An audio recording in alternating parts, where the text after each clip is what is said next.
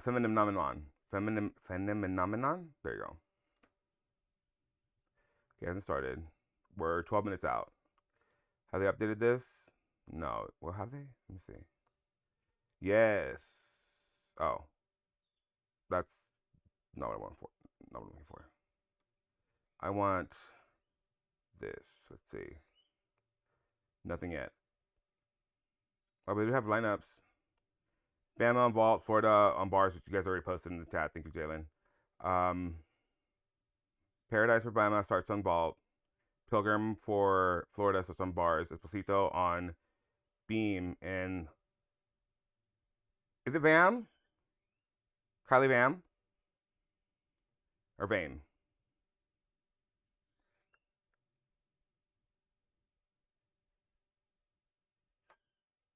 Yeah, she said Doha was really demoralizing for her because she didn't have to try and win, and that's so motivation. Yeah.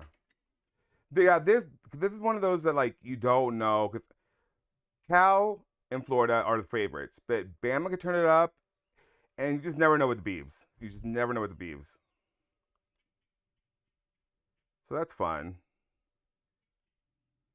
Why are you barking? Who are you yelling at? Klaus has like his head out the doggy door and his body inside the house. And it's one of those magnetic doggy doors, so it's like a flap, and it's really funny. He's just looking around. Klaus, what are you doing? Stop being nosy. This is Matiche. Don't be nosy. That's not your conversation. So it's melting. Most of it's melted by now. But it is now a swamp. You read IDSO using Leo. It's a thing. But it's now a swamp. Everything is mud and like snow here and there. He is Klaus is the nosy neighbor. He will literally like I want to kind of carve or like cut out little circles like they do in like those posts or whatever, like those social media posts. It's like the one big circle for his mouth and like two circles for his eyes. So like he can look through the fence, I guess. 10 minutes. I'm nervous now. Jeez. Whew. I just felt like the anxiety just like came over my body. It was weird. Yeah. Ain't that something? Hmm. So I can only imagine how the athletes feel. Oh yeah. Florida didn't score under 49.5 throughout all four events on Friday. Okay. Yeah. That is what the numbers say. That is what those numbers say. They do. That's what they say. I'm just so demoralized as far as like judging now because I'm just like, the fuck, like nothing matters. Yeah, Cal has to get it together because they are a favorite, but also like they've not looked great this season. And last season they looked fantastic, and they've lost maybe one routine. So I don't know what's going on there. I don't know if it's complacency. I don't know if it's like nerves. I just don't know. Scores are fantasy. Like yesterday made no sense. And to all the Utah fans talking shit on social media, of course you guys are like, there's no overscoring because you guys are the benefactor of that. If I was the benefactor of that, I'd be like, yeah, of course, scores are fine. Girl, let's be very real. Like, those scores made no sense. No sense. That's nonsense. Like, come on now. Like, and for UCLA as well. Like, neither team was great. And if we're being really real, Kentucky beat both of y'all out and should be at nationals. It's college gym where the scores are made up and nothing matters. The beam scores were a thing. The vault scores were a thing. Like, and again, this will never get fixed because there will never be a college code of points because nobody wants to fix it because it doesn't benefit them to fix it. Clock that. Do you think women's gym would ever be more like men's? As far as open code, no, not for the foreseeable future. Mostly because it doesn't benefit them to do so at all. And I mean, let's be honest. Like college gym has a much wider audience than elite gym. Clock that. And so in order to explain the open scoring to an entire nation of like fans that watch College Gym here and there, yeah, nobody wants to do that. So it'll never be that. And even then, like the men shouldn't rely on scores scored at these opens and whatnot because they're not accurate at all. Like that Stanford Open bullshit. No, you're gonna tell me that like what 5 of the best green workers are in the U.S. at Stanford? No, thank you. No, thank you. No, thank you. Like that's not true. And then the whole Michigan and Stanford thing, or Michigan and whatever meet it was, that like the scoring was all fucked up with like 6/10 of extra bonus or whatever it was. No, no, it makes no sense. It makes no sense. Like the judging is a thing, and sure there was efforts to fix it this year, but to what end? Like you can't fix it if there's scoring discrepancies across like the same even fucking rotation. It makes no sense. And I am a firm believer that you should not be able to have different start values by the same judging panel. If even one judge is like, no, that was a 9-8, then you have a conference and we should all like work it out and go through routine again. Because clearly someone is not taking the deductions. And that's on period. But it won't be changed because they don't care to. It doesn't benefit them. I mean, you saw what Livy Dunn said, and that's not her mentality alone. That comes from Jay. Like, yeah, that makes no sense at all, and that should not be a thing. Like, whatever. It frustrates me because like the answer is so clear, and the answer is right there, and the answer is like the solution is so easy. They have to, or at least they should. I don't know if they do, but they should. We're 5 minutes away. Hopefully, this is better than that. It's live. Oop, I burped. Sorry.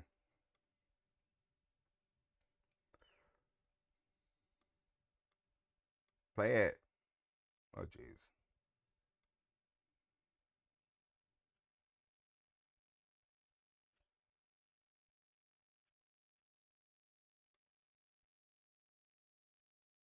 Mm.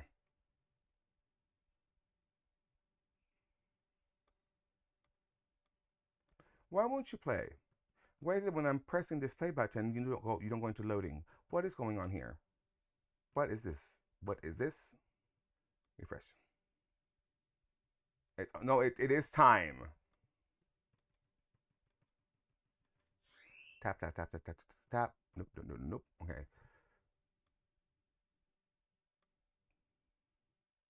Nope. It's like I see you play. I see you say live. Okay, I go play. You don't go anywhere. What's happening here? Stop giving me this. Jesus. Play, play, play, play. Give it a moment. Give it a moment. Let's try again. Quit doing that.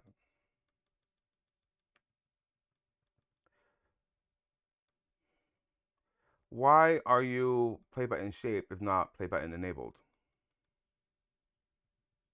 You know what I mean? What's going on there? Hi, Ben. Oh, God. I don't want to go home. Oopsies. Can we please? The link. Oh, there we go. Cool. Your event is starting soon. Thanks. This ambient noise, please. So here we go, y'all. We'll probably do a Leopold. We'll probably do like who we want to win. We'll do best and worst Leopolds, and then our prediction of some sort. This is a marathon. I've realized this entire season is a marathon. Like, we had 2 days of 11-hour streams, then this, and then now this. Then yesterday, now this. Like, that's a marathon. And if I'm having trouble keeping up and like low energy, I can only imagine how those athletes feel. Which is why I should continue to support them no matter what. Like, that's insane, y'all. Some of the basketball teams don't even do that. Because God forbid you made them work more than 2 days. Goddamn, the men could never. But you know what I mean? Like, this is a marathon. Because you're not just running around with the ball. You're not just running around like hopping through things. You're not just running around like picking or dribbling a ball. You're doing death-defying tricks on apparatus that are out to kill you. Like the fuck? Like, be so serious when you say that track is better than gymnastics. You're running around. You're throwing a javelin. You're throwing a shot put. You're hopping hurdles. Cute. Awesome. That's great for you. You're handing off a baton. Like, oh wow.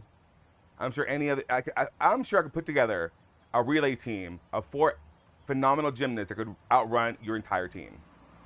But your entire team could never out-tumble my girls. Ever. And that's on period. Jade lesbian, my God. Hola, hola. Hola. ¿Cómo estamos? Yo tengo ansiedad.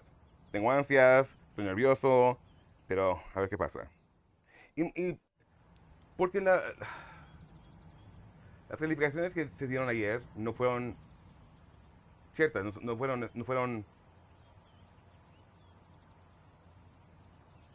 I'm trying to choose my words really like, because I don't want to curse as much as I have. It's frustrating. Me frustra porque no es justo. No es justo. No es justo.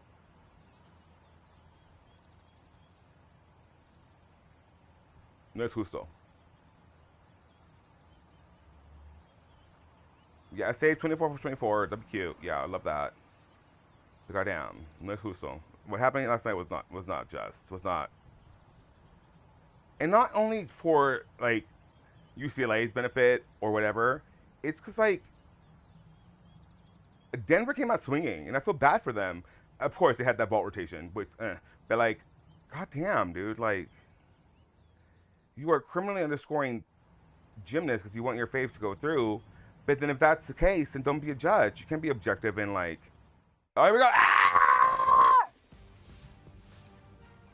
Welcome to Coleman Coliseum for the Alabama Regional Final Round of the 2025 National Collegiate Gymnastics Championship. On Friday, we saw incredible competition. 11 seed and host, the Crimson Tide, placed their mark in the bracket. And 6 seed California, last year's NCAA runner-up as well. 3 seed Florida, with the highest score in any regional, is moving on. And so is 13 seed Oregon State, led by that woman right there, the incomparable Jade Carey. But only 2 will advance to the Fort Worth NCAA Championships 2 weeks from now. And hi everybody, I'm Bart Connor along with my fellow All-American Trinity Thomas. Great to be with you, Trinity. This has been an exciting week of gymnastics. We've seen high gymnastic quality from this competition in particular. I think this is one of the toughest regionals of all 4 of them. It is a tough regional, and the sad reality is only 2 of these teams are moving on, and 2 of their seasons end right here.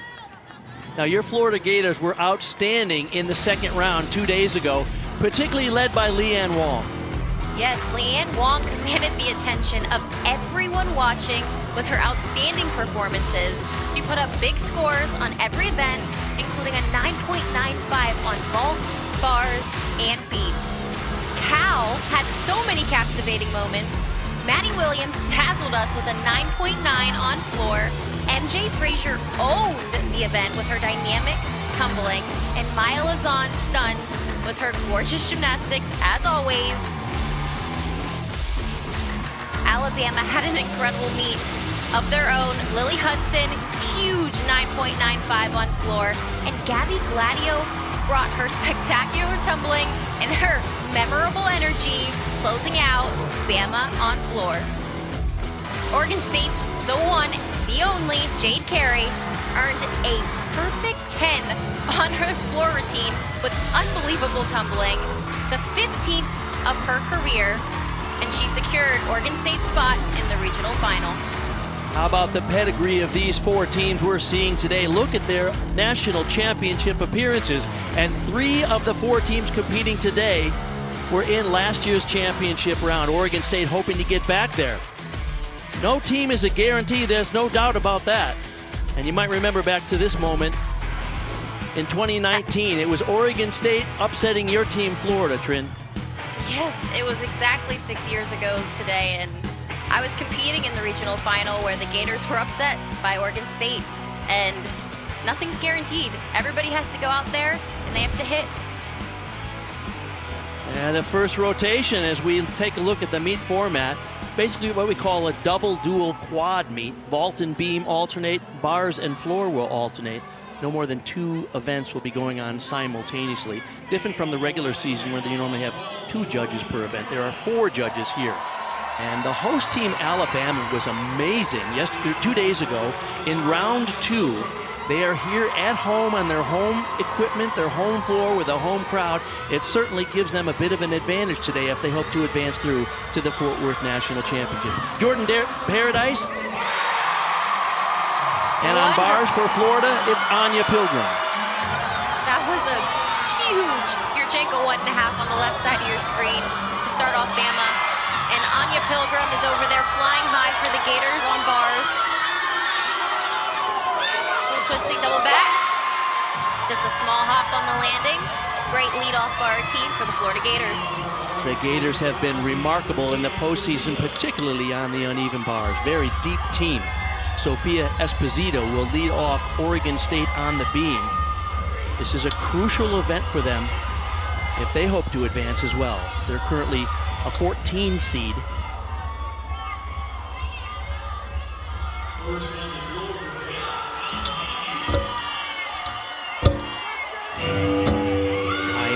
For Cal on floor will lead off their competition.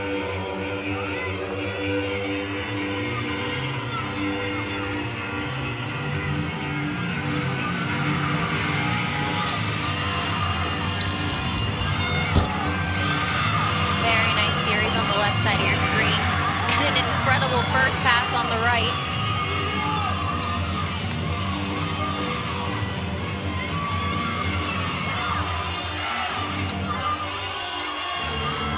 In the prediction, the teams with the 2 highest totals are the winners. In the prediction, the teams with the 2 highest vote totals are the winners. Double full stuck. What a great leadoff routine for Oregon State on beam.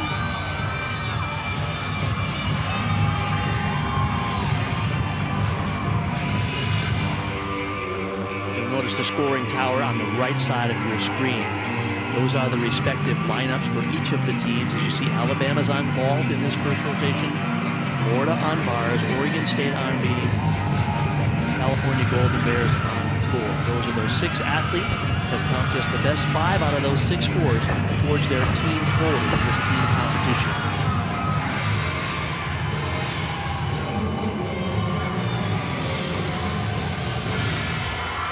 As Karis German gets ready to go for Alabama, coming after Jordan Paradise.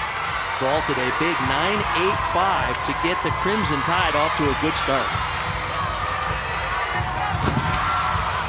Another big Yurchenko 1.5, just a small hop backwards. Alabama's looking solid on vault so far. Nice height. Good distance, just was going for that stick. Small hop backwards, not too bad. Sky Blakely, the freshman out of Frisco, Texas, now for Florida. Anya Pilgrim led off the Gators with a 9.85. Very nice release, right down to a hacksaw toe for Sky. He is an exceptional bar swimmer. Watch this dismount. Front half out. Gets the stick. Wow. Oh, that was so good.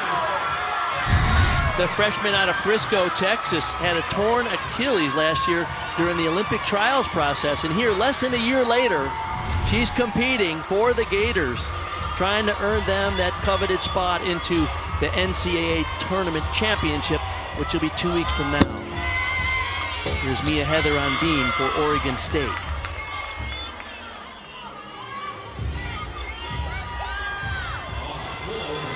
All 4 teams have led off today with a 9.85. That's how close this competition is going to be, start to finish. TJ Kinnicky on floor for Cal.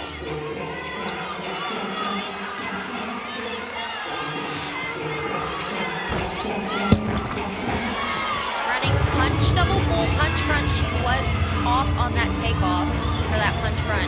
She was able to stay on her feet.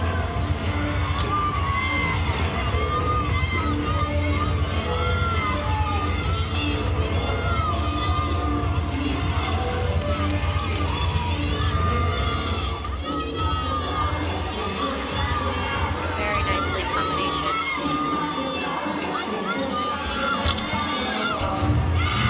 Gainer kite on the left of your screen. Small step on the landing. 2 hits for Oregon State on beam. There's Tanya Chaplin. 28 years she's been running that program out there along with her husband, Michael. Didn't make it to the tournament last year, hoping to get back. They need to do well on beam because it was on beam last year where they faltered at the regionals and did not advance.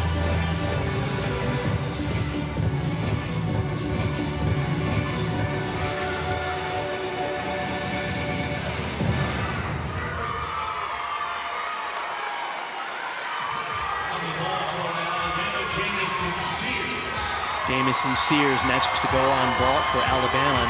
Paris German had a 9.8 after Paradise led them off with a 9.85.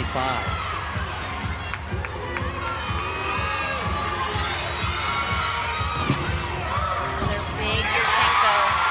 This time a full, a little bit out of control on that landing. Now remember, Yurchenko full starts from a 9.95, so it's more important to get that landing at the end. It was huge. He flared it out, but still just had a little bit too much power. Leanne Long. Sky Blakely in the second spot for Florida, 9.925. Remember, it was at the SEC Championships just a couple of weeks ago that Florida set a new SEC Championship record on bars.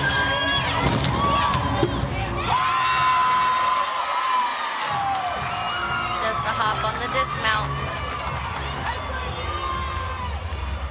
Here's Lauren Letch getting set to go now for Oregon State on the beam. What an incredible story about this young lady. She was born with a hole in her heart, had surgery to correct it. And for most of her life, she's been dealing with a condition called POTS syndrome, which is essentially a syndrome which causes your heart to race whenever you're in a standing position.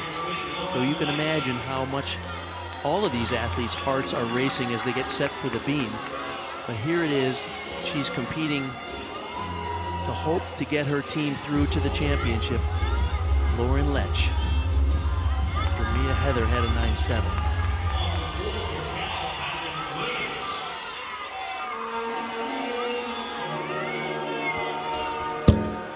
Maddie Williams on floor for Cal. TJ Klinicki only a 9.65, not what we're used to seeing from Cal.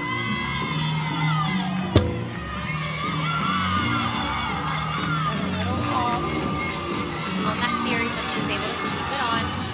Maddie's getting ready for her first pass on the right of your screen. Very nice. Front layout to 1.5 twist. Nice control on the landing as well.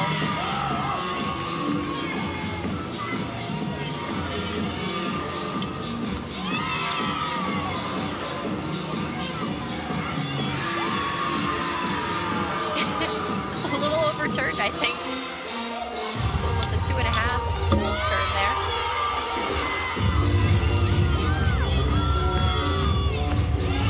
And a hit routine from Lauren Letch for Oregon State, the senior out of Golden, Colorado. Important moment for them because yesterday she had a miss, only scored 9.075. So Oregon State has 3 hits in a row on beam.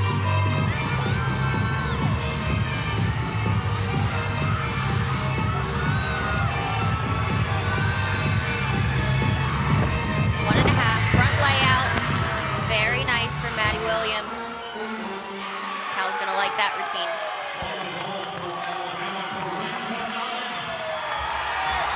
Jamison Sears' score came in for Alabama on the vault. It was a 9.75. You'll notice that score is grayed out on your screen. That's the low score. They hope to drop the low score. The 6 athletes compete. You count just the best 5 scores. Here's Corinne Bonagin. Alabama typically have big vaults. Did this wonderfully the other night. Oh! And she did it again! That was amazing. Banogun, the senior from Ramsey, New Jersey. Wow. And back to the bars now for Florida. Selena Harris Miranda coming up after Leanne Wong at a 9.875. Rare that Leanne Wong is ever below 9.9, but she did shuffle a bit on the landing. Looks great here. Very nice.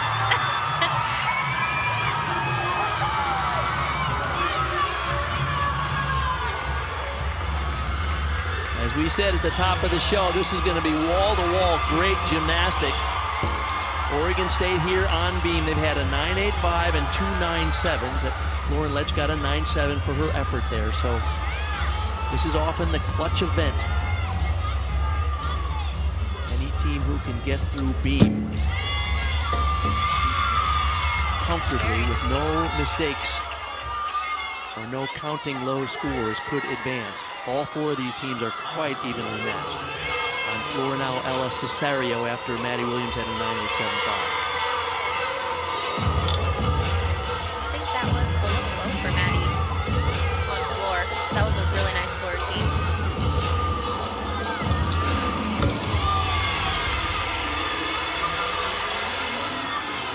See what Ella can do here. Big tucked pull in.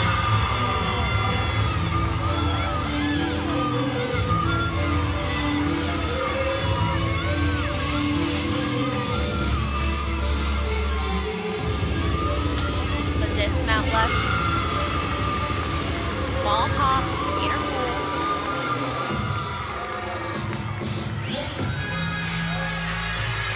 This weekend starts with 36 teams, and by the end of today, it'll be down to just 8 teams that will go to the NCAA Championship in Fort Worth 2 weeks from now. So 2 from this competition today, plus 2 from the final regional of this weekend, which are out at Washington later today after we're off the air.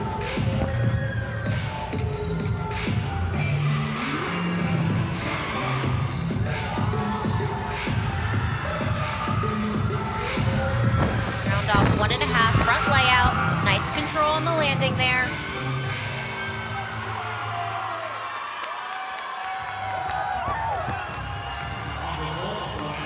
Liz Crandall Howe, one of the co-head coaches there. And a nice job with the Cal Bears. Took them all the way to runner-up position last year at the NCAA Championships. Here's Gabby Gladio, one of their best all-arounders. Marchenko, 1.5. A little bit too much there. That was a pretty large step on the landing. They had posted a 9.9 for Corinne Banogun from Alabama on the vault. That has been upgraded to a 9.95, and that's essentially perfection. No, that's not right. She does a 1.5. That's a career high for her. Alyssa Arana for Florida now after Selena Harris Miranda had a 9.9. This is a great bar routine so far. She just has this dismount left. Nice hit cast handstand there. Double layout.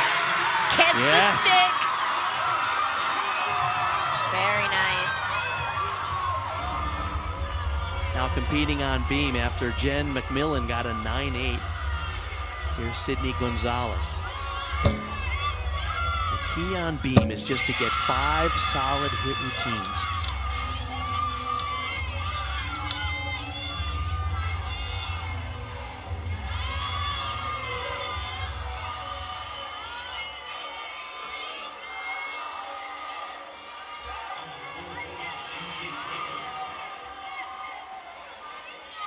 MJ Frazier will be on the floor at the same time from Cal after Ella Cesario had a 9.85.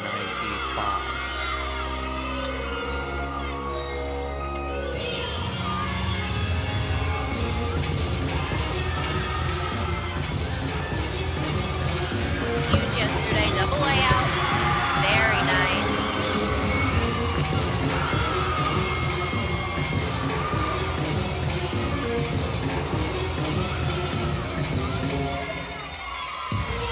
Looking to close out her beam routine. Small hop on that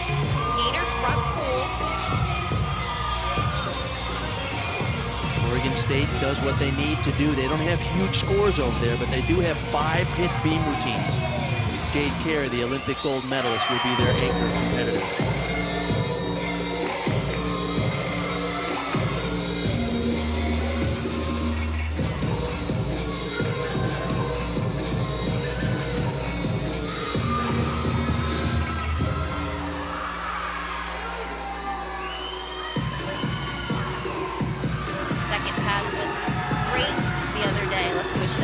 Front through to double tuck.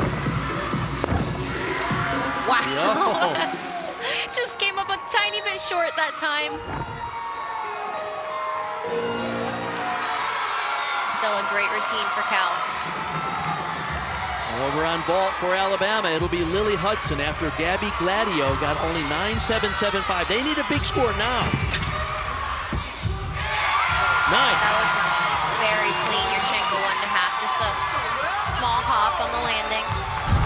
Well, the technique and the mechanics in the form are just exceptional, aren't they? Yes, her toes are glued together, her legs are straight. Not too many deductions in the air, so that'll be good for Alabama.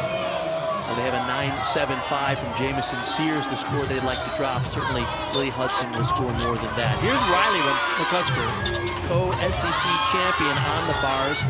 Scored a perfect 10, the first one of her career. Van Leeuwen, very nicely done. Ball, there's a double tuck here. The slide on the landing. Very clean bar routine. And Alyssa Arana before her had a 9.925. So Florida already with a 49.475 will come away with a strong starting rotation on bars. Here's Jade Carey. 9.65 was the score for Sydney Gonzalez. That's the lowest score, assuming Carey does better. I believe she's #1 in the country on this event, as well as the all-around. So if there's ever a sure bet in gymnastics, I think it would be with Jade Carey. As Maya Lazan starts her routine on floor, coming after MJ Frazier got a 9.85. Scores have seemed a little bit tight on floor. Expected to see a couple 9.9s for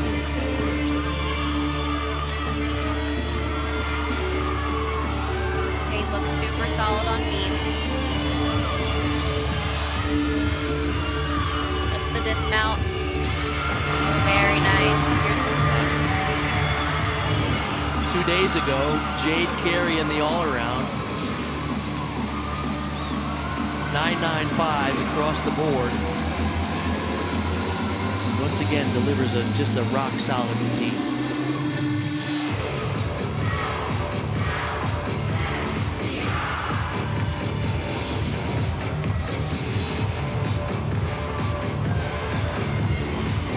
Carey had 3 9.95s going into the final rotation, ended up with a 10 on floor. Score a huge 39.85 in the all-around.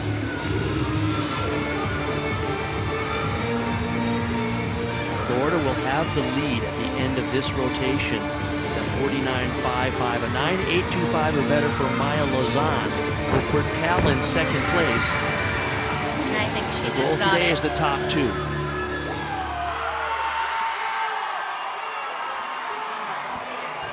Very nice routine from Maya Lazan.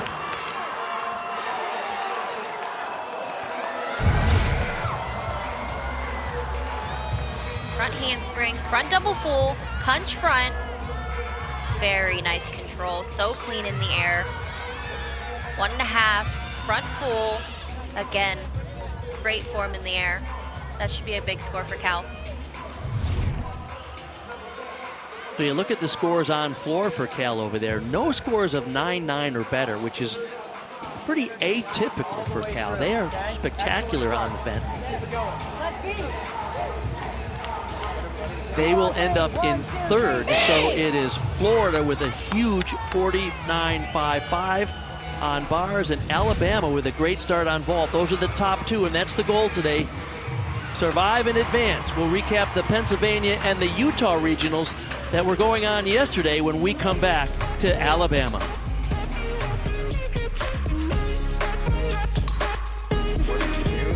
like, oh, bopping along.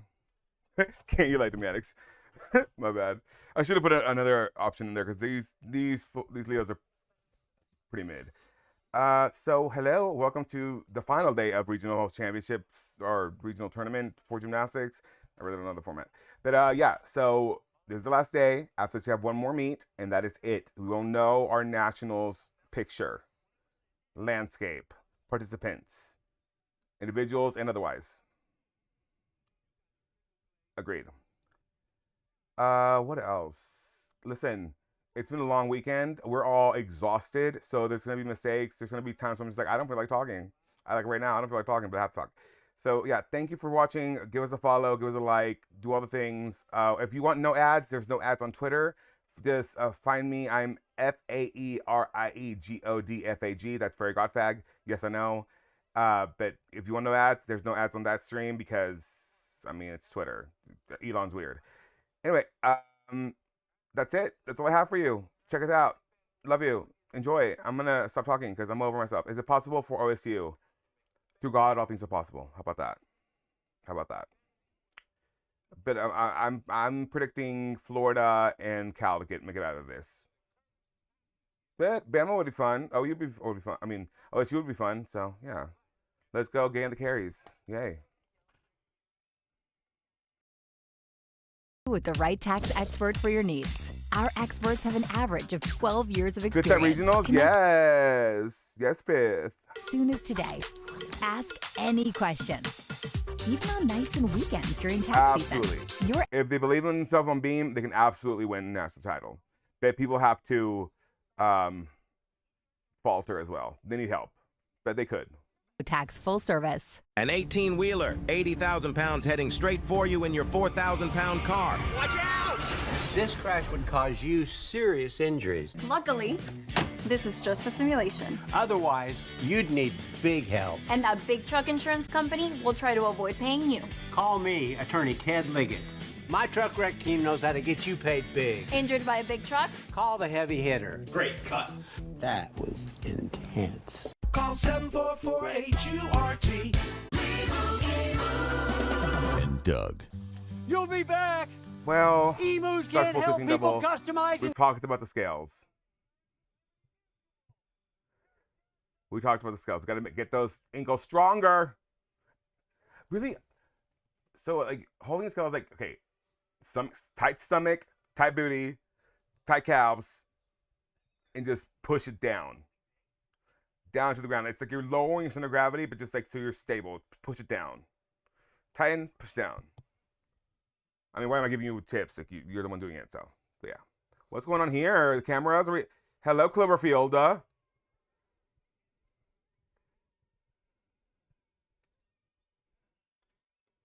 Okay. Welcome back inside Coleman Coliseum here for the Alabama Regional. 4 teams competing today. Just 2 will advance to the national championship in Fort Worth 2 weeks from now. Big weekend of gymnastics, 2 regionals yesterday. Let's catch you up to date on what happened in the Pennsylvania Regional.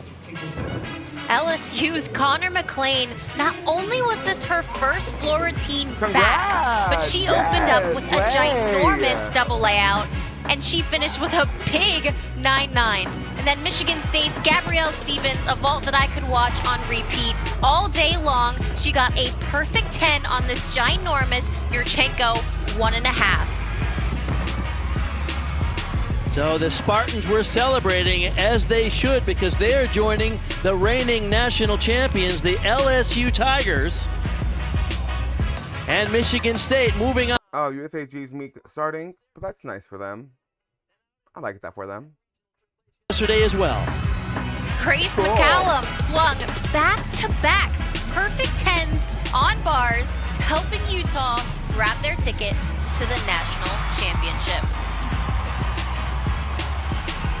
And then UCLA's Jordan Childs delivered a trio of 9.9s on vault, bars, and beam, helping UCLA pick up the 2nd spot in their regional final, so they will also be heading to the national championship.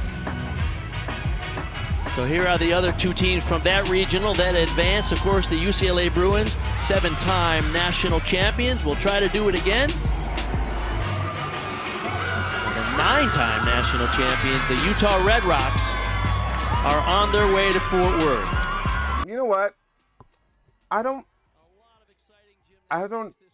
not mad at that. Like, that's like doing your skull at the beginning of the routine. Get it out of the way and then dance. But dance well. Dance well. Dance well.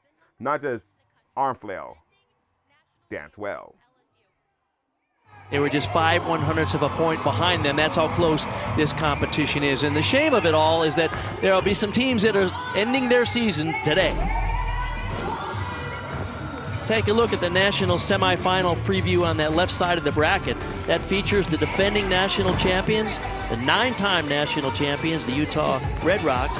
John, they want to beat me so bad. They want to beat me so bad. Because I'm from home, yes. Maybe one of the Cinderella stories of these championships. This is their first time back at nationals since 1988, and they are fun to watch, as you mentioned. Here's our score after one rotation. We get set to go in the second of 4 rotations. Florida, as predicted, outstanding on the bars. They hold the lead of just a little less than 0.2 of a point over the California Bears. That last score came in at 49-375. Cal has a special way of prepping for this competition. Kyan Mayhew, one of their teammates, has a knack for specialty braiding in the hair, and that right there is NCAA in the back of her teammate's hair. It takes an hour and a half to prepare her hair and get it braided with a special signal for each of her team meets. They'll start on bars. Trinity, could you have sit there for an hour and a half, get your hair done before the meet? I definitely have before, but it is not my most favorite thing. Gabby Gladio now on the bars for Alabama. Huge Jaeger, right down to the low bar. Remember, the trick today is to advance into the top 2. So Alabama 0.2 of a point behind Cal. They're going to hope to catch them. Florida comfortably in the lead right now. That was a very nice lead-off routine. And a critical event for the Cal Bears. Not their strongest vault. They're going to need to stick them here. Here's Maya Wiley. Wow. Oh! You just said stick it, and she stuck it. Whoa. That was a very nice Yurchenko 1.5. In terms of national rankings, it's not one of their highest events. In fact, it's their lowest event. They're just 9th in the country on that event. So putting it together when they need to peak here late in the season. Savannah Miller now, first up for Oregon State on the floor. Big double pike, opening pass. A nice controlled lunge on the landing.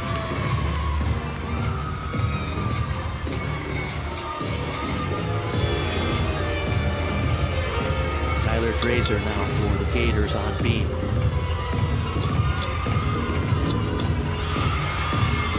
Back handspring, layout step out. No problems for Skylar on the left.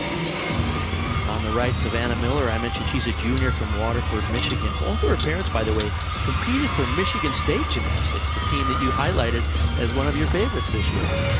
Wow, that's so cool.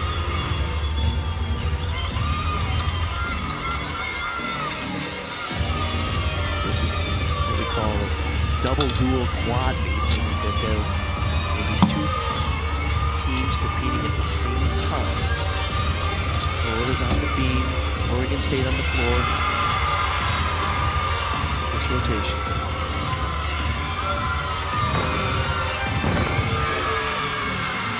Double tuck on floor to end her floor routine. Can we raise Bart's volume? He's just like talking like this to me. He's talking like this to me. Come on, Bart.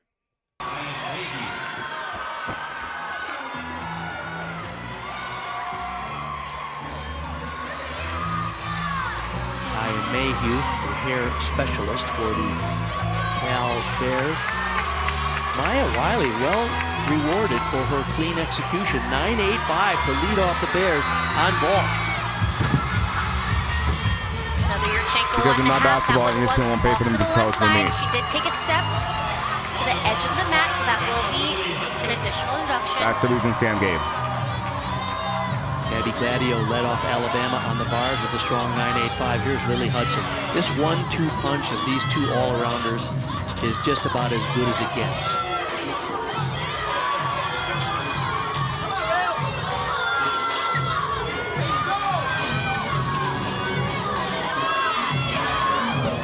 Double back. That was a nice bar routine. Alabama feeling comfortable. Remember, this is their home court. So they're home on even bars, and probably gives them a little bit of an advantage because they're hosting the regionals. They got the energy of the crowd behind them. Team that's leading right now, of course, the Florida Gators. Anya Pilgrim had just an unbelievable freshman year. Now she's just a sophomore, and this is one of the deepest teams that Jenny Rowland in her 10 years has ever had with Florida. They have a lot of talent, a lot of superstars, and several who are on the sidelines injured and not yet competing. So Florida will have its best chance in a long time to win another national title. There's Olivia Buckner on floor for Oregon State. That's a 1.5, front 1.5 from Olivia there. And a handspring layout over on beam from Anya.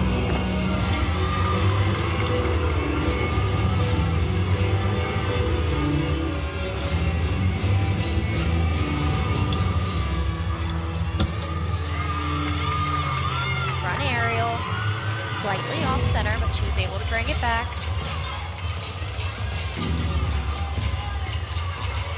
This is going to be a close feat, so all of these steps on the landings, the wobbles, it does end up making a big difference in the end.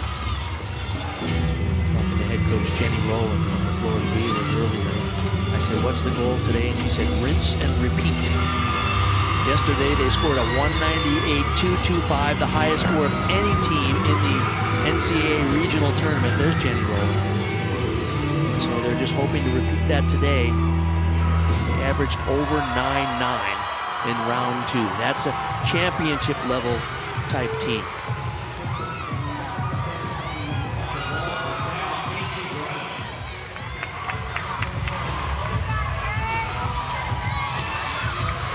Casey Brown will be the next vaulter. Kyan Mayhew had a 9.8.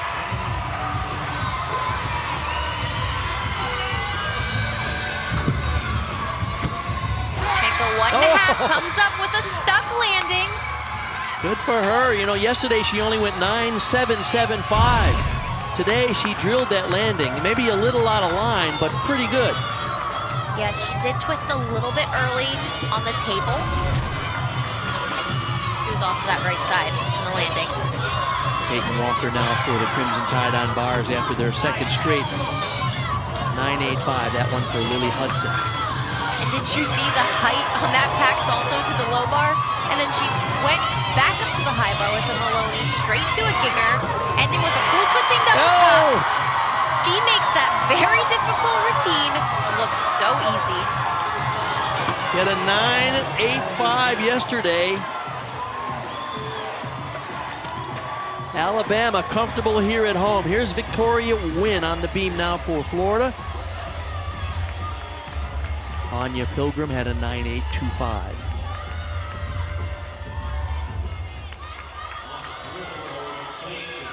Take a look at this series on beam. A Nodi, straight to back handspring step out. Very difficult. That's a back handspring with a half twist right into another back handspring. Via Esposito on floor for Oregon State. Wow, front through, double pike. Nice control on that landing.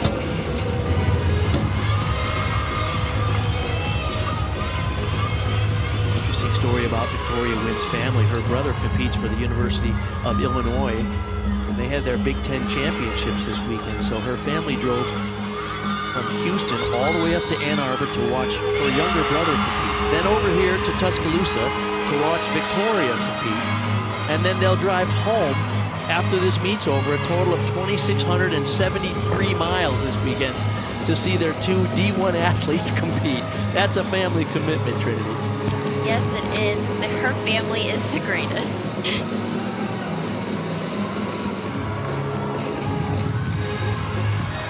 Esposito doing well on floor. Buckner before her had their high score 9.85. Nice front layout, front 1.5.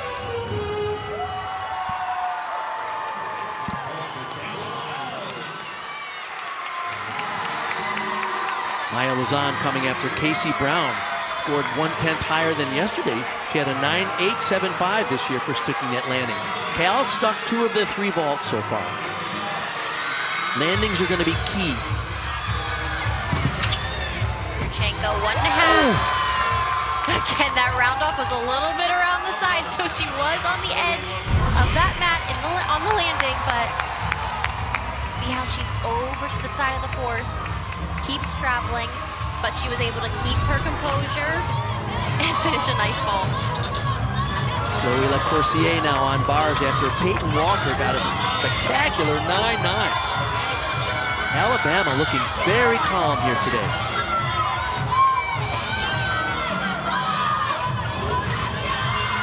Twisting double back, another stuck landing. They're very clean bars, each two. Take a look at this dismount here. Full twisting double back. Look at how her knees are glued together, feet are glued together throughout the entire dismount. Leanne Wong on beam now for Florida after Victoria Wynn got a 9.875.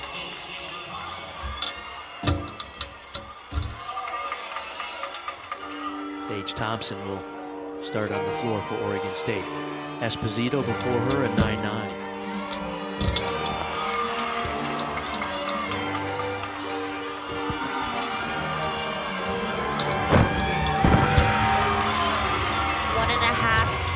Layout for Sage and a handspring layout step out for Leanne on the left.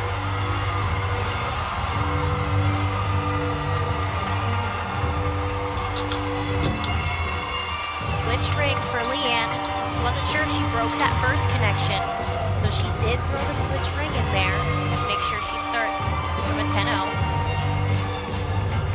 Big wrist, that's not an easy skill. Gator Poole did hop on the landing. To say Florida doesn't look quite as calm and cool as they did in the second round Friday. I don't know if it's nerves or fatigue, but they don't seem quite as polished as they were a couple of days ago. I would have to agree with that, Bart. Hopefully they can figure it out and settle in. And another hit for Oregon State. Here's Maddie Williams now for California after Maya Lazan scored a 9.8 for going out of line on that ball. Yurchenko dropped it right in. That was gorgeous. Her gymnastics is sublime. It's amazing. Technique, form, execution. Watch her in the air.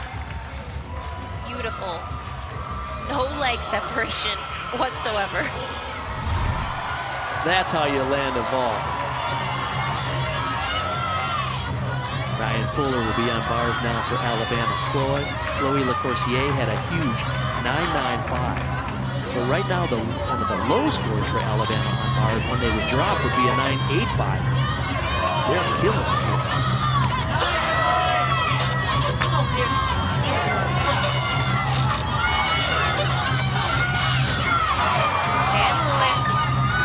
Up to the high bar. Let's see if they can get another stuck dismount. Not quite. Just a little low on the landing there.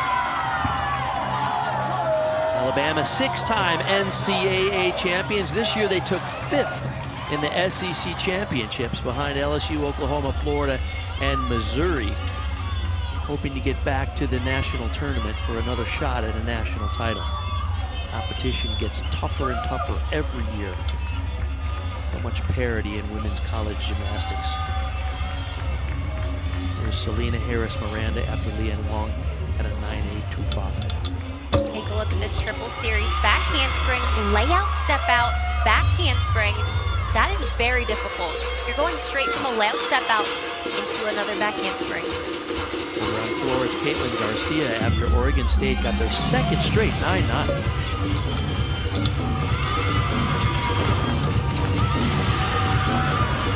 1.5 front pull for Caitlin on the right of your screen.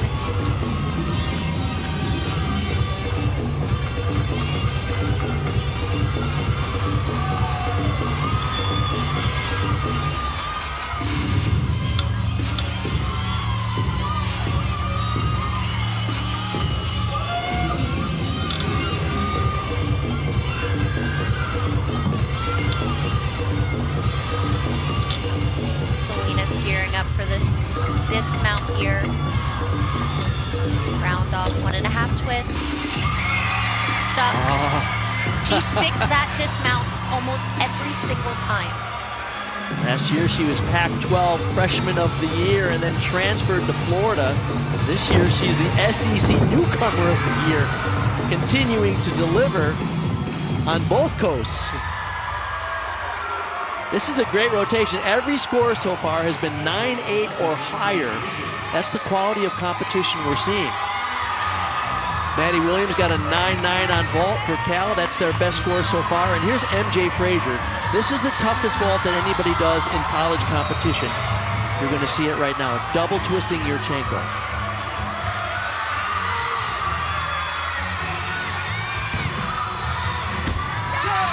Oh, that was much better than day 2, so I think she's going to be very happy with that one. California already with a 49.225, a great score, and it's going to get better. That's the event they really needed to hit clutch vaults, and they did. Shania Adams now on bars. Ryan Filler had a 9.8. That's the low score for the Crimson Tide over there. And it's looking like if Shania can hit this dismount, she may be able to drop that score for, Yep, for sure. They're gonna drop that 9.8. Oh, and she had a fall yesterday on beam. But boy, did she come back strong here on bars. Look at this execution. Oh, that was phenomenal. Crimson Tide feeling good here at home. Here's Alyssa Arana on beam. Ryan Fuller had a 9.8. Excuse me, Selena Harris Miranda, 9.9. The only 9.9. Keep in mind, yesterday, Florida was averaging over 9.9 throughout the entire meet. They only have one 9.9 today on beam, and that's from Selena Harris Miranda. Back handspring, layout step out.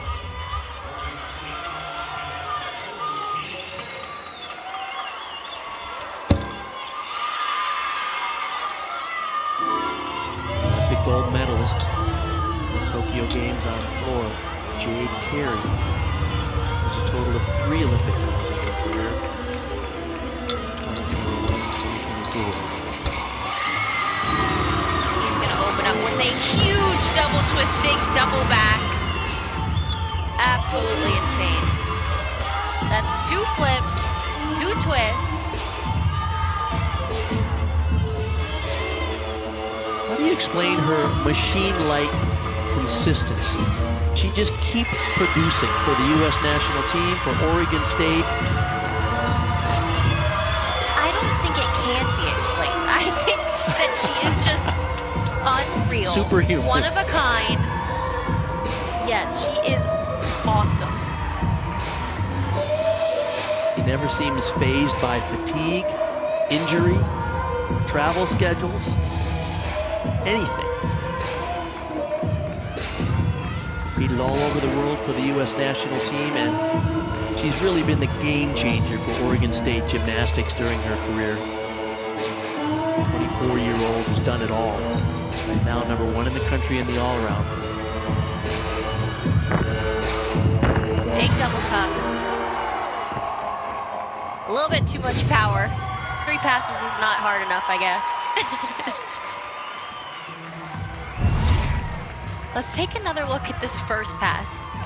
A double twisting double back. Bart, how hard is that? Like way hard. Like too hard? Yes. And she does everything effortlessly. That is just, she is superhuman and almost machine-like in her consistency.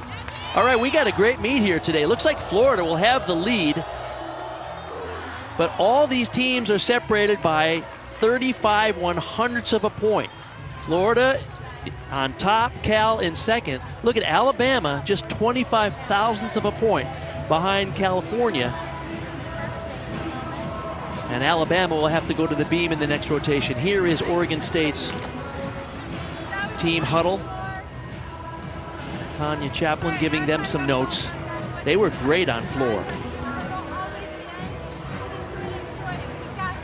We don't have Jade Scory yet, but the high have 2 9.9s. It comes in as a 9.95 for the national leader. And as expected, we got a great competition here. When we come back, we'll preview later tonight coming up on ESPN Plus. It'll be the Washington Regional. And we'll update you on who you're going to be able to see tonight if you tune in later on. Burger King has a deal for all. $5 duo answers hunger's call. $7 trio I'm more here, but options I'm for going to the y'all. restroom. Which one will you choose? I'm still here. Love you. Be back. I guess you do the same thing. Belugas have the IQ of a human genius. You know what else is genius, Richard?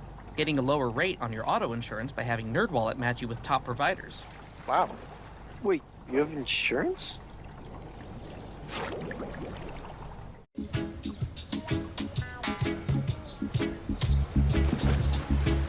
You can fit a lot of vacation into a weekend. Book your next weekend getaway with Vrbo. Your greatest critic is right here. Now that is poetry. That's Fandom U. It's all part of the curriculum. The NCAA D1, D2, and D3 men's and D1 women's lacrosse championships. May 23rd through the 26th in Boston. Buy your seats today at ncaa.com/tickets. Class dismissed. Are taxes still on your to-do list? Get them done for you. We'll match you with the right tax expert for your needs. Our experts have an average of 12 years of experience. Connect with them in real time, and they can finish as soon as today. Ask any question, even on nights and weekends during tax season. Your expert is backed by a team of experts, and they'll only sign once it's 100% accurate. Get your taxes done for you from start to finish with TurboTax Full Service. Hey, Ted, watch this. Nice shot. My turn. Game on. No look. Not bad, but let me show you how it's really done. Toss me one, Jay. Gotcha.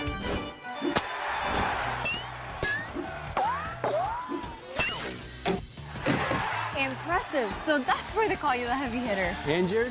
I'm attorney Ted Liggett. Call 744-HURT. Hold on. You're still purchasing your lenses from your optometrist? What are you doing? Come on. Walk with me to the glory that is 1-800-CONTACTS. It's quick. Affordable. Easy to use. It'll take you 5 minutes. You've got 5 minutes. And your order's on the way. It's like a box with a cape that shows up in your mailbox. 1-800-CONTACTS. Right now, you can save 20% on your first order, plus fast free shipping right to your door. At H-E-B, we bring you more fresh seafood than anyone else in Texas. And we check it for quality every step of the way. You can call it dock to delicious. We call it fresh. And if it's fresh, it's H-E-B. One more reason, here, everything's better. This one is going to be a nail-biter, no doubt about it. They've been dreaming of this moment since they were little.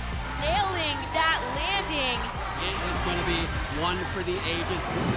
You can catch the NCAA Gymnastics Championship starting on Thursday, April 17th, with the semifinals at 4:30 and 9 p.m. Eastern on ESPN2. Then on Saturday, April 19th, you can catch all the championship action on ABC starting at 3:30 Eastern with a pre-show, and the finals get underway at 4 p.m. Later tonight, you'll be able to see the Washington Regional featuring some of the best gymnasts in the country. Yes, Missouri's Helen Hu. She is the most jaw-dropping beam worker in the country. She now has 3 perfect 10s on beam. And then Oklahoma's Faith Torres has been a consistent standout all year long. And this weekend, she earned her first career perfect 10 on the beam. So the 4 teams that will be competing for the final 2 spots in that regional are the Arizona Wildcats, the Missouri Tigers, having one of their best years ever, the Auburn Tigers, and of course, the Oklahoma Sooners going for their 7th national title in the last 11 years. Hi, buddy. I'm Bart Connor along with Trinity Thomas. Now, Trinity, that regional will be exciting because Oklahoma, as I mentioned, one of the most dominant teams in the last decade. They look really strong, but who else has impressed you in that rotation? Yes, they do look really strong, but Mizzou really, really impresses me. I love them, specifically their floor. They are incredible on that event. They've got huge tumbling, really, really fun floor routines. I can't wait to see how they do. Gymnastics is very explosive these days, so a lot of high-flying gymnastics from teams like Missouri and, of course, Michigan State, who impressed us a great deal. All right, 3rd rotation coming up here in Alabama. Here is the story. Look how close this is. Florida has the lead by less than 2/10 over Cal, but 25 thousandths of a point behind California are the Alabama Crimson Tide at home. Now they have to go to beam in this rotation, and Oregon State is certainly not out of this. They're just 2/10 out of a shot at the championships. The Florida Gators opened well on bars. Sky Blakely was absolutely incredible. Take a look at this dismount. Wow. Simply amazing. And then Alyssa, another stuck dismount, this time a double layout.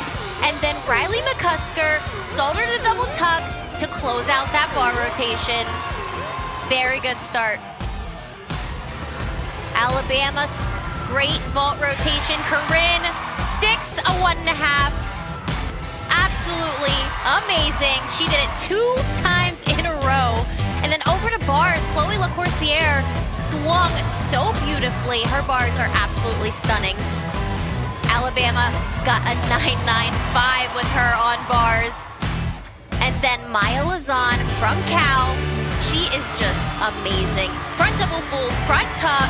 She makes it look easy. 1.5, front full. Cal's so happy with that rotation on floor. We're at the halfway point, getting ready to start the 3rd rotation here in Alabama. That puts Oregon State on vault. That's Natalie Briones, who will lead them off. California will be on the bars, Alabama on beam, and Florida goes to the floor. Nice, Yurchenko full on vault, just a little under-rotated, had to take the slightest shuffle forwards. There's Maya Lazan, just finished her floor routine, and now she's already up on bars. Look how her ball. Her pack salto is the low bar. Going right up back to the high bar with a Van Leeuwen. Oh! She was a little short of the high bar, kicked her toes on the bar, keeps it going. Wow. Wow. Full twisting double back, acts like she didn't have any problems in that bar routine. That's a veteran right there. That has to sting when you hit the top of your feet on that low bar.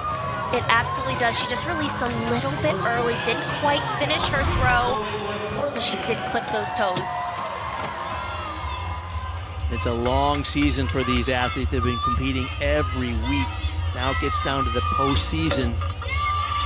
A lot of fatigue entering into the equation, especially for those athletes like Maya Lazan, who's competed all around every week of the season. Here's Chloe LaCourciere on beam. Critical event for the Crimson Tide. And Victoria Wynn now on floor.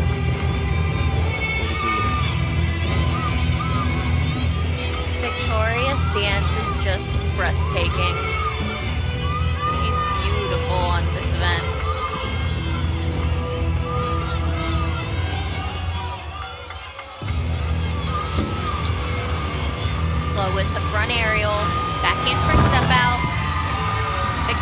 does her front double full to Sissone.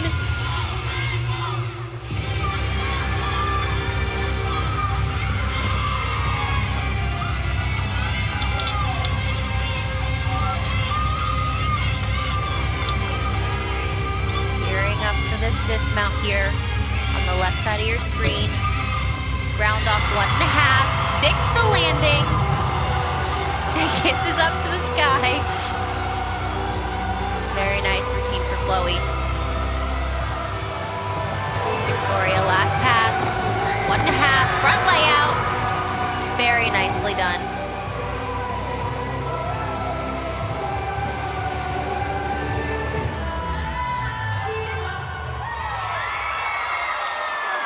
Just again shows us why she is the leadoff for the Florida Gators on floor. Here's Olivia Buckner now, Oregon State. 9.775 was the score for Natalie Briones. Another Yurchenko full, gets the stuck landing. Very nice. Coming up at 8 Eastern, you can catch the Seattle Regional Final from Seattle, Washington here on ESPN+. For more information, visit ncaa.com, the home for all 91 NCAA championships. Interesting moment here for Cal because Maya Lazan, who rarely scores below a 9.8 or 9.9, had only a 9.65 after she clipped her toes on the low bar on that transition element. So a little extra pressure on the Cal Bears here. Annalise Newman-Echi, second up. Annalise is another beautiful bar swinger. Maloney right down to the tack salto to the low bar, looking for all those feet together in every transition, and she's done a great job so far.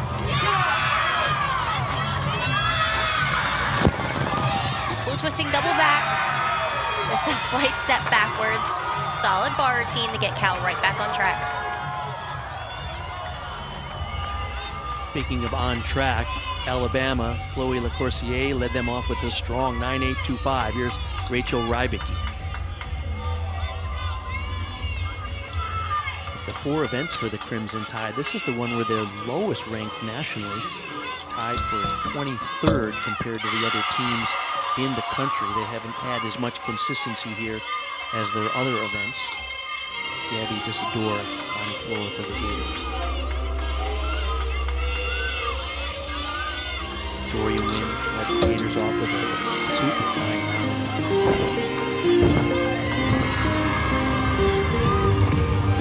A little bit too much power there for Gabby on floor, but she was able to get it under control.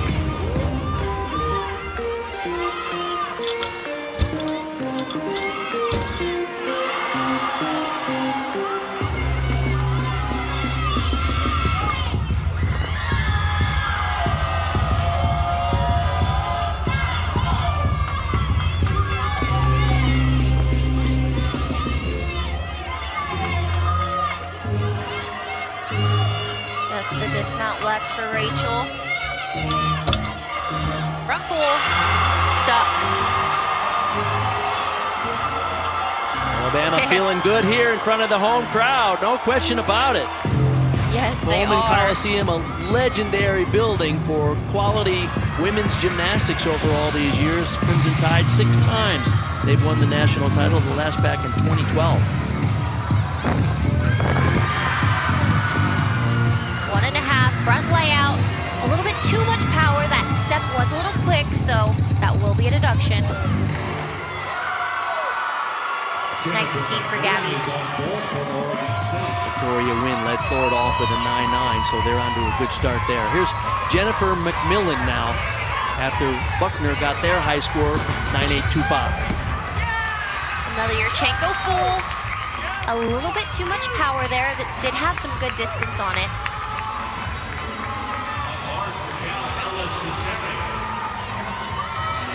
Oregon State, that was their lowest scoring event in round 2 here, so they're going to need to stick some of those landings to hold off the other top teams here. Ella Cesario now for Cal on bars. Newman-Echi had a 9.85. straddled Jaeger right down to the low bar. Just a little short on these casts. Double layout. Gets the stick. Very nice. You can see a little bit of feet apart from this angle. That's a lot harder to see from the side. He's known as one of the energy generators for the Cal Bears. He brings a lot of enthusiasm to the team, keeps them pumped up during this competition. Gabby Ladani will go after Rachel Rybicki, had a 9.8. So Alabama doing what they need to do, 9.8 or better on beam for their first two performers.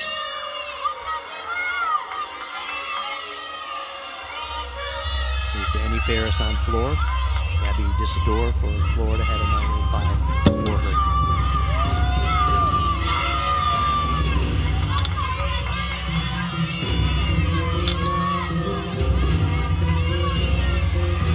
Danny has some big tumbling.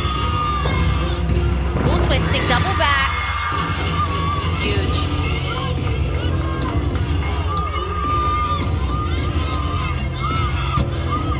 With the handspring, layout step out. Nice and solid.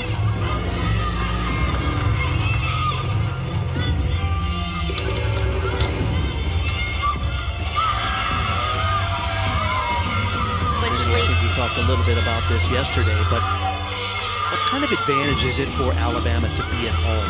Their apparatus in their gym, you're sleeping in your own beds. How does that factor into this regional competition? Yes. Well, they're used to this equipment, where everybody else has maybe been on this equipment once or twice this year, if they were lucky. And they've got their home crowd in the stands cheering for them, so that definitely is nice to be where you are comfortable. And the other teams, you know, have to get used to it a little bit more. Alabama certainly looks comfortable here at home today, for sure. Jennifer McMillan had a 9.75 for Oregon State. Caitlin Garcia now. This is a clutch event for the Beavers. Yurchenko 1.5. Clean in the air. Quite a bit of a step forward, so that'll be at least a 10. They had 4 scores in the 9.7 range yesterday. Only a 48.975. What are their averages over there? MJ Frazier now for Cal. Cesario had a second straight 9.85 for the Bears.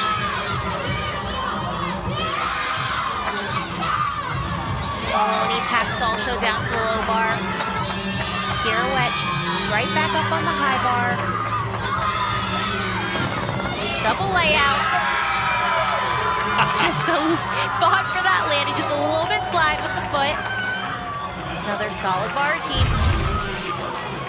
Take another look at this dismount. She is letting go just a little early, but she was able to control that landing. Here's Lily Hudson after Gabby Ladani had a 9.9. Alabama comfortable on their own beam. Alabama has Leanne a really Wong. good beam. Speaking from personal experience. It's one of your favorites, actually? Yes. Even all the equipment is, of course, you know, standardized. There's no doubt about it that sometimes you just have your favorite ones. It just feels right, right? Yes, absolutely.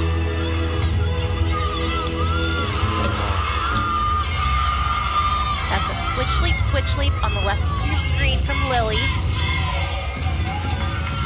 Leanne's gearing up for a double layout. Very nicely done.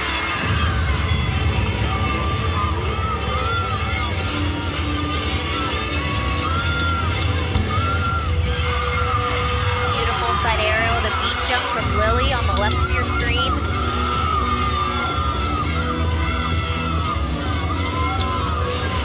Just the dismount left for Lily. Round off. 1.5.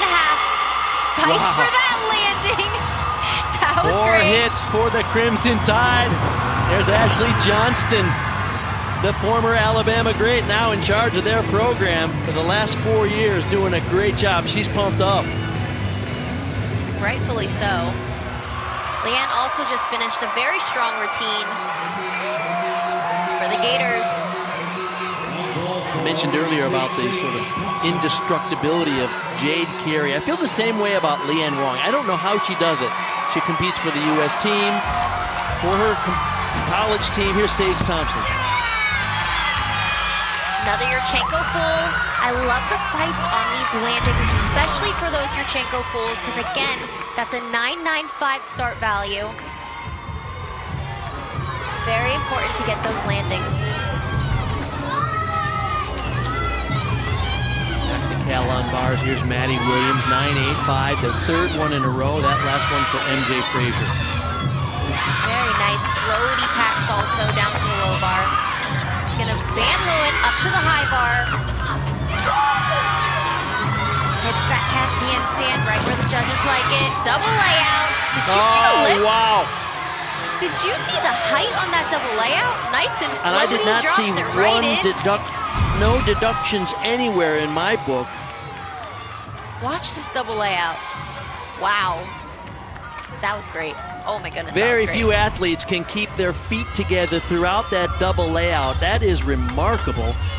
Rarely from the end zone camera do you get that look. But hers were glued together. Here's Gabby Gladio. Talk about doing well. Lily Hudson got the second straight 9-9 for Alabama on the beam, so they are crushing it here at home. Selena Harris-Miranda for the Gators on Florida.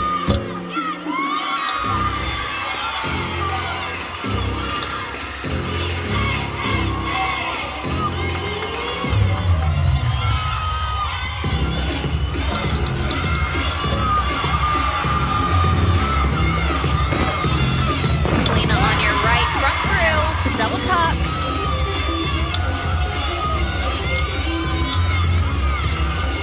And Gabby on your left is getting ready to dismount. Round off. Double full. Gets the stuck landing. A huge rotation for the Crimson Tide. 5 really spectacular routines. Beam is often the make or break it event, and the Crimson Tide have passed the test today.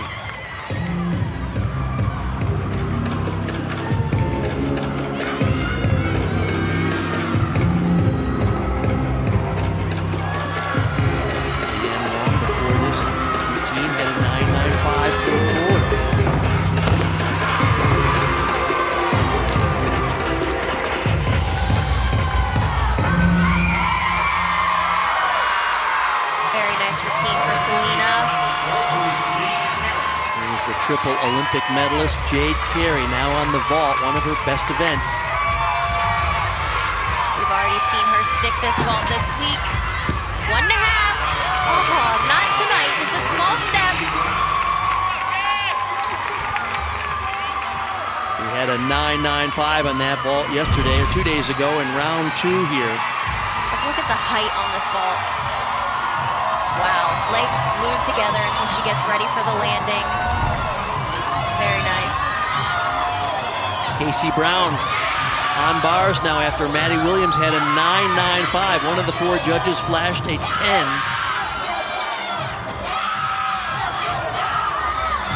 Remember, they want to replace the Nia Lozanne's 9.65. They really need a hit routine, and they got it.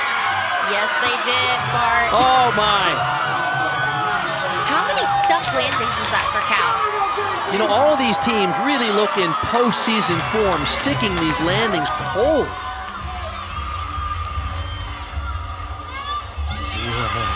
Wolf turn a little out of control, but she's a veteran and was able to get it right back on track.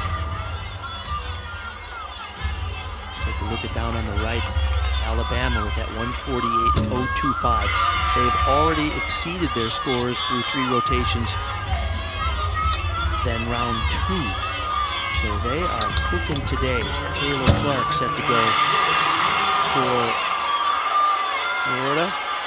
Selena Harris-Miranda on 9.875.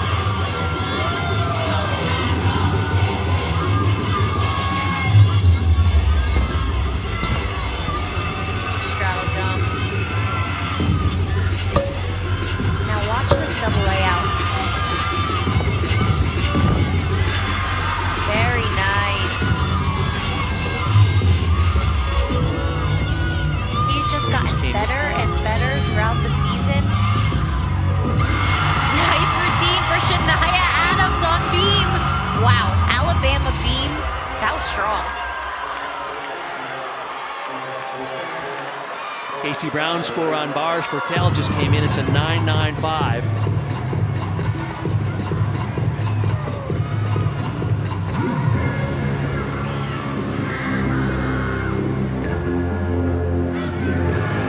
And the score for Shania Adams. She gets a 9.925 or better. That will move Alabama ahead of Cal here in the third rotation. Just the last pass left for Taylor, front through, double tuck. She's got a lot of power.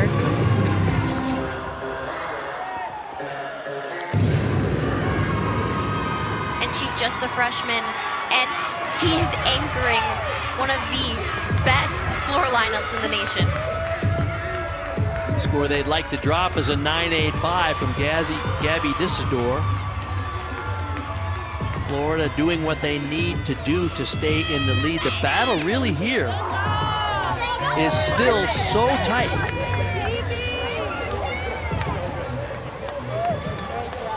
With a 9.925 for Alabama and a season high 49.5, they will surpass Cal by 25 thousandths of a point. Going into the fourth and final rotation, we expected this would be close. This is amazing.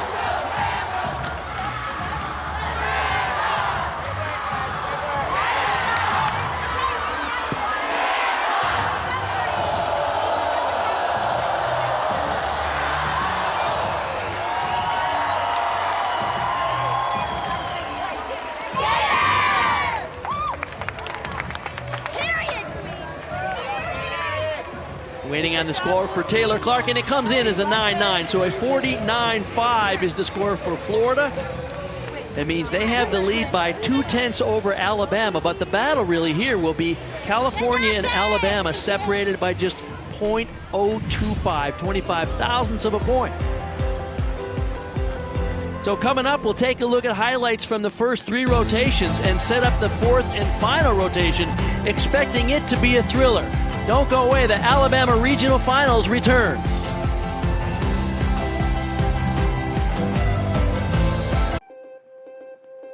Okay.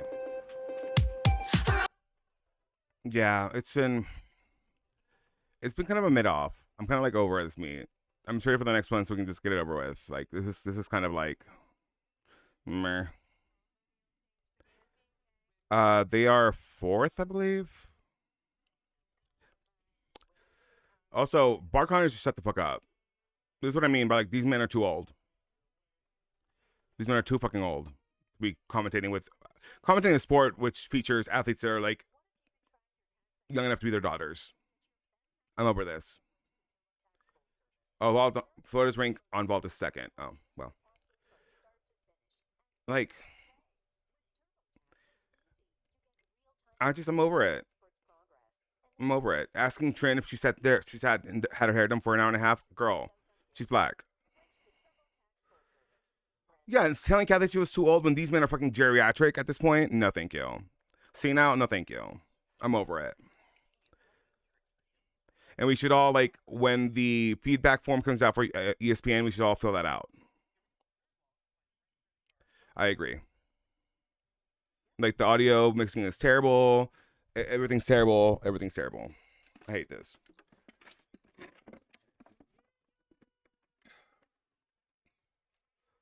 If Alabama scores the same score on floor as semis and Cal scores the same score on beam as semis, Alabama has the edge. And I say team noise because that was an overscored. Oh, because hold on. And I say team noise because there's not crowd making that noise. Yeah.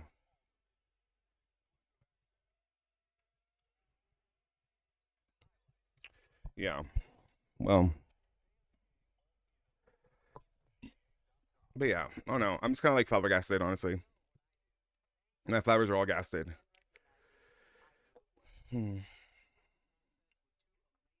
They've been keeping the regionals well under close or 2 hours. Impressive. Bama are going to make it floor home scores, but it's possible Florida will miss out. I hope it goes how it's supposed to go. I'm picking my words. I'm choosing my words correctly. Like I'm giving myself time to like process a little bit. But you know, hopefully it goes the way it's supposed to go. How about that? Yeah? That better? I low-key want to like, end the stream and restart it so the ads kind of like reset, but I don't know about that. We'll do that before the next meet. How about that? Yeah. But again, if you want no ads, I always did the regionals and neutral locations. Maybe they could do it at schools that didn't move past, you know? I mean, there's a lot of pressure for Bama to advance to their home, and football really has deep pockets in college sports, so I bet there's a correlation there, possibly. 2025 National Collegiate Gymnastics Championship. You can see how tight this battle is after the 3 of 4 rotations. Florida has the lead. Alabama is in the second. Cal hoping to get into nationals. They're 25 thousandths of a point behind, and Oregon State trails Cal. Take a look at some highlights from that 3rd rotation. Florida's Leanne Wong got a 9.95 on floor to help Florida keep their lead.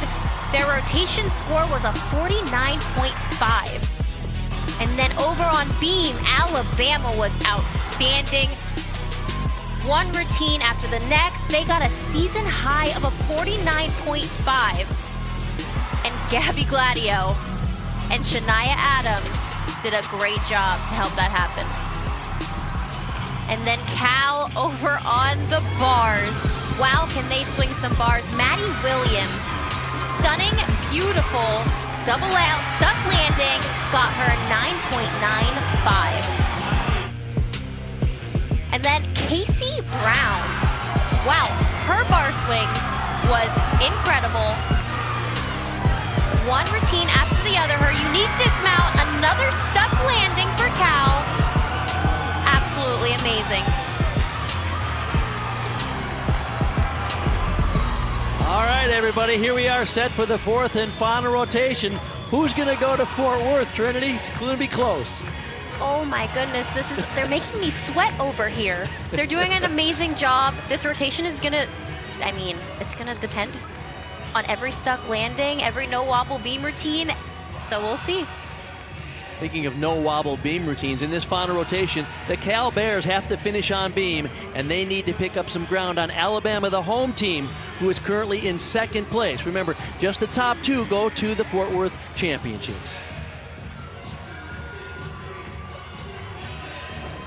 You can set your calendars because you can catch the NCAA Gymnastics Championships starting on Thursday, April 17th with the semifinals at 4:30 and 9 p.m. Eastern on ESPN2. Then on Saturday, April 19th, you can catch all the championship action on ABC starting at 3:30 Eastern with the pre-show, and the finals get underway at 4.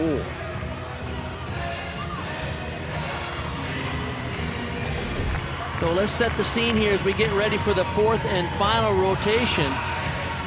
Florida will be on the vault. You see they're 2nd in the country on that event. Oregon State moves to the bars. They're currently ranked 13th in the country. California will be on the beam where they're 8th, and Alabama will be on the floor where they're 8th. And so these teams are all quite evenly matched up. The battle will, if Florida can hang on, and they're great on vault, the battle's going to come down to the home team, the Crimson Tide, holding off the California Bears for that 2nd spot into Fort Worth National Championships 2 weeks from now. Florida needs consistent vaults here to hold on to their lead of only 0.2 over the Crimson Tide.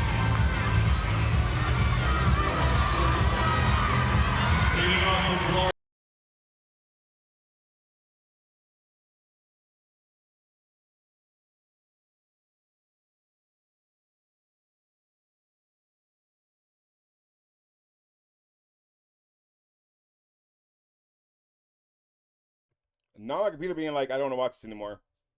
Come on, refresh, please. What is going on? There we go. Mike Chaplin, their associate head coach, cheers her on. This is is a nice double layout dismount here. A little bit of feet separation in the air, and a little small hop on the landing. Clean routine.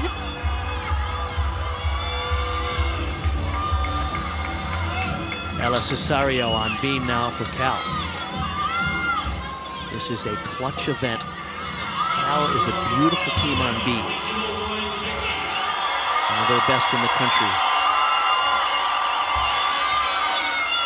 Rachel Rybicki now for for Alabama on floor. And this is where they shine, and they're in front of a home crowd cheering them on.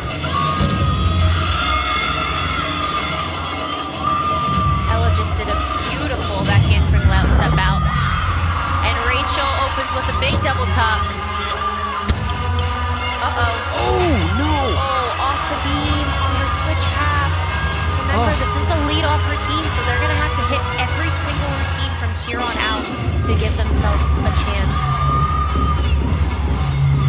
Cal is the NCAA runner-up last year. If they lose ground to Alabama here, they'll be one of those teams not advancing to the Fort Worth National Championships. And they're certainly a contender to win it all.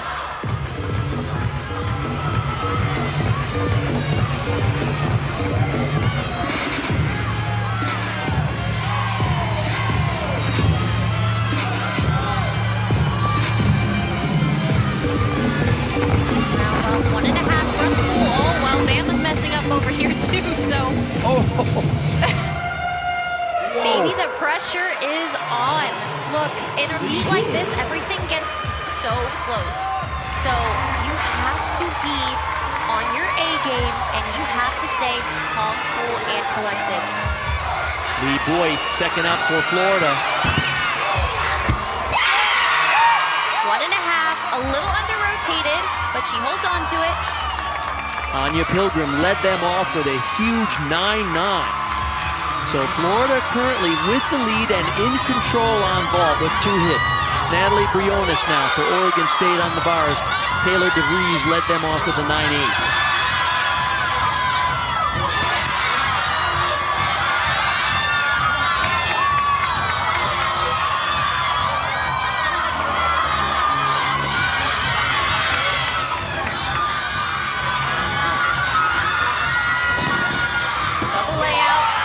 Oh. Ball hop. That was a very clean routine. Remember, no one is out of this competition. It's going to come down to the final landings. And Cal has put themselves in a bit of a predicament. Ella Cesario only an 8.95 to lead off. This is a terrific team, but they're going to need 5 really solid hit routines, starting here with Maddie Williams, second up. If you want anyone coming up after a fall, Maddie Williams is a pretty good choice. She's exquisite on this event.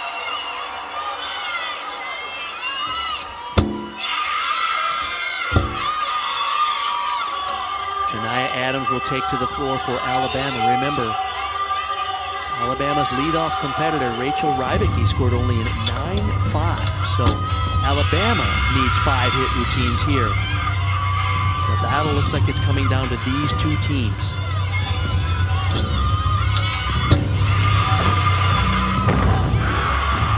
Shania opens with a double pike, a little bit under-rotated, does take a step forward.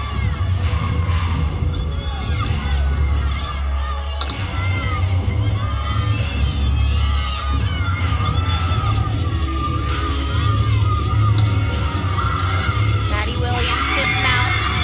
Nice. Gainer full to get Cal back on track.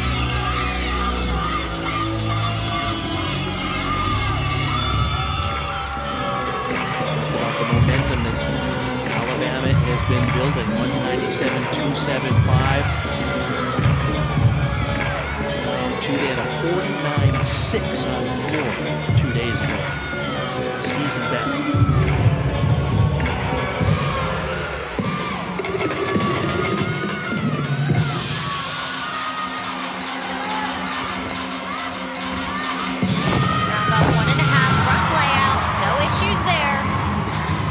Win on vault now for Florida. Lee Boyd at a 9.8 Pilgrim led them off with a 9-9.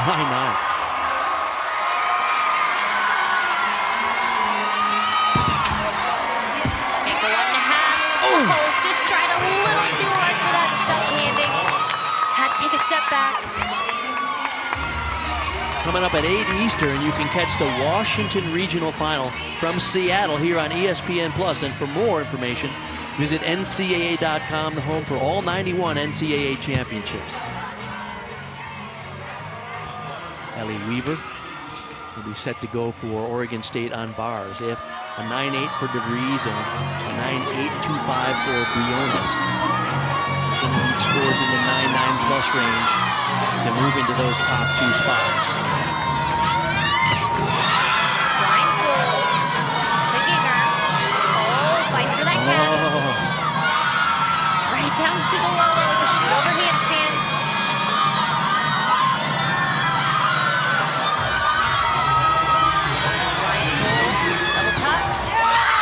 Gets that landing. This is just a great meet. The percentage of stalk landings is ridiculous, and that's just how well prepared these teams are. MJ Frazier now on beam after Maddie Williams delivered a terrific 9-8-7-5 after that fall from Cesario, who had only an 8-9-5. The good thing about Cal being in this position is they are a great beam team, and all they have to do is be normal.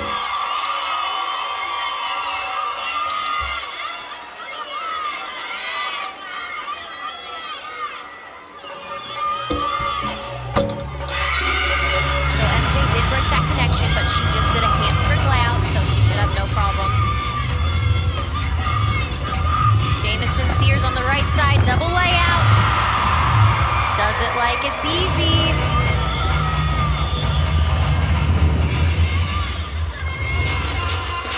Keep you apprised of how close this meet is. If Alabama and Cal both drop their low scores from this rotation so far, they're dead even.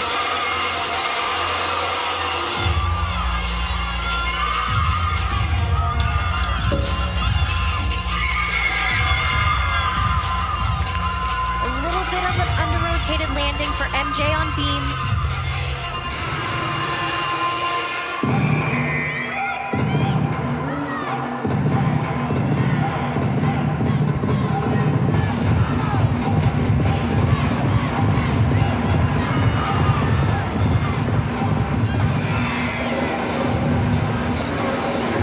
Energizer bunny for the Alabama Crimson Tide.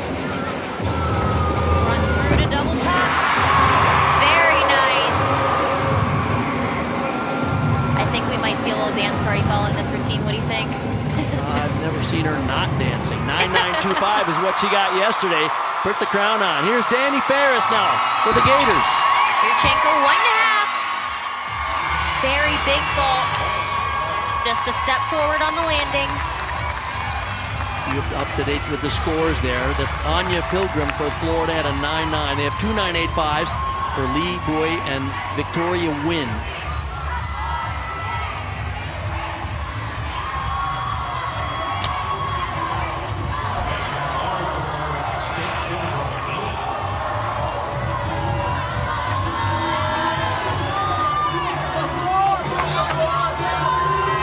McMillan now for Oregon State.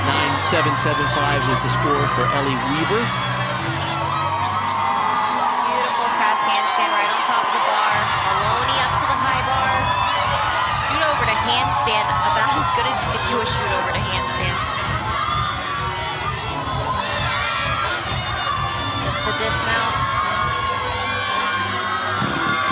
Double layout. A little short. Small hop forward, great routine. Oregon State should be very proud of their effort today. This whole weekend has been quality gymnastics for all of these teams. Jamison Sears never stops moving, and she gets a 9-9 for Alabama. The pressure really on Cal now. They can continue to hit beam routines while Alabama's having a party on floor. You see Florida's scores.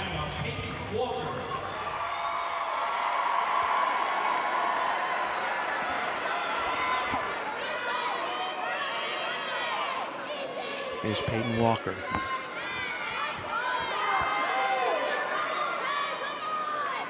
Jamison Sears scores, comes in, it's a 9-9. Danny Ferris score for Florida over on vault is a 9.85.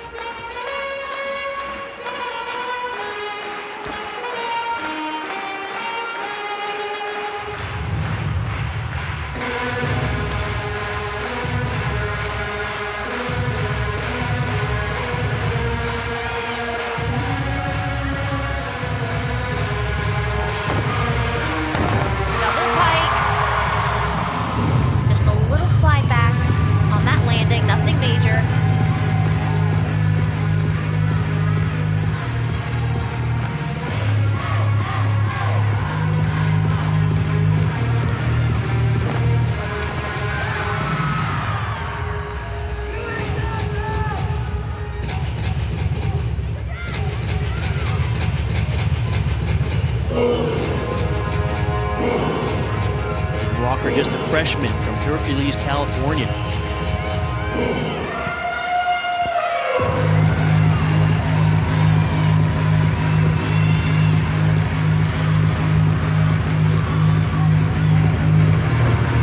Round off 1.5, front half, switch, split jump.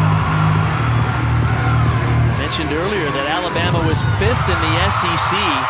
They only had one regular season win over SEC opponents this year. Was Arkansas, because it's the toughest conference in the nation, but they are pouring it on here in the 4th and final rotation. Will the 6-time national champions have a chance to go back and compete for one more title 2 weeks from now in Florida? Here's Leanne Wong for Florida. 3 9.85s in a row on vault after Anya Pigham's 9.9. Half on, front pike half off. Just a step on the landing. That was a pretty nice vault.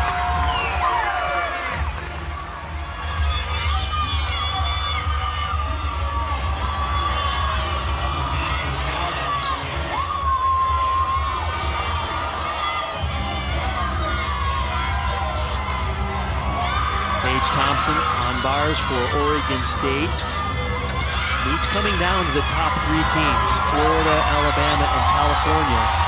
Enormous pressure for California on beam now. MJ Frazier had a 9.825.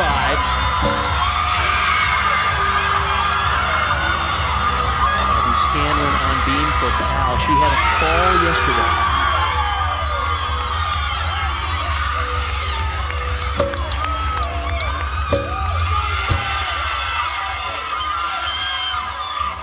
She's looking pretty solid.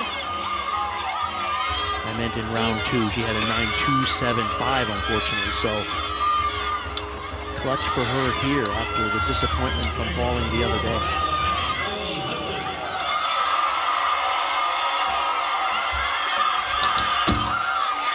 Great job for Scanlon. As Lily Hudson opens up on the floor after Peyton Walker earned Alabama's 2nd straight 9.9.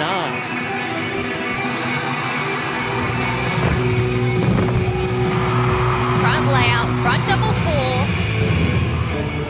And Lily is capable of putting up some big scores on this event as well.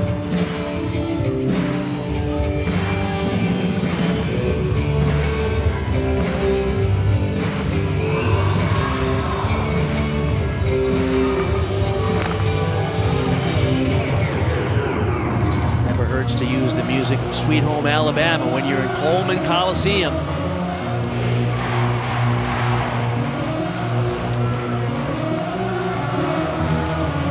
Lily Hudson, the senior from Fleming Island, Florida. Top senior student athletes in the country here, hoping to close it out for Alabama.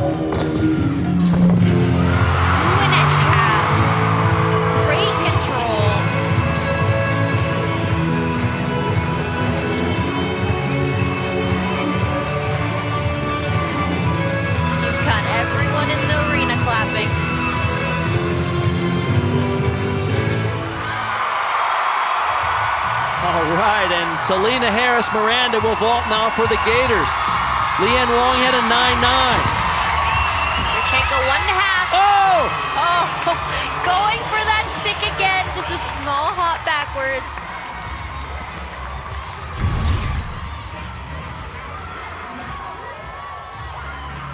One and a half. You see her preparing for that landing, just comes up a little bit too early. Keep you updated on the numbers. A 9.875 or better for Selena Harris Miranda for Florida will guarantee them advancing to Fort Worth.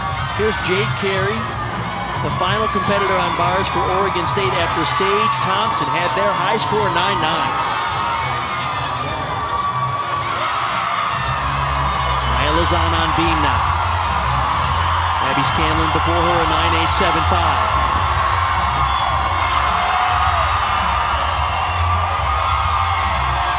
Carey finishes strong. Oregon State had an outstanding day, but I don't think it's going to be enough. It's coming down to Florida, Cal, and Alabama.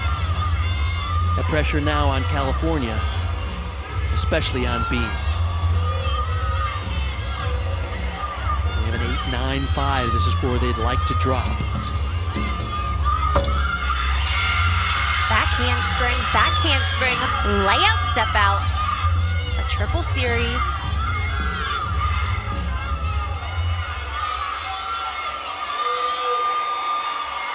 As Lozon is finishing up beam, Gabby Gladio from Alabama will be the anchor competitor for the Crimson Tide on floor after Lily Hudson got a 9.95.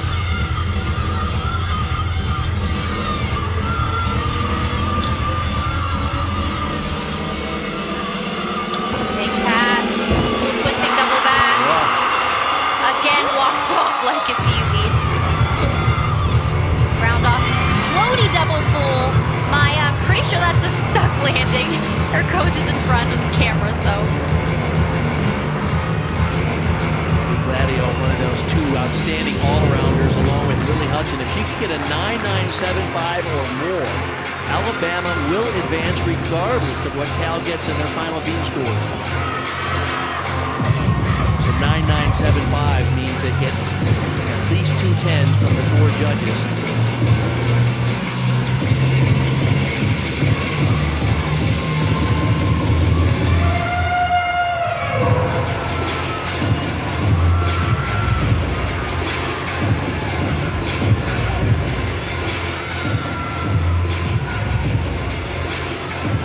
What a battle here at home.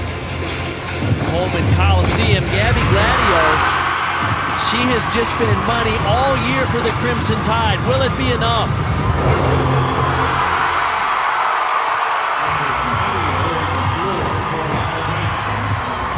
Wow. Trinity, I saw this team about a month ago at the Elevate the Stage competition, and they were standing on the sidelines kind of perplexed when it was over. They were unhappy with the performances, the attitude, the scores, everything.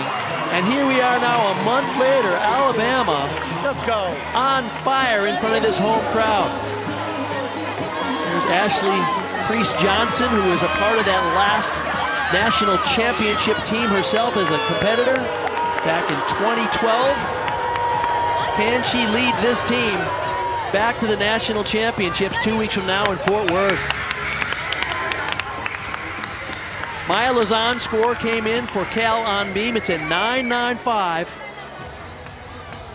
Remember, the score they need to drop is the 8.95 from Ella Cesario. This is Ondine Achapong from Great Britain.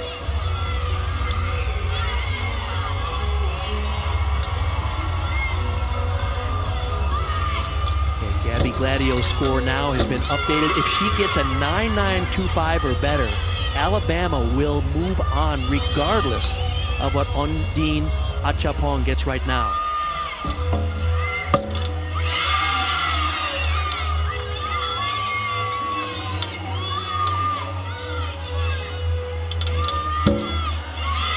There it is. It's a 9.925 for Gabby Gladio.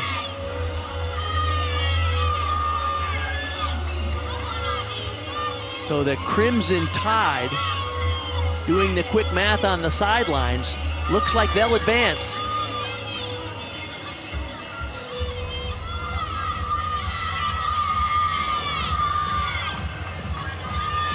So even with a perfect 10 from the British Olympian Ondine Achapong, California, last year's runner-up to LSU, will not advance to Fort Worth to contend for an NCAA championship. Cal did a terrific job today, but Alabama was just on fire in front of their home crowd. And Florida, as all year long, has been almost undeniable.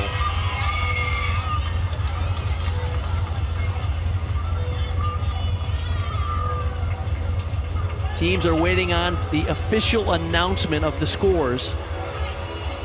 Florida did what they needed to do. They weren't quite as good as they were in round 2, where they scored the highest score in the country for that weekend.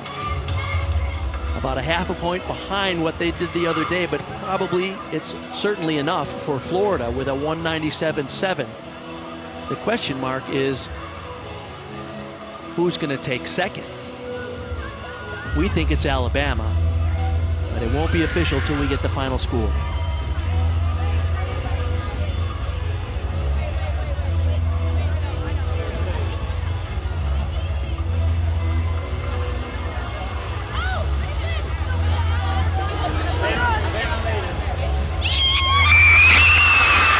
So it's official. Ondine Achapong from California got a 9.925, but Alabama, in front of this adoring home crowd, will join the Florida Gators. 2 more SEC teams into the Fort Worth National Championship 2 weeks from now.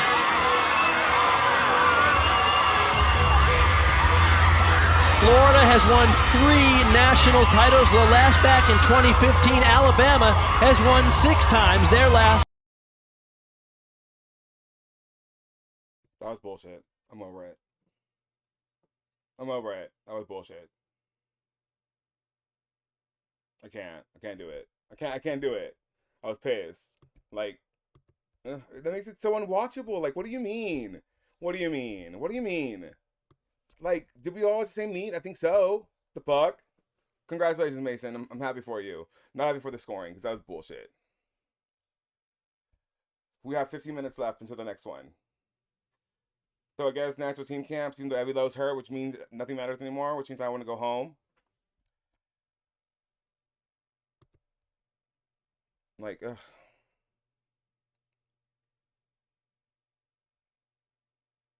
Yeah. Cal did give it away on landings. Yeah, my bracket's busted. It was busted when Stanford lost out. Could have, and they didn't. They gave it away. It was very disappointing. Calling a score, Gladio needed wrong on the setting. What happened?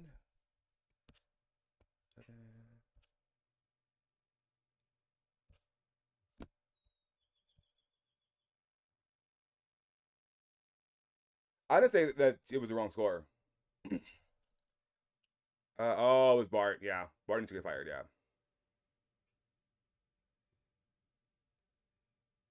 Jade goes to the semifinals, and okay, here's how it works. Okay, here's how it works. So the first day of first day of nationals. Okay, there's 3 days of nationals. Okay, well, 2 actually. The first 2 meets, are the semis, and those are what decide your event finalists, your event champions, and your all-around champion, and that's it. Okay, then two teams from each semifinal advance to the final four, whatever the fuck, and that's a team final. That's it. That's how it works. So, if your individuals made it to nationals to compete in the first 2 meets on Thursday, that's Thursday, April 17th. That's in 11 days. Oh my god. So yeah. That's it. Ugh, I'm just like so discouraged. I want my Who in with UCLA because then it's a mother off on floor, which I would love. We have one more snooze for the ads left. I'm gonna snooze it right now. Or should I just restart the stream? So then the ads will restart, and you don't have to any of the pre-roll ads. Oh no. What should we do? What should we do? ¿Qué hacemos? Ooh, water. What's worse? Let's put it up to a vote. Let's see. Let's put it up to a vote. Let's do it right now. Where's my profile? There we go. Stream manager. Let's see. Let's see. Should we do a prediction so you can vote, or should we do a poll? I think we should do a poll. We should do a poll. Poll. What's worse? John saying Cecile's name. Bart saying Ondine's. What else? Any other suggestions for this poll?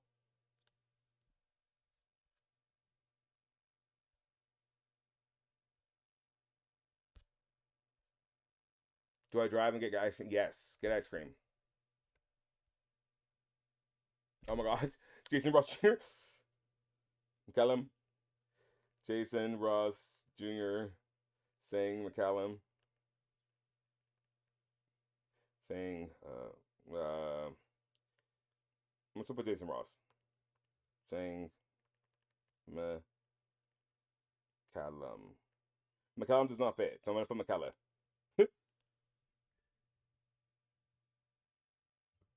Padre Rio, please. Bart saying Gabby needed a 9-9. What was it? 975.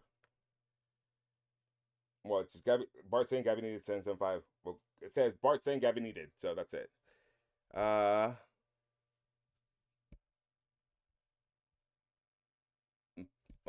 Who said Paduraru? Did I end? Oh, we'll end it here in a second. This is a poll. Paduraru. Okay. Yeah, start poll. Let me end the prediction. Go away. No prediction. Choose outcome. Florida made it. And bam, but I can only choose one, so Florida. There you go. There's the points. Oh, Roberson. Oh, Jesus Christ.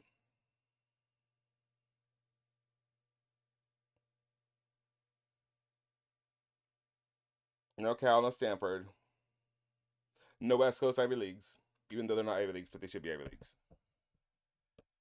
That would have said.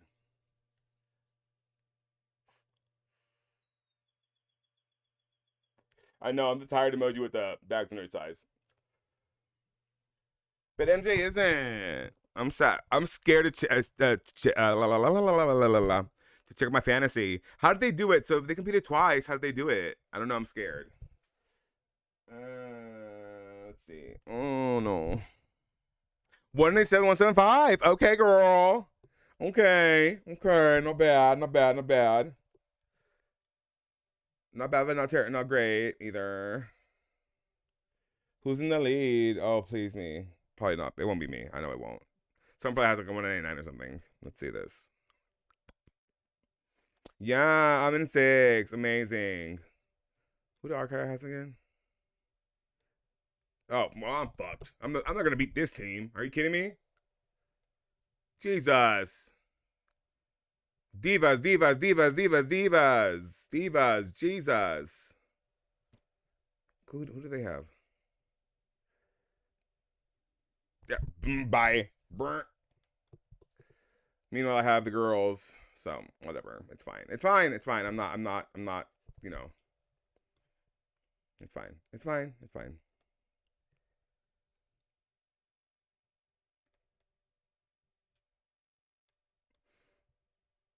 I'm not ready for people to fall, but I would love Karma to be true. Karma, she's a Karma is a weird girl. For vault title, how it works, it's just whoever demonstrates the highest score. Yeah, no. So, essentially, like all the teams go, they're in the Elite 8, and whoever has and the individuals go, and whoever has the highest vault score of that day is who wins. If there's a tie, that's how Darion became national champion, because she tied with Maggie and some other girls, and so that's how it works. I don't know. I'm kind of over the scoring at this point because it makes no sense, honestly, at all. Like, how are you gonna give a routine that was much better, like, a same score? I'm rooting for everybody to be healthy and for judges to be held accountable, but that's not gonna happen. So, yeah. How sad. It's all very sad. And I want to be happy. I want to be happy for the teams. I'm rooting for the teams, like, to go continue their gymnastics. But, like, when it comes down like this, I'm kind of like, well, I'm not really excited for it anymore, because it's so blatantly overscored. And people who are like, it's not overscored, girl. Like, you can't give a routine that's clearly superior and that's objective to one early in the rotation was clearly less than. You know what I mean? Like, it's so confusing and so annoying. But here we are, whatever. Everybody got gifts. Everybody got robbed. Everything, everywhere, all at once. Yeah, this next session. Who's in this next session? Libby Dunn, please. Fun. Let me tell you. We'll write a plan, Libby. We'll give you a presentation, a PowerPoint one at that. They'll be singing. They'll be dancing. They'll be me hitting whistle notes. It'll be fantastic. I promise. In this next regional, let's see what the live blog says. Okay, this is by Jenna King, who I kind of like. So let's see. The last regional final is about to begin. After this session, we will know all 8 teams and up to 20 individuals who will qualify to nationals. Oklahoma comes in as an overwhelming favorite to qualify as long as the Sooners compete anywhere close to their normal level. The performance on Friday was not perfect, and they will want to clean up vault and bars as the postseason continues. But it would be a major upset to see them not advance today. Auburn also qualified out of the second semifinal with a 196.950, a much improved performance compared to what happened at SECs. That number likely would not be enough to qualify to nationals today, so the Tigers will be looking to reduce long deductions and landing deductions and hit 24 for 24 for today in order to advance to the championship. That's not what she wrote, but that's what I'm saying. In the first semifinal, we saw Missouri and Arizona advance, the latter in a dramatic upset over Georgia. Credit the Wildcats for staying focused and hitting their gymnastics when it counted. It will be an uphill climb to qualify to nationals, but this team has proven they are fighters who cannot be counted out. Missouri, on the other hand, cruised through the semifinal without a single fall. A repeat of that performance today would likely be enough to send the Tigers to nationals. This can be streamed on ESPN Plus and scores will be found on Virtuous, but that's a lie because it can also be found on Twitter and on Twitch. Thank you, Alex. Thank you. You're welcome. So it's Auburn on vault, Oklahoma on bars, Arizona on beam, and Missouri on floor. Fun. Love this for us. Cute. Very cute. Very demure, very mindful. Oh, Lord. Ow. Hating does to get a lot of energy up, but also I'm a spiteful bitch, so. I'm kidding. This is in this session is kind of a bummer. There's really no competition, even if they have very bad me. Agree. Boo. Yeah, no. Starting on floor is an advantage, and I think it's pretty evident. Like, they're not going to give the scores. It's even if they were fantastic, it's probably sleep to have energy to hate, right? At least Mizzou should make it through without a lot of trouble. Hopefully. Listen, I never count the Auburn girls out because they got moxie. Like, they're good, and then they're like they have a chip on their shoulders. So I'm there for that. I'm there for the chip on Mizzou's shoulder. Like, I love that team. I think they're good. I think they're great. I think they're spectacular. I also think that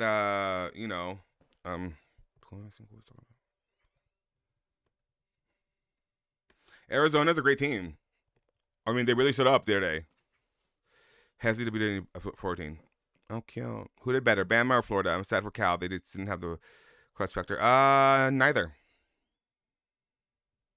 That's not what I said. I wasn't, like, blown away by either team. Bama did well, but, like, yeah. Yeah.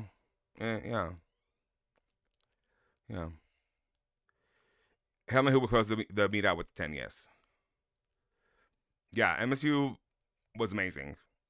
Incredible. UCLA had a mid-off with Utah. And I honestly thoroughly agree that there should be neutral sites for regionals because this was a blatant overscoring. Not like blatant. Let me not say that. There was some gifts. And once Bama went on floor, they were on. I mean, that was a home court advantage, and they were on. They knew how to play to that crowd, and they did it. They did it. I can't be too mad at that. You know, they finally put together a meet for the past, like, they've done that for the past, 2 weeks? And they, you know, good for them, because Ashley would have been fired had they not made it. How about that? Like, Ashley would have been fired after the season had they not, gone on. I firmly believe that.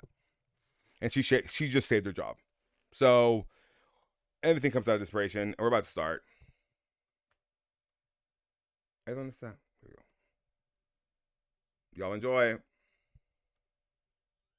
Alex just want to talk. So, yeah.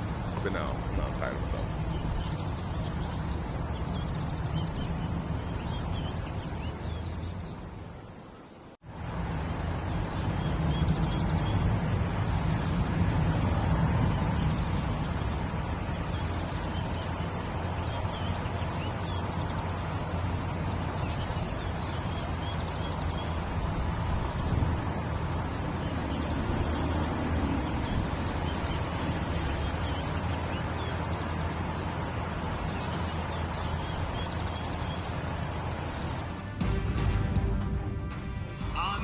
Six tickets have been punched to the Women's Gymnastics NCAA Championships.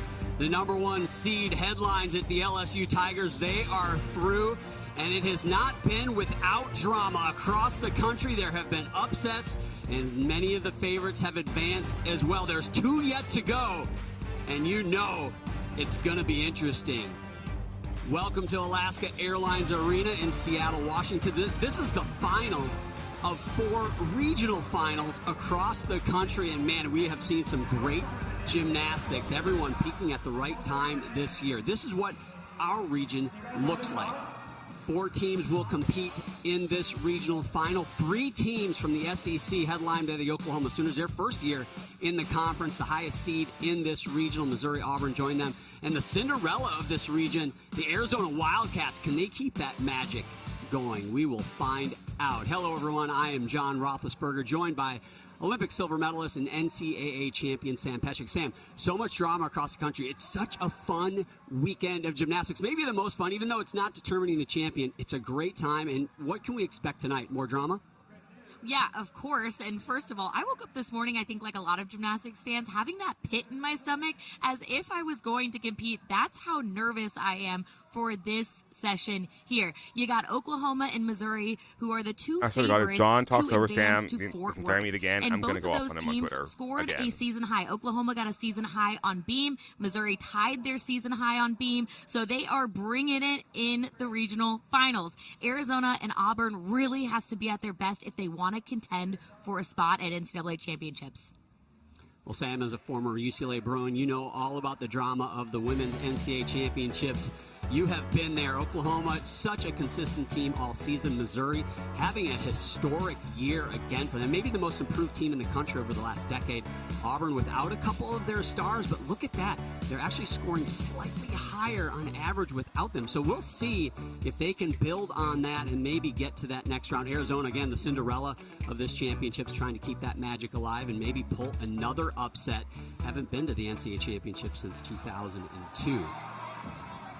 As we said, Oklahoma, top seed in this region, just been absolutely dominant. All 4 teams will compete simultaneously. 4 judges per event, unlike the regular season. So 4 judges, you drop the high score, you drop the low score, you average the 2 middle ones, and that is the gymnast's final score. Again, 6 gymnasts per event.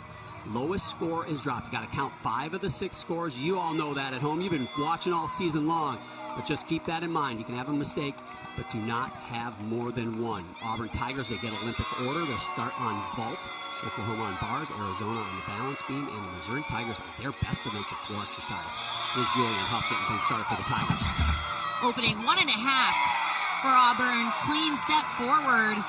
Solid start for Auburn. Vault, a low-scoring event through all the regionals, I think, Sam. So maybe a little bit of a tough spot for Auburn to start, do you think? possibly, or it could be an advantage that they're getting that out of the way and not finishing on that tough event. Oklahoma starting on one of the 3 events they're ranked #1 in the country on the uneven bars. This is Danny Sievers. Really patient with her swing. That tells me that she's not nervous. She's really calm, just being patient, waiting to get to that vertical handstand. Nicely done. Senior Allison Fears for Arizona. Starting on being tough place to start, but it feels like if you can really crush it here, get this one put behind you, give yourself a chance. I agree. Starting on beam is a tough place to start, but a team like Arizona just needs to send it. This qualifying into this regional finals was a huge accomplishment for them, so they just need to go big, no nerves, easier said than done, of course. Kind of playing with house money, if you will. They got nothing to lose at this point. Swing for the fences. Raina Light on floor exercise, leading off from Missouri on an event that ranked 4th in the nation.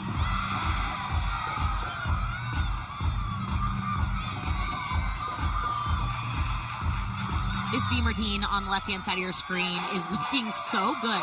There's been 0 wobbles. Can she stick the dismount?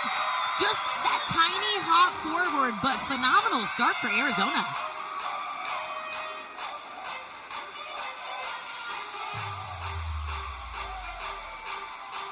Yeah, see, I'm watching some of the other regionals. It feels like people are they just are trying to get through. Maybe a little tight for some of the teams. It feels like it's harder than competing at the NCAA championships. If you're a favorite, you're expected to be there. You just need to do what you always do. But sometimes that's easier said than done when all the pressure of advancing is on your shoulder. Yeah, you want it so badly. You've been practicing since the fall for this moment. And if you think about that, to your point, oftentimes it can cause more problems than it can help. Sophia Bell on the ball. She can fly on this event. She follows a 9.825 from Huff. She's been switching between a Yurchenko full and a 1.5 all season, but did such a good job nailing it. Regionals day 2. She delivers again. Plan well executed there.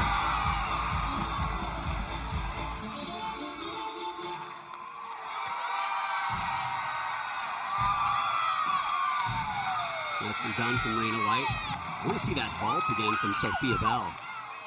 Yurchenko full. See how she waits a beat right before she starts twisting, puts her in a phenomenal position to stick the landing. Only scored a 9.825 on regional second day, but I expect that to be higher. Gianna Lencher on balance beam for Arizona. Lily Pearson, one of those freshmen for the Oklahoma Sooners on bars, follows a 9.8 from Sievers.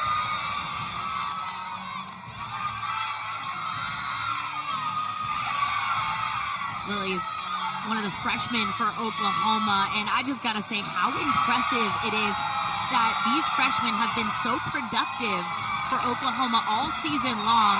This one in particular has ice in her veins. I swear she sticks every landing and is so unfazed. Yeah, Oklahoma's so good on the uneven bars, and I really think when it comes down to it, an NCAA championship, assuming they make it, that is an event, I feel like they need to win that event. That's an event they are so good on. I think they stand out from most of the other teams, so we'd like to see them start really strong there.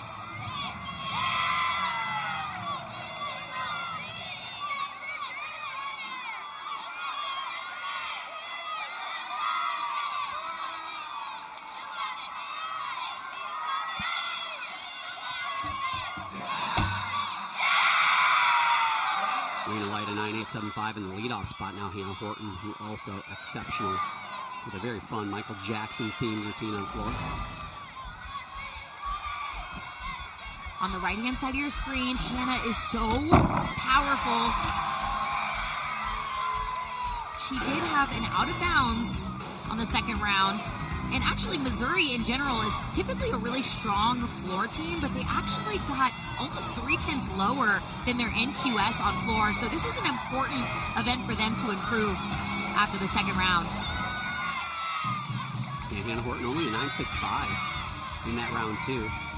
They're pretty much a predominantly 9-9 plus team on this event.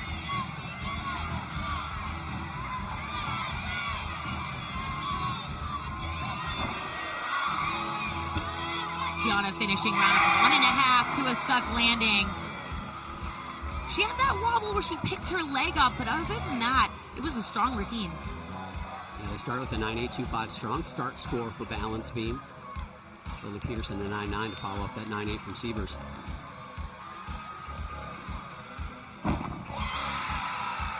You see her heel came up, but she did not slide her toes.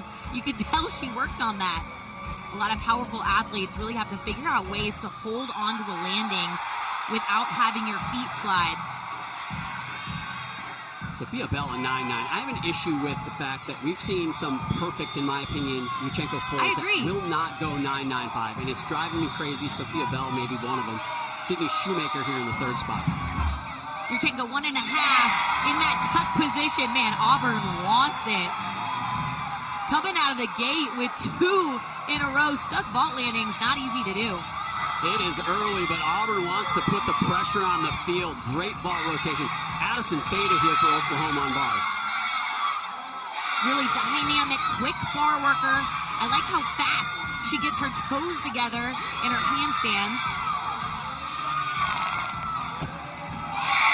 Easy double layout to a stuck landing. And I feel like Oklahoma looked a little off in the second round, but just the couple 2 girls that have gone, 3 girls, they look like they are dialed in today. Perfect, a little bend, but doesn't mess up her connection into that pack salto. Able to spot the landing pretty easily there. Yeah, let's qualify a little off. You mentioned Oklahoma looked a little off in round 2. It's relative. They went 198, and I know what you mean, because I agree. Their standard is so high. If they take a step, grab a form break, it stands out, because normally they're like a drawing out of Dakota points oftentimes. So the standard for them very high. Here's a Wise here, the third gymnast, now a 9.675 in the 2 spot there for Arizona. They're going to want to wipe that one away. It feels like you're not going to get away with counting a 9.675 tonight.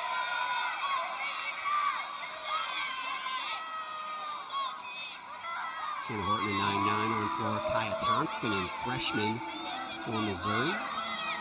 Relatively new to this floor lineup. Yeah, big score improvement from Hannah Horton on floor. That's going to help Missouri in comparison to round 2.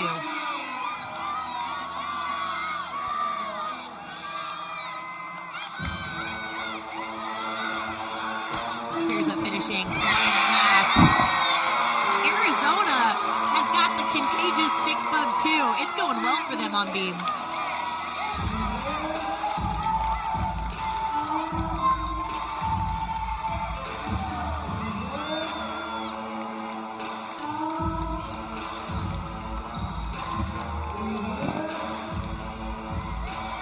Kaya competes internationally for Finland. She actually missed qualifying to the Olympics by just 2 tenths, so hoping to get back to that international competition. Sarah Hubbard, the 4th gymnast to go. She's got a big vault here and is capable of capitalizing. A pair of 9.9s now for Auburn. 1.5. Wow. Look at this. Oh my gosh, that's money. 3 in a row. That is so difficult, John. Head coach Jeff Graba told us that vault has been such a mindset. It's similar to how we used to think or still think about beam. You don't want to try too hard to stick, yet you want to stick every single time, and whatever is going on over there for Auburn, it's working. Yeah, it's so difficult to stick 3 in a row. It's kind of impossible to stick 3 in a row, honestly. It's, flip a coin 3 times head, it's less probability than that because it's just so difficult. It's not that they're not good, but you're flying through the air at that speed, you're flipping and twisting into land without moving. It's just so hard. Faith Torres follows a pair of 9.9s for Oklahoma. 3 to go here, and they're capable of putting up some big ones at the end. Nice cast handstand hold from Faith Torres. They really are building on bars for one of the best bar teams in the country. Double layout. They are on tonight.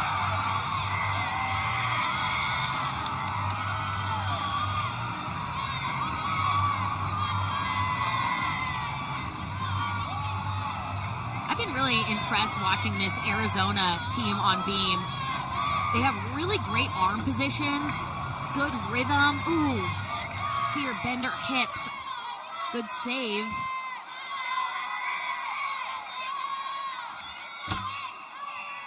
Kaya Thompson in 9875 for Missouri. Mari Celestine now gets her shot. And hold on to your seat because she's a lot of fun in this event. Emily finishing 1.5, just a hop on the landing. This is most likely the routine they're going to want to drop for Arizona to stay in the game after the first rotation.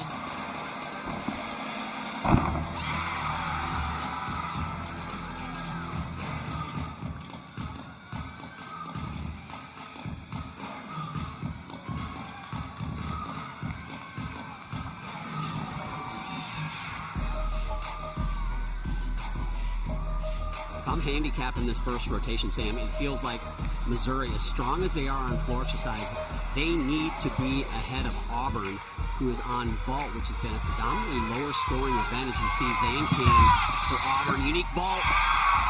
Whoa! 4 in a row. I was just going to say, Paige struggled on the landing, I think because she was trying to stick too hard.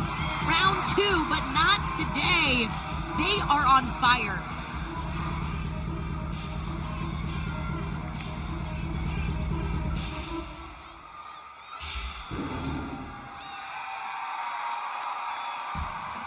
Another good routine for Amari. Just look at this vault again. It's, first of all, so difficult to do a front handspring, and you see her arms completely straight on the table. That's what helps her get up. I love that front shot. You just see her face light up. She nailed the landing. Kurt Hettinger, the coach on the right side, is absolutely beside himself. And that vault, it's just silly how hard that vault is to do a front handspring onto the board. Hard to wrap my head around. Audrey Davis on the right hand of your screen. Elena Dietz for Arizona on the left hand of your screen. Audrey Davis, the best in the country in this event. Huge Pike Jaeger above the bar. I asked her coaches what makes her handstand so good, and they said it's because the extension of her glide right there. You can see her hips flat. Really puts her in a good position to hold those handstands on top of the bar. Another stuck landing from Oklahoma and Audrey Davis. She's under-rotated. She was facing the camera. She just flat out never steps on that landing. And I mean that literally. I don't know the last time I saw her take a step. I know. I want to know what these athletes' mental prep is like. Hers has to be rock solid. But speaking of Oklahoma, Arizona's beam coach Taylor Spears was a gymnast at Oklahoma. She won an NCAA team title with them, and actually an individual title on beam. Really brought a lot to this Arizona team with their preparation.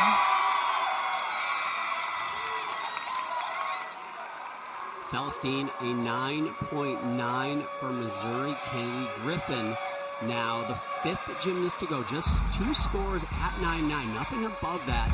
You know the Tigers really would like to see a couple of 9.95s or maybe even better here to finish out.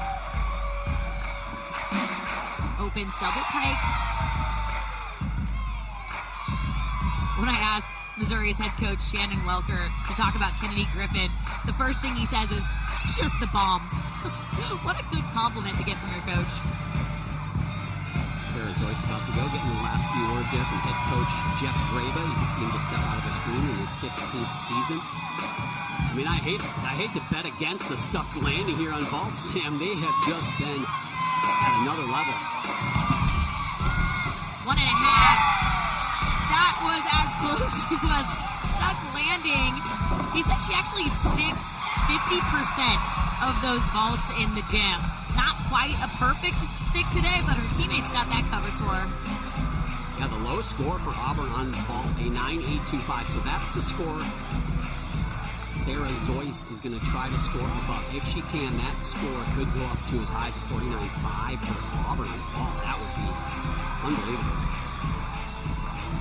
Yeah, we talk about Auburn and Arizona needing to be at their best to contend with Missouri and Oklahoma, and Auburn certainly did their job on this first event. Abigail Martin now for Arizona in that anchor spot, sophomore from Backcliff, Texas.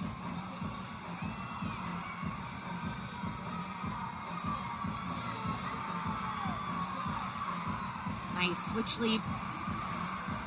Stag jump. Audrey Davis, a 9.95. Wow. Jordan Bowers now ranked 11th in the nation on the uneven bars. Wow, I think you should get extra points if you hold your handstand for a clear couple seconds on top of the bar. It is so hard to do that. And she just did 2 absolutely perfect handstands. The coaches say they're so good on this event because this is a really strong-minded team, and you can see that. Sticks it every time. Barbecue sauce. What do you take? Bowers. That has to be a 10, John. Barbecue sauce? What are you saying? There was nothing to take. The handstands were perfect. Well, their season high on bars is a 49.7, so not sure it'll be that, but maybe it'll get close. Arizona doing their job finishing. on Dean. Yeah, you said it. 9.825 for Dietz, and then Martin finishing well there. Look at this. Big piked Jaeger above the bar, and watch how long she holds this. 1, 2, 3. Finishes, legs glued together, top You rushed that in. count, She knew Sam. before You she rushed that landed that her count. body was in the perfect spot not to move those feet. All right, if the judge doesn't give a 10 on that bar routine, we need full disclosure. We need that put on the screen. I need to see that scoring sheet. That was just too good. And she gets it.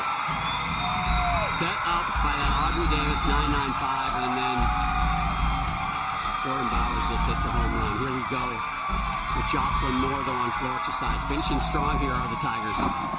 Big double layout. This is such a fun routine.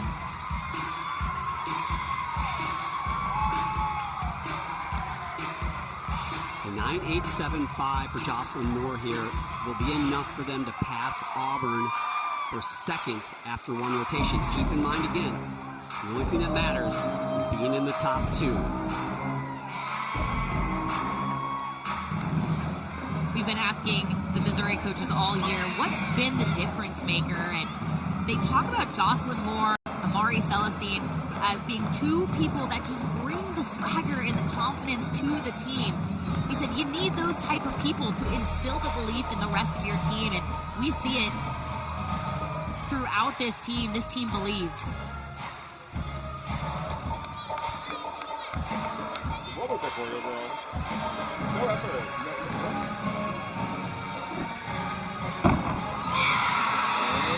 Couldn't be more controlled.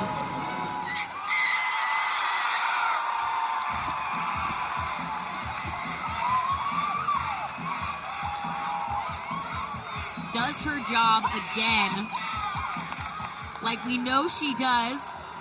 Opens, double layout. Let's watch the feet in slow-mo. No movement. And watch how controlled. She probably could have stuck this pass. Just places her foot back down. That's exactly how the textbook wants you to show a controlled landing. What textbook, Sam? What textbook? Give me the ISN number. Shane Welker in his 12th season, pumping up his Missouri Tigers. That should move them ahead of the Auburn Tigers, who had a sensational vault rotation. But how about the Oklahoma Sooners, finishing with that Bowers 10.0. Her first 10, Sam, on any apparatus this year, which she has been lights out this season. That shocks me. That is her 10th career 10 on all apparatus in her career, but first one this season, and caps off a fantastic bar rotation for the Sooners. Jocelyn Moore, 9.95. That does move Missouri into the second spot, followed by Auburn Tigers and the Arizona Wildcats. Their head honcho, John Court, has done such a sensational job since taking over.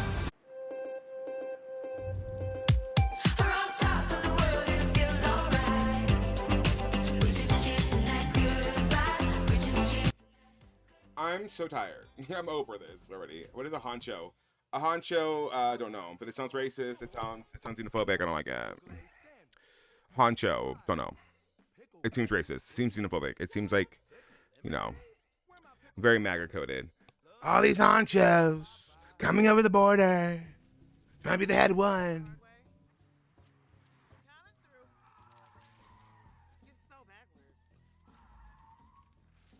Honestly, I'm almost inclined to be like, because my sneaking link texted me. He's like, "What are you doing?" I'm like, "Nothing, just streaming." I might be done. Be like, "What are you doing?" Because this sucks.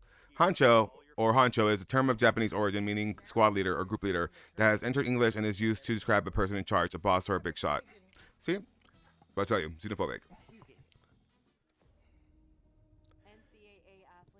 She won't be all-around champion. She will not be all-around champion. Now you have Kaylani Moore, Julia Peretti. When you have who else? Yeah. Head honcho is not xenophobic. I was being facetious.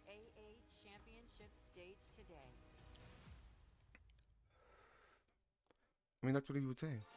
With Allegra, you can stop being sneezy without feeling sleepy.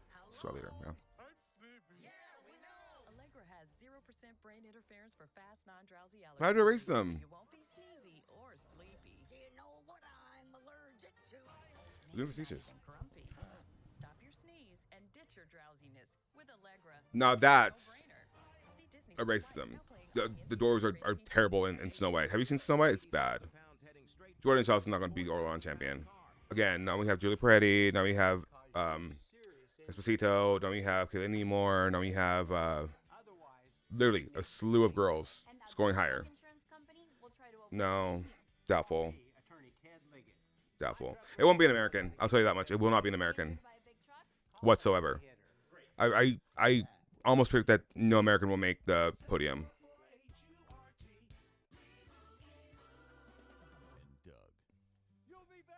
Yeah, if an American wins, I'd be very impressed. No, not Liza Tell. Yeah, no American medalists this year. Like it's the squad is just not strong. The brand is not strong right now. No, the USA will not place top 2. Not in this world, not in the next world. Probably Claire Pease, and that's saying a lot. Yeah, they had a great volatile. They're back.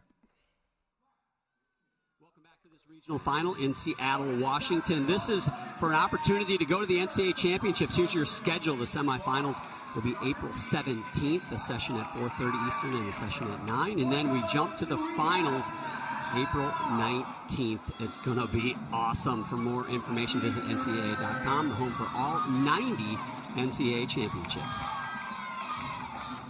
Our score after one rotation, it is just one of 4, but I tell you what, it is great. As good as that Oklahoma bar rotation was, it is a tight competition, 1 through 3. Arizona, a little trouble on Bean, but Auburn and Missouri battling for that second spot. Arizona Wildcats, though, Sam, their head coach, John Court, in his 7th season in that job, his 27th year at Arizona. We had a great conversation with him this week talking about the competition. He's just done a sensational job. I agree. I came from a Pac-12 program, so competed against him, then covered him early in my broadcast days, and just what he's been able to do with this program has been pretty remarkable. But I asked him what was the difference this year to see such a big improvement. And he said, we've really been focusing on the we strategy instead of the me strategy. And it's made a big difference. They went undefeated at home. They were runner-up regular season champions. They were runner-up at Big 12 championships. So they've done a lot of firsts, not to mention qualifying to the regional finals for the first time. Yeah, and we saw some emotion in his eyes as well, talking to him after that second round, and he was very emotional about getting here. You saw that 21st ranking. That was after the end of the regular season. It will go up from there by virtue of them being in this regional final. It's just a matter of how high it will go for them. But that round one, Sam, I mean, heavyweight fighters coming out throwing haymakers from each corner of the arena. Yeah, that was fun. I saw a lot of stuck landings from Oklahoma and Auburn. It was just on fire. I want to keep this energy going. Yeah, I think Auburn did themselves the biggest favor. There's so much improvement from round two because of vaults like that. Yeah, well, Sophia Bell just drilled it and then started the stick train right here. Huge. A lot of variety, difficult vaults from Auburn. That is so impressive. Paige Zankamp, front handspring, front pike, needed it right there. Audrey Davis goes on bars and just rinse and repeat this bar routine. Huge 995, another stuck landing from her. And Jordan Bowers set up perfectly from Audrey Davis and just is so patient on every single handstand. Really lets it ride up and then hits the correct timing to just nail the dismount perfect 10 to get things going for Oklahoma on bars. Yeah, both Oklahoma and Auburn just a half a tenth off of their season high on their respective events. Auburn, they moved to the uneven bars. Kurt Hedinger on your left, he is the primary bar coach. Jeff Graba in the foreground there. His brother Jess Graba actually coaches Suni Lee, Olympic gold medalist, for those of you watching at home. But here is what it looked like in that first rotation. It's been well documented. A very close meet. Top three very tight. Arizona, they might need a little bit of help from those top three teams to get themselves back in it. A lot of times in gymnastics, you talk about who has the momentum. And I feel like there's three teams here that really have the momentum going into this second event. Missouri on vault with Kennedy Griffin. Auburn on bars with Marissa Neal. Oklahoma will be on beam. Arizona on floor. Kennedy Yurchenko full. Clean in the air, but piped it down a little too soon with the amount of power that she had.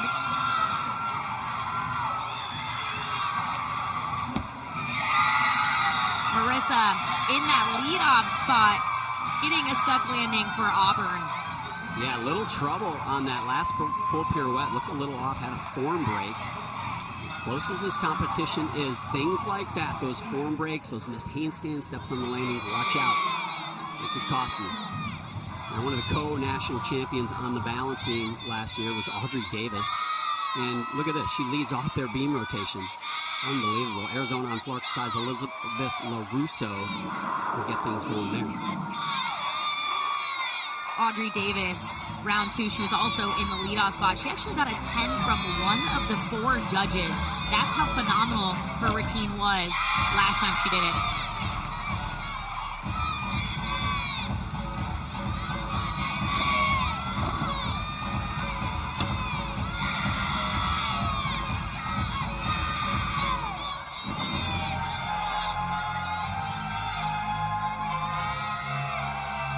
Right-hand side of your screen, Arizona on floor. It's been a really steady event for them.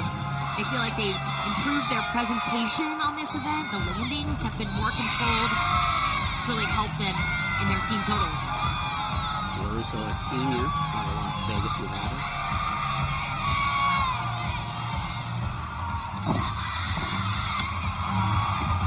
Audrey finishing round up double full. What do you take? I'm going to let you find it. You're the bean queen, Sam. A beautiful routine. She dipped her chest when she stuck her double full, if we're being picky, but everything looked so good.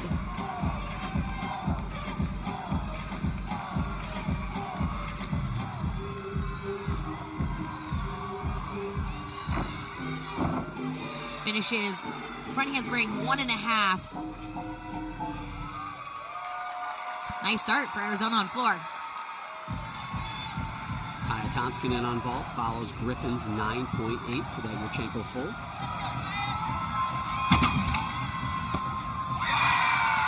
I was just going to say, Missouri needs one athlete to get the sticks going for them. Kaya got that job done. Kaya's dad, Yuha, actually one of the coaches for the Michigan Wolverine men's gymnastics team. Her uncle, Yanni, a world champion on the horizontal bar for Finland.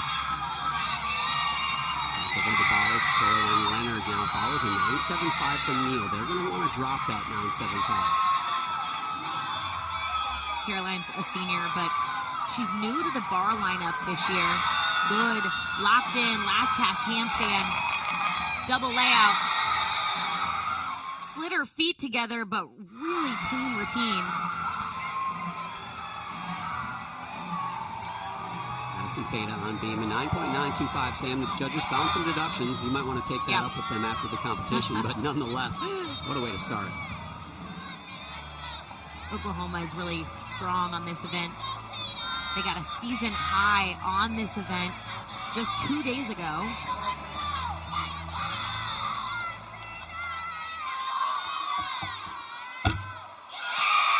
Good back handspring layout. Allison Fears follows LaRusso's 9-8. Good start for Arizona here. They just need to keep hitting, sticking landings, and see if an opportunity to move up the standings presents itself.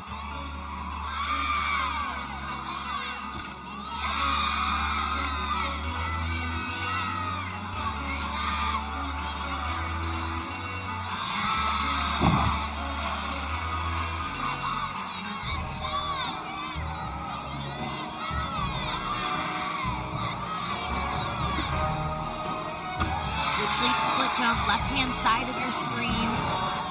Addison is just flowing through this beam routine. She looks locked in the zone, finishing. Another stick for Oklahoma. She got a 9.95 round 2. I expect it to be a similar score.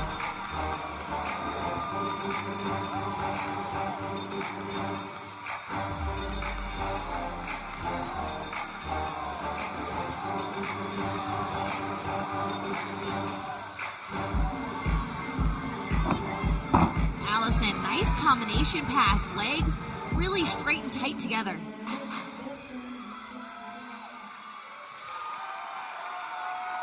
Elise Tisler for Missouri, left-hander screen, 9.85 for Kaya Tonskinen. Yurchenko full. Big Yurchenko full. Nice shapes in the air. Just the hop back. Again, beautiful Yurchenko full, and I feel like more coaches are going to that because of the landing deductions have been judged so harshly this season, but sometimes I just don't know if they're getting rewarded the way they should. That's probably a 1/10 step or hop on that, and there really was nothing else to take. We'll see if she can score above that 9.8. And Grace Boyd on bars for Auburn. She's been really consistent. Nice pirouette on top of the bar. Judges want to see you finish the pirouette and handstand. Salter into a double back. Really beautiful lines throughout that routine. Auburn keeps doing their job, John. Absolutely. Trying to put some pressure on what are currently the top two teams, Missouri and Oklahoma. Oklahoma's Lily Peterson on the beam now. Bars Feta's 9.9. Back handspring layout. Slight foot movement at the end. But she's really quick to adjust on her skills. Sophie Durr continues a great rotation for Arizona here on the floor. 9.875 for Fears. Put together some 9.9 plus scores and get a fourth team making this interesting.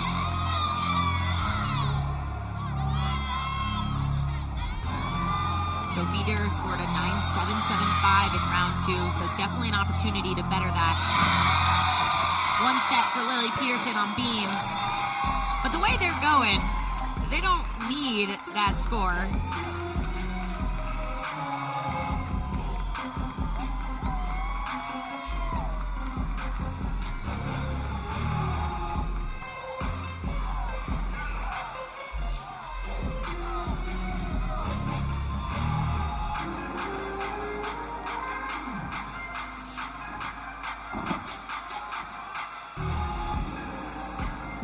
Horton on vault, follows Tisler's 9-8. Doing Yurchenko 1.5. Did she get the landing? Wow. There you go. So 4 Missouri gymnasts have vaulted, 2 have stuck. 50%'s not bad. Yeah, these first 2 rotations on vault, we have honestly not seen a lot of stuck vaults throughout this regional, but today, both Tiger teams certainly changing that. Look at the distance on this too, Sam. Huge 1.5, and she just flares it out with her hips, stretches her hips out on the last half twist to just sink into the mat. Nicely done. There was a time and place, probably not in 2025, where that vault's a 10. And I would be surprised if she gets one here. Certainly going to break that 9-9, though, for the first time for Missouri on vault. Sophia Groth, Auburn rather, looking for their first 9-9 here in this rotation. Yeah, really good handstands. Wow. Looked like she was going to miss her right hand. Caught herself quickly. Great quick adjustment. Really nice last handstand.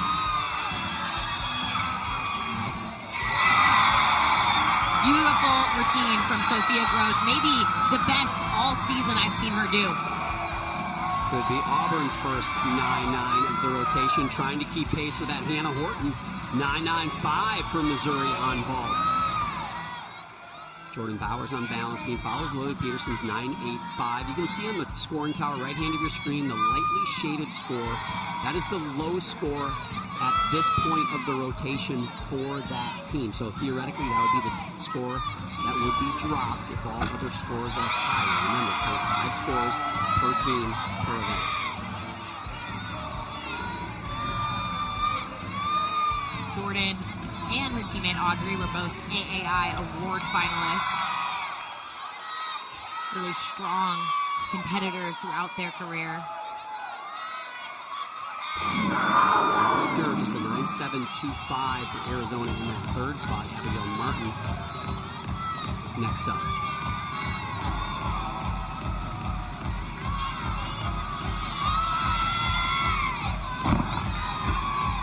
Round off double full, left-hand side of your screen. Just a slight slide at the end, but still going to be a really strong score for OU. They're cruising.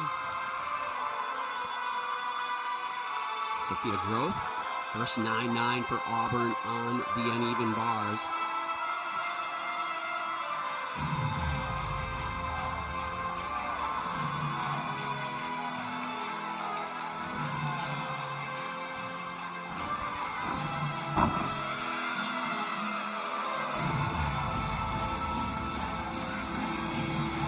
Jocelyn Moore now on vault for Missouri.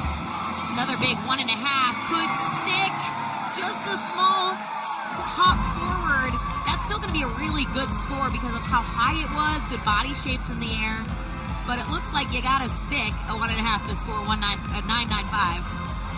Yeah, and absolutely. You nailed it, Sam. That, in my opinion, that should be probably a 9.9 for that 110 step. But she was working so hard. You Yeah. see her legs trying to hold on to that. Good double back from Abigail. Fun floor routine. Well done from Abigail Martin. She anchored that beam rotation as well. Fourth up here on the floor exercise. If you're looking on the right-hand score tower, the top score under Auburn and Missouri, that's a lightly shaded score. So if you want to kind of follow where they're at home, you compare second gymnast to second gymnast, third gymnast to third gymnast, and so on. You can kind of start to get an idea of who has the advantage over the other team. Remember, Missouri had a 1/10 lead over Auburn for that second spot. Fun math at home, we call that. Alex Irvine on the right for Auburn, Kira Wells for Oklahoma, left-hand of the screen. Nice Jaeger overshoot connection on the right-hand side of your screen. Back up to the high bar. Locks in the last handstand.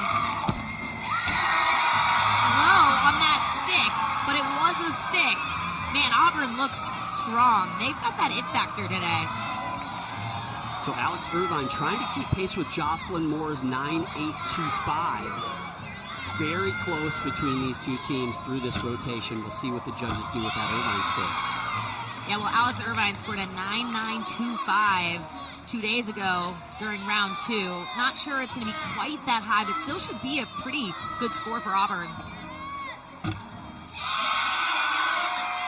I really love how Kira works beam. She's quick, but also flowy and artistic throughout this routine.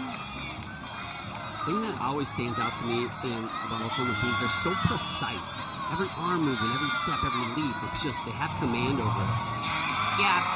Well, finding your arms is the second rule of beam, John. So we'll get through all 3 before the meet ends. But that's what makes them so strong, I agree, is how strong their arm positions are throughout their routines. Emma Strom now for Arizona on floor exercise. Abigail Martin gets those scores moving back in the upward direction with that 9.825. Wildcats would love a couple of 9.9 pluses here to finish out. Well, Emma scored a 9.9 2 days ago. This is such a fun routine. You're not going to want to miss it.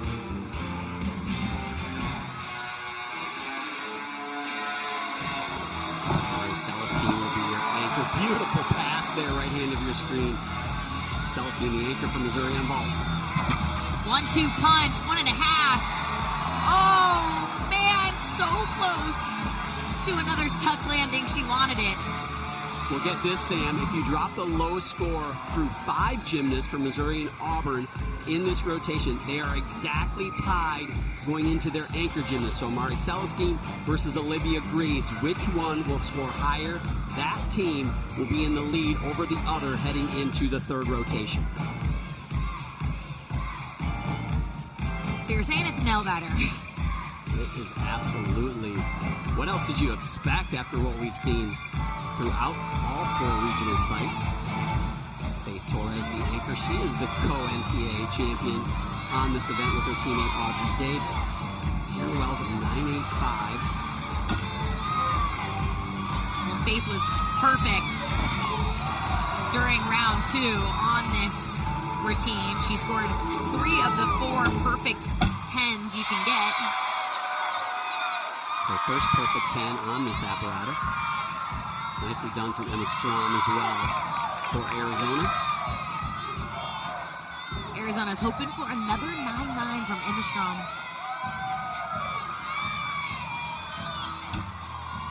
Good switch leap straddle jump.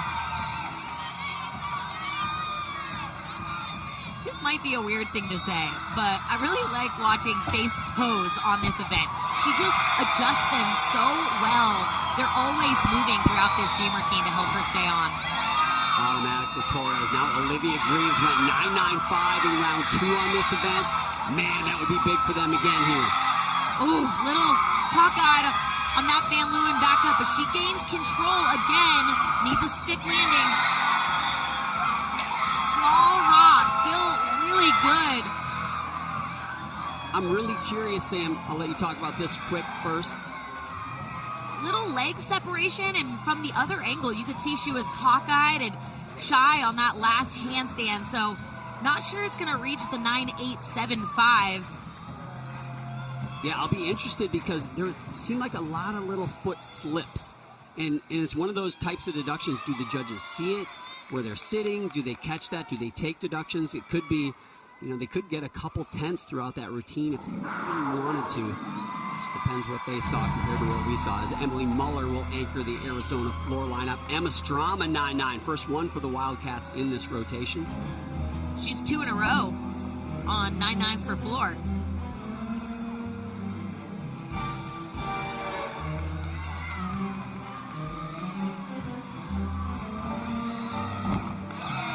Good double pike opening pass.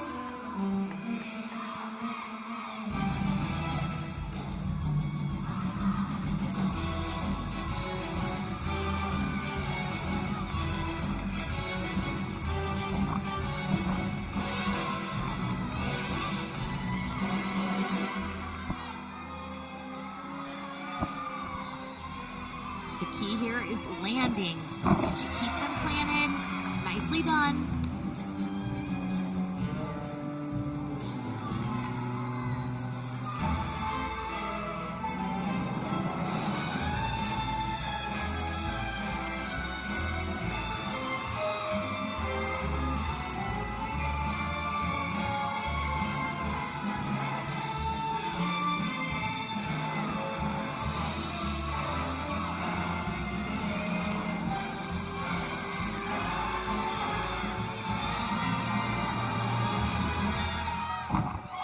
finishing double back.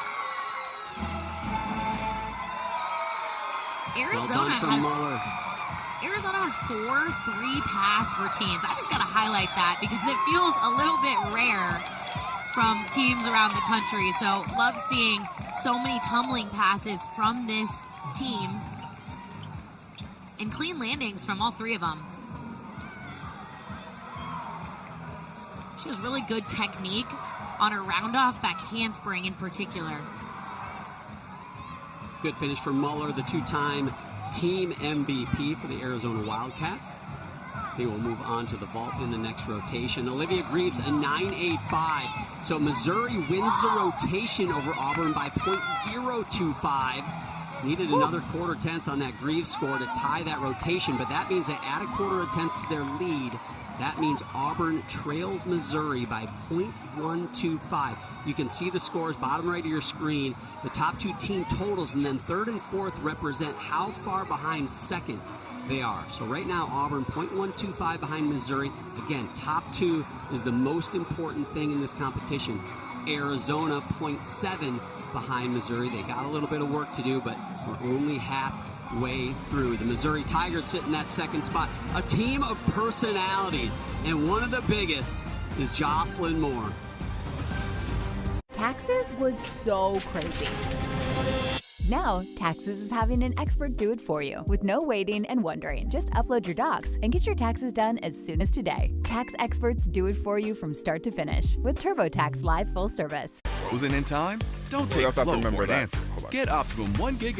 This is probably the most neutral regional because Washington didn't qualify. So, but yeah. Mizzou, it seemed like they were getting underscored on ball, and I don't like that. Because Hannah's ball was a 10. Absolutely was. Even on replay. What is going on?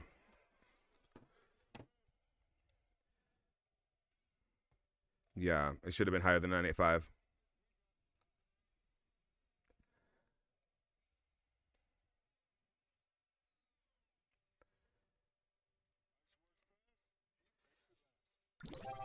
Damn, as an Auburn hater, gotta give him the dues. Hello, Pokey Jokey. That's funny. If Mizzou on bars and Beam, I can't be mad if Auburn keeps this up. OU had a few landing deductions on Beam, hence why I didn't match her 497 on Friday. So I would say scoring is acceptable. Their bars are way better than Friday, so I think the judges are getting just a tad bit better. Missouri was slightly underscored on ball, though. Arizona, 493 FX up 25 thousandths from Friday. 98.150 overall. People really need to be prepared for Tiana. People really need to be prepared for Tiana to not have a great season. Auburn is only... I don't even know what that is.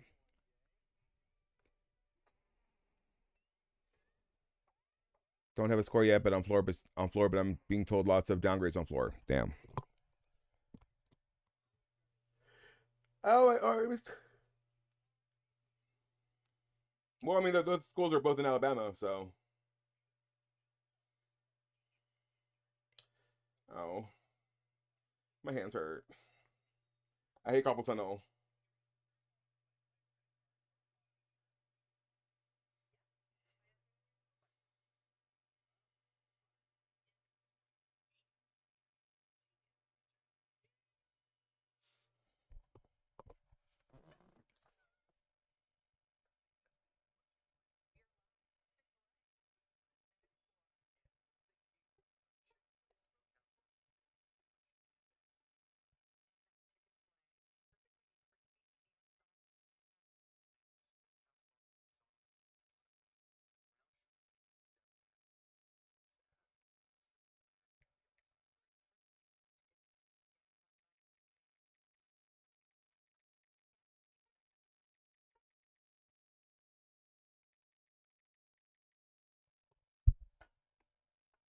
Bro, yo. Missouri Tiger, not just for gymnastics, but in our athletic department. She's so well-spoken. She's our fifth coach, so to speak, right? She runs that locker room in there. Clutch performer, but she puts in the work, though, too. And I love to see those young ladies that put in the work day in and day out have that competitive success as well. She's going to be a boss after gymnastics, right? She's going to run some stuff, right? So if you have an opportunity to work for Jocelyn Moore, you should do it, because she's gonna take you far in this world. Well, we've been talking to head coach Shannon Welker all season about this superstar, and he just speaks so highly about her character. Obviously, she's a tremendous athlete. Look at that. But her and Amari Celestine have had such a tremendous impact on their coaching staff and have elevated the expectation for the team for the future. So they cannot say enough good things about Jocelyn Moore and Amari Celestine. Yeah, gymnastics fans well beyond the Missouri fan base are going to miss those two athletes. They bring so much personality along with great gymnastics. That Missouri team, a senior heavy-laden team, but the Oklahoma Sooners, on the other hand, KJ Kindler, she's got a group of freshmen, a very freshman-heavy lineup. 9 to 24 routines in round 2 by freshmen. Early in the season, it was even higher. More freshman routines than any other team in the SEC at one point this season, Sam. Yeah, 6 freshmen out of 16, but head coach KJ Kindler really attributes their success to the strong leadership. Audrey Davis, Jordan Bowers are two of the leaders on their team to help acclimate these freshmen, but I think it's also still really important to note that they're freshmen. You really don't know how they're going to handle the postseason, and these 3 athletes have just been doing phenomenal. They are freshmen, Sam, but they're not your typical freshmen. We're talking high-level elite gymnasts. We're talking about junior national all-around champions. So they have a high pedigree, but yes, you got to come into this and learn the college scene, and they've done an amazing job. And certainly Oklahoma, Missouri, the top 2 teams so far. What have you liked? Oh, man. Well, Oklahoma's just doing their job. Exactly what we've seen for them all season. They look really consistent. They look in the zone. So, to me, I'm really looking at Missouri and Auburn right now. Auburn's going to beam. Missouri's going to bars. Missouri has a slight advantage in their scoring potential on bars in comparison to Auburn on beam, but I think it's still really tight, and both of these teams seem to be elevating each other tonight. A couple of highlights from that last rotation. Hannah Horton, Yurchenko 1.5, just drilling the landing. Watch her arms come out. Help to stop her momentum to a perfect stick. Man, that was good. And then Faith Torres on balance beam. She got a 10 just a couple of days ago. Maybe that slight bobble there was the reason for her 9.95, but she just is so consistent every single time she competes. Disappointing 9.95, right, Sam? After you get a 10, man, that's a tough act to follow. It is, but I think, you want to save something in the tank for NCAAs. All 4 teams with some big highlights in that last rotation. A couple 9.9s from Arizona on floor. We talked about that Torres score. Sophia Groth, a veteran there, putting together a 9.9 for Auburn on bars. So here we go into this third rotation. Arizona looking for some stuck landings. Not a lot of high start values here, so they need to hit clean. Yurchenko full. The slide back, but strong start.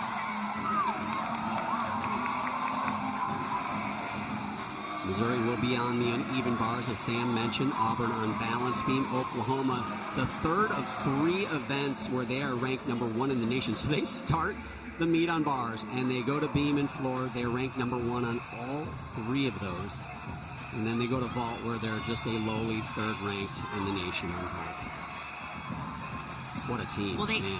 Yeah, Missouri almost scored a season-high bar score just a couple of days ago, so maybe tonight's the night where they do get that season-high.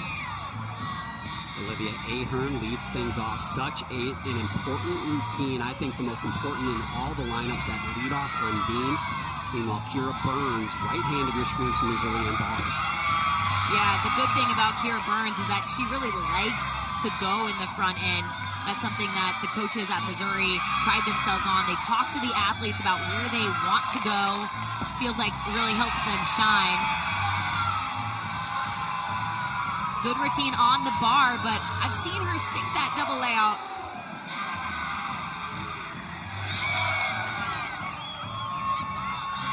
Olivia does a nice job absorbing the beam after her skills. She doesn't stand up too quickly. She's really patient through this routine. Finishing 1.5 to a stuck. Landed a little short with those bent knees, but got the job done. Yeah, held on to it. And that, again, that's a spot where the judges can deduct. Believe it or not, if you bend too far down in that squat position when you land, they can take something if they want. Here's Audrey Davis leading off this floor rotation, the #1 floor team in the country.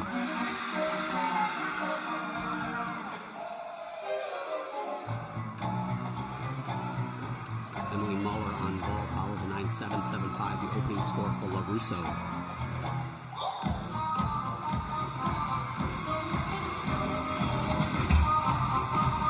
Yurchenko full to a stuck landing. Couldn't have done anything better. She flared it slightly before she landed. She looked surprised. That's what they need. Just stick those landings. You can only control what you do in the sport of gymnastics. There's no defense, so Arizona just got to max out those scores.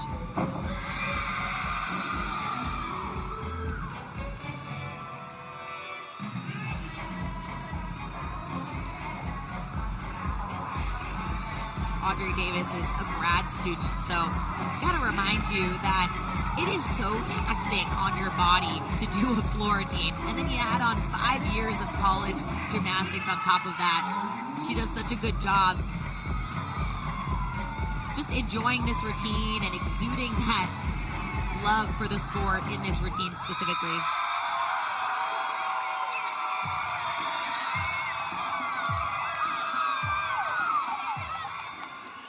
Nicely done from Audrey Davis. Sarah Zoyce, second up, 800, just a 9.725. You see the leadoff score from Missouri, a 9.825, 1/10 advantage for Missouri. They already have a .125 lead over Auburn. And here goes Hannah Horton. The two teams battling for that second spot, side by side. What more could you ask for? Well, Hannah Horton scored a 9.95 in round 2. Really clocks in that pirouette to vertical. It's going well again. Good hold before the dismount. Finishing double layout. Up on the dismount though. She knows it. She was gonna be disappointed and then remembered, okay, I gotta smile. I gotta keep the energy up. On up double twist. I think Olivia got hammered on the dismount for landing a little bit with too much bent knees, so I'm wondering if Sarah might get deducted in a similar way here. Yeah, deep squat. It's funny, we just talked about that. Another deep squat on the landing. It was a stuck landing, but one of those areas that, although it looks perfect, there still could be a deduction. Danny Sievers follows Audrey Davis's 9.9. Nice leadoff score for the Sooners. Abigail Martin, third up for Arizona, 9.8 for Muller in the 2 spot for the Wildcats. Need another stuck landing. Yurchenko full. Bigger full, but a bigger hop back at the end too.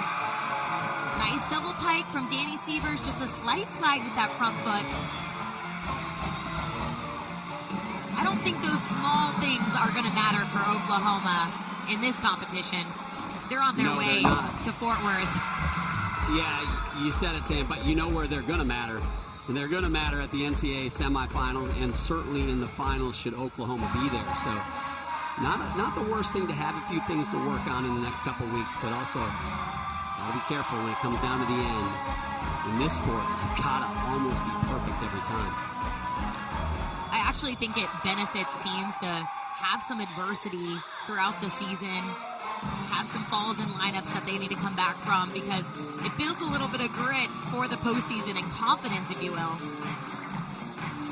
Paige Sandcan, we saw that sensational vault from her in the first rotation. Here she is on beam now. 2 scores for Auburn in the 9.7s. That second one, 9.775. Match that up against Hannah Horton's 9.75. So slight advantage for Auburn with the second gymnast. Yeah, well, head coach Jeff Graba talks about Paige Zancan. He said when she's on, she's on. So I'm still remembering that vault in my head. And I'm hoping for her it's transferring over to beam as well.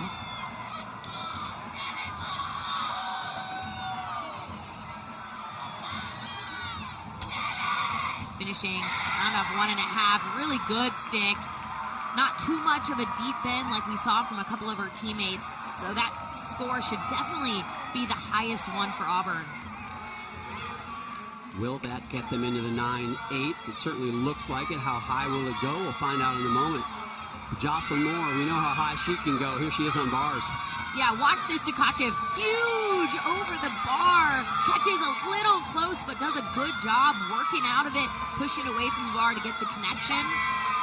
No one does it higher than that, Sam. That is absolutely ridiculous. It's bananas. It's so high.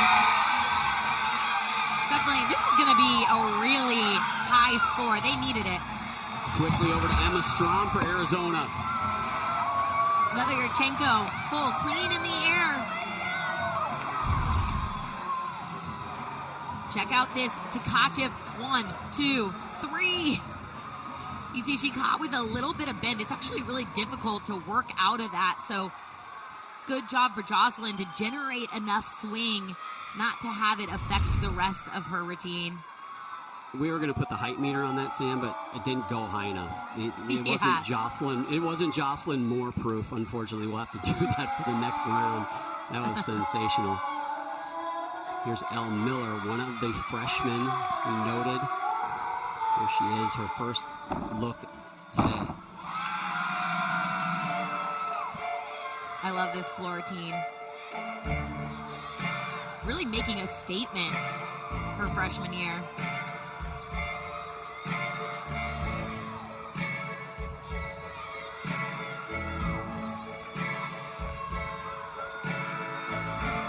Coaches say that she really rises up during competition, and they really loved finding that out about her.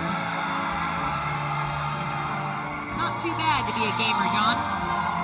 Absolutely. She's a junior national all-around champion. Also won the Nastia Lukin Cup, which is a big-time level 10 competition. She has an elite pedigree as well. So nice get for the Oklahoma Sooners. Marissa Neal, left-handed, your screen follows Zancan's 9.85, which if you see the score tower, a quarter of a tenth higher than Moore's score. Sam, I think the judges might have got more on that catch, do you think, for that Tkachev being a little bit too close?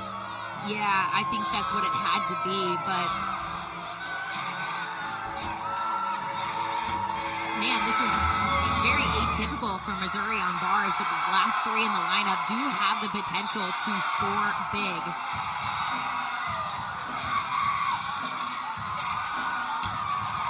Marissa, 1.5, easy, stuck straight to that straight leg vertical position. Nicely done. 4 for 4 on stuck landings. Yes, they had a couple of low landings, but those feet have not moved for Auburn in this rotation.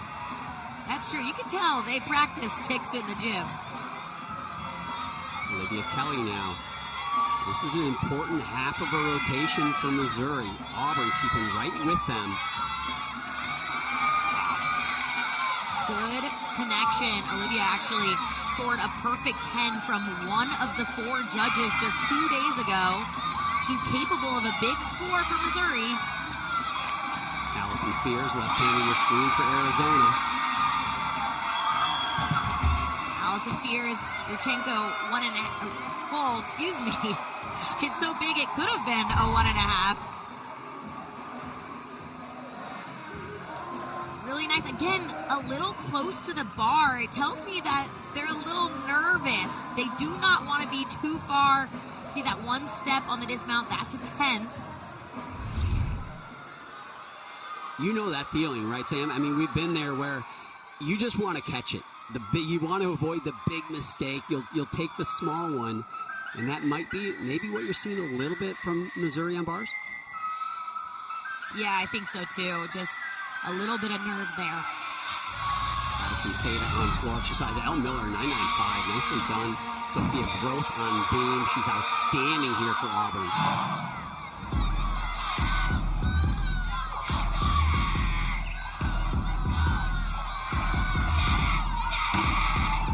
Sophia scored 9.9 a couple of days ago, so they really need her to repeat that here.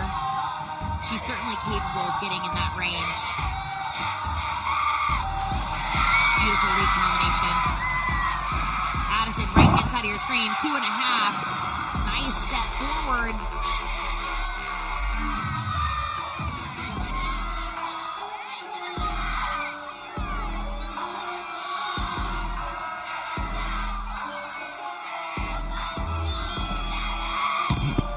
Sophia finishing just a slight hop, a really good job on the beam. Yeah, those landings, it could be a half tenth up to 2/10 for a hop or a step. That looked kind of close to the half tenth hop. We'll see.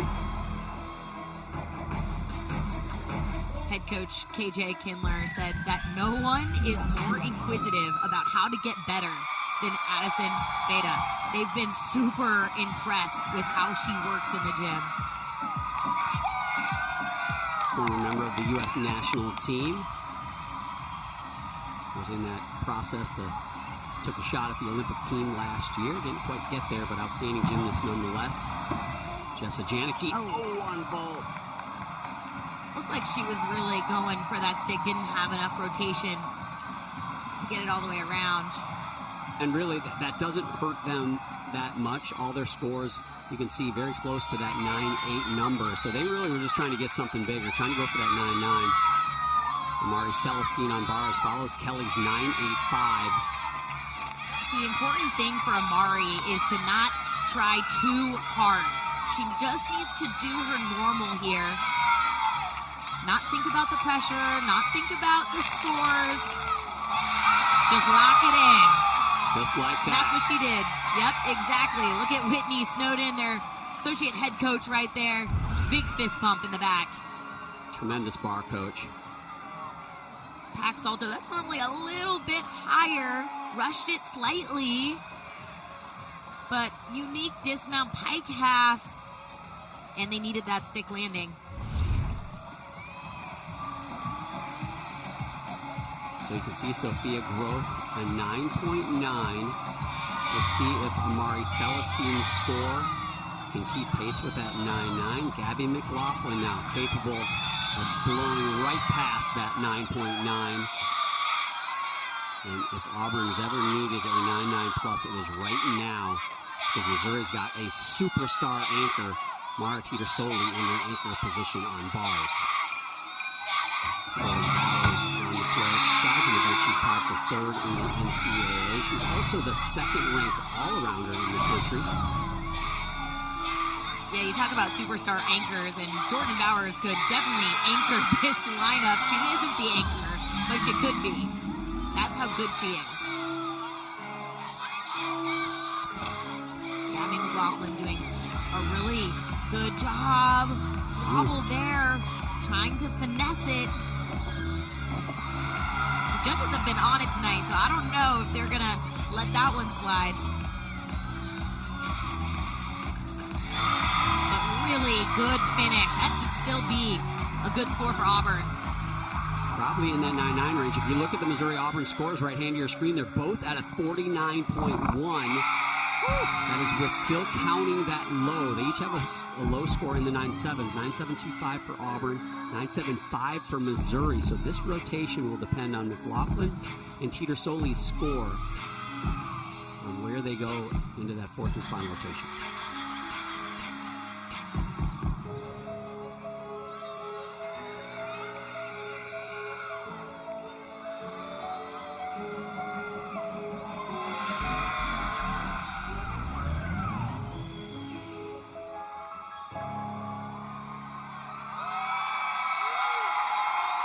And OU is just cranking out these 9.9 pluses on floor. I expect that to be another 9.9 plus routine. Opens with a really nice double full punch front. Love how the front tuck rises. It's higher than the double full. Nicely done. Gets her chest up quickly on the double pike, John. I tell you what, I talked to Jordan Bowers about how she competes and how she just has this intense focus. And it reminds me, I tell my kids whenever they go out on a sporting event, I go, kids, lion mode. You need to be in lion mode. Jordan Bowers, she is in lion mode. Somebody else who needs to be in line more is Mara Titasoli. She has been perfect, has gotten a 10 on this event. Really good pirouette to the bar. Jordan Bowers, right hand of your screen. Another 10. What a night for her and the Sooners. She's having such a good day. And Mara is having a good day, too. They needed that bar routine.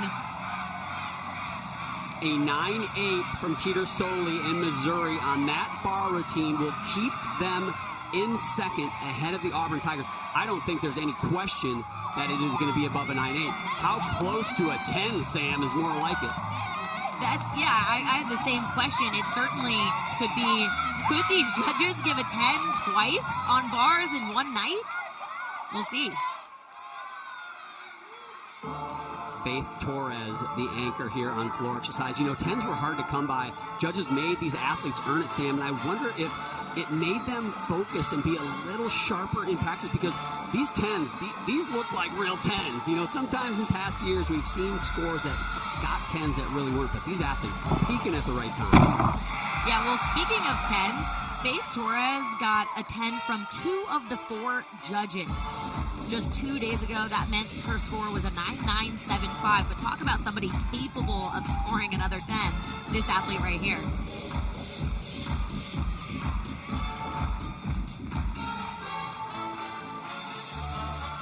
The low score for Oklahoma on floor exercise is a 9.9 at 49.7. Less than a tenth off their season high, and that is before Faith Torres' score comes in.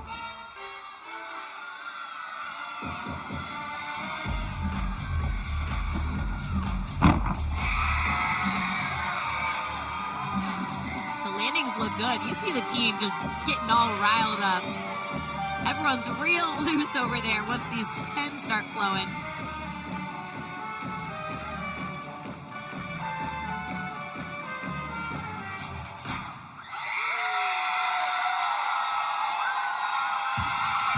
And John, we're talking about 10s. I gotta make note that it's actually harder to get 10s in the postseason because there's more judges.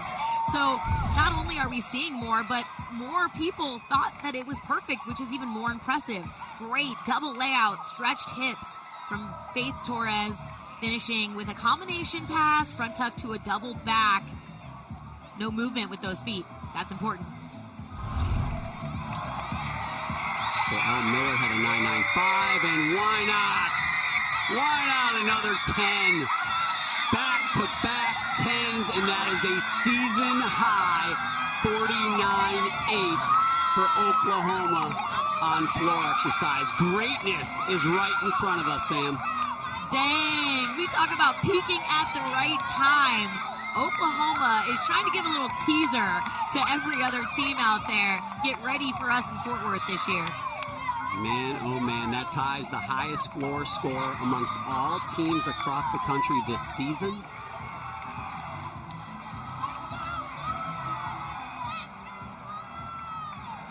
I'm at a loss for words, Sam. I don't really know what to say anymore. What a rotation.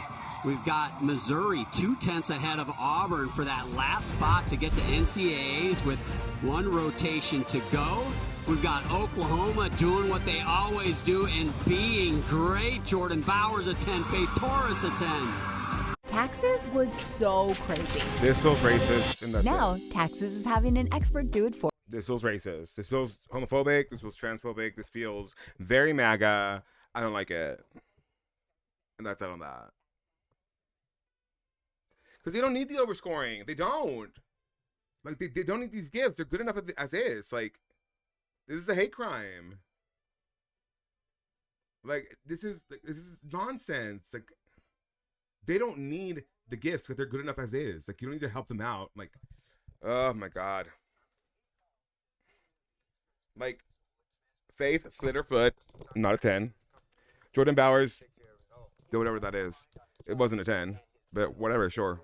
Again, I'm not a judge. I wouldn't know, I guess. It's kind of like pommel horse, not an elite. I guess I just don't know how it works anymore because I don't. But yeah. As long as they go back to normal, then Mizzou is fine. But even if OU repeats their 48-3-2-5 performance of 24, yeah. You know how Palmos works, just on turkey. Period.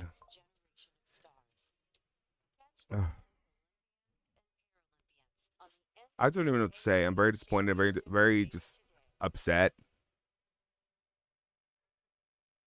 But yeah. Oh, that's easy. The judges have been playing D&D too much, so they're scoring. Oh my gosh, stop. Salted caramel gelato. Gelato. Yeah, I'm just kind of like over it. I mean, Mizzou will get SEC scoring if the other. Hopefully. Hi, Klaus. What's up? You hungry? Give me a minute. We're almost done, which is bullshit. Yeah, like 30 more minutes, baby, okay? I know, babes. I know. Well, how else would you text on the ocean, Catherine? A dolphin has to hold your phone on his forehead. Propped up at his nose. That's how things work. I don't know. I'm not a mermaid, so I wouldn't know. Yeah, Mizzou's being scored fairly-ish. I don't know. I'm loving the blue Leos, though. The solo patterns too are mesmerizing. Agreed. Yes, Klaus. How can I help you? Want to say hi? No. You don't want to say hi? Oh, okay. All right, go lay down, baby. I'm almost done. I promise. Yeah, I'm over this bullshit too. It's okay. So is everybody else in the chat. So okay. I agree, but I see a faint. Not faint. There's a lot of salt in this chat. A lot of salt. Okay, here we go. We're back. This one is going to be a nail-biter, no doubt about it. They've been dreaming of this moment since they were little. Nailing that landing. It is going to be one for the ages. It's all going to happen April 17th and 19th, the semifinals on ESPN2, 4:30 and 9 Eastern Time. And then the finals start with the pre-show on ABC, 3:30 Eastern Time on the 19th. I'll be there. Sam Peshek, Ali Raisman, Taylor Davis. Man, it's going to be a party. Here is your bracket so far for the semifinals. You can see the top is set. The number 1 seed, LSU, they advance.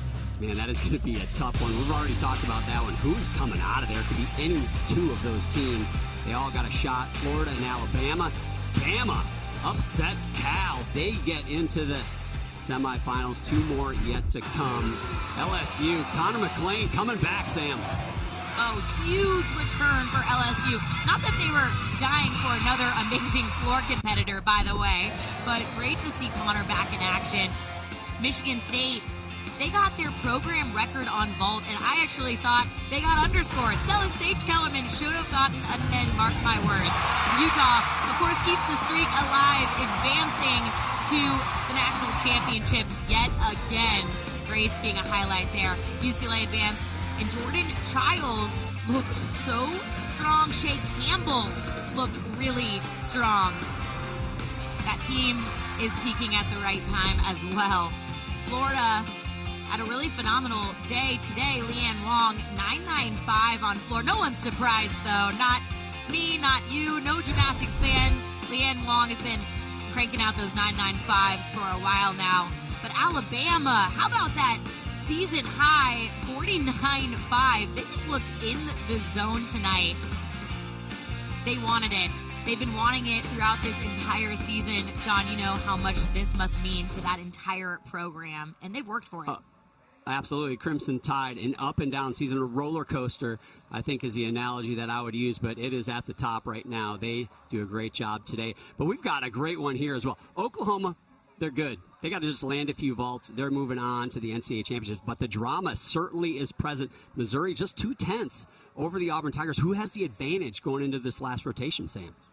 Well, Auburn's going to floor, so many would say the advantage is there. Choosing to end on floor versus beam. Beam is a little bit more nerve-wracking, but guess what? Missouri has Helen Hu, and we all know her perfect 10 track record, so I would be scared if I was Auburn going to floor. So what they both need to do is be aggressive, go lights out, and see where the chips fall. Well, it's hard to look at highlights from that last rotation without looking at back-to-back 10.0s for Oklahoma. Yeah, Jordan Bowers started with a perfect 10 on bars. It was so good. Her handstands were just holding in the vertical position. She should have gotten a 10.1 for that. This was a really solid Beamer Team 2, 9-9 there. Third event, 10-0. Can she get another 10 on vault? That's what I really want to know. She is on fire in the all-around here today. Faith Torres going after Jordan Bowers' perfect 10, being set up so nicely from her teammates in that lineup. I think their lowest score was a 9-9 and ending with 2 perfect 10s. That's not too bad heading into postseason. They're going to want to put that in their pocket for later. So here's your meet summary. Really, the thing you need to know is that Missouri's extended the lead over Auburn by up to 2/10 now. It is a 2/10 lead. That is the cushion they have to go to the NCAA semifinals. This is going to be a dramatic finish. Freshman Lily Peterson starts things off for Oklahoma. This is an event I know they're looking for some improvement over the second round, Sam. Yurchenko 1.5 almost had that stick. Emily Muller starts things off for Arizona. They are in that 4th spot. Long ways away from the top 2, but nonetheless, remember, end of the season rankings on the line here, too. They're going to move up from that 21st rankings. It's just a matter of how far. They're wanting to finish strong, and this is a really good, clean leadoff bar routine.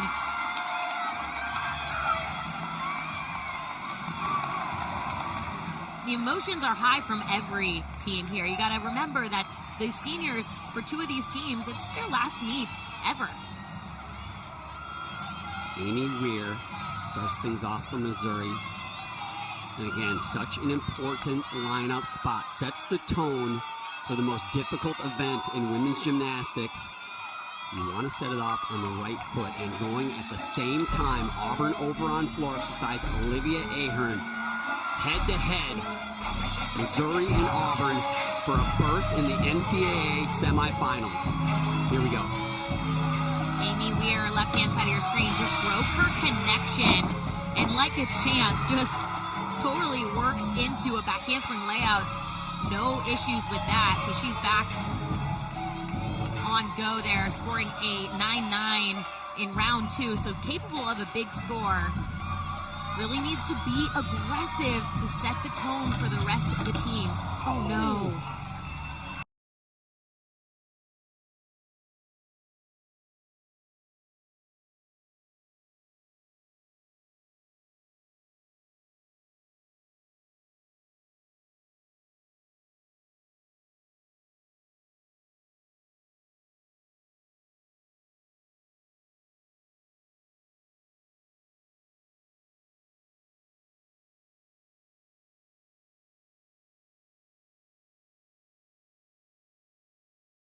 Auburn's chance. And then Ahern has that mistake on that last pass. And here we go again. Watch her.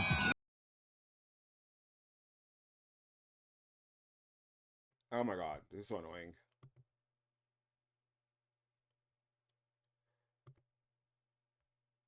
It's not my fault. Remember that. So for Missouri and Auburn, I bet they're both thinking over on the sidelines, all right, we're not going to count that one. We're going to get 5 hits. We shall see. Faith Torres follows Peterson's 9.85. All 10 overall for Oklahoma. Yeah, another Yurchenko, 1.5. So you were talking about Oklahoma wanting to improve this event. They didn't break a 9-9 on round 2 just 2 days ago, which is 0.3 lower than their event NQS. So I think we all know, assuming they land the rest on their feet, they're going to advance to Fort Worth. But this is more of a personal team goal to see improvement here. Yeah, absolutely. A hop like that you just saw from Faith Torres here in 2025, that's a 2/10 hop oftentimes from the judges. So when you do the difficult 1.5 twist vault, starts at a 10, difficult landing, a blind landing, taking a step could oftentimes be more than a 10th. So they're not getting the reward you have in the past. And you see a team like, we've seen Florida, we've seen LSU, the top teams, they usually stick a couple of vaults. This is an event I think Oklahoma could be at a disadvantage unless they can find a couple throughout their rotation where they can stick that landing. Again, here today is not going to matter. but next round, got to be cleaner on those landings. Aubrey Kronfeldt now 9.775 from Muller in the leadoff spot. I liked that first handstand, and way to save her hands, catching that Maloney on the high bar. Amari Celestine in the 2 spot. Man, the pressure on the veteran. Yeah, but if there's one person on this team you want going after a fall, it's Amari. This is an event where she has found confidence here. 8.925 for Weir in the leadoff spot. It feels like another major mistake for Missouri. Could be the end of the road for them here in 2025. The goal for Amari is to have 0 negative thoughts. She needs to have such a strong mind right now throughout this B routine. Paige Zancan on floor follows. Ahern's 9.8. Surprised actually that broke a 9.8. I thought they were going to put her down a little lower, but good sign for Auburn.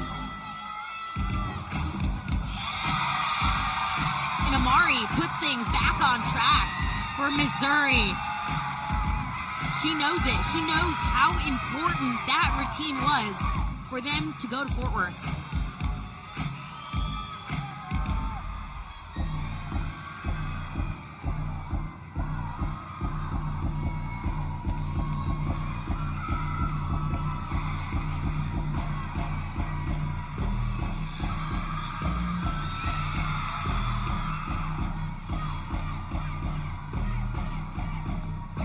Paige looking to get things back on track for Auburn.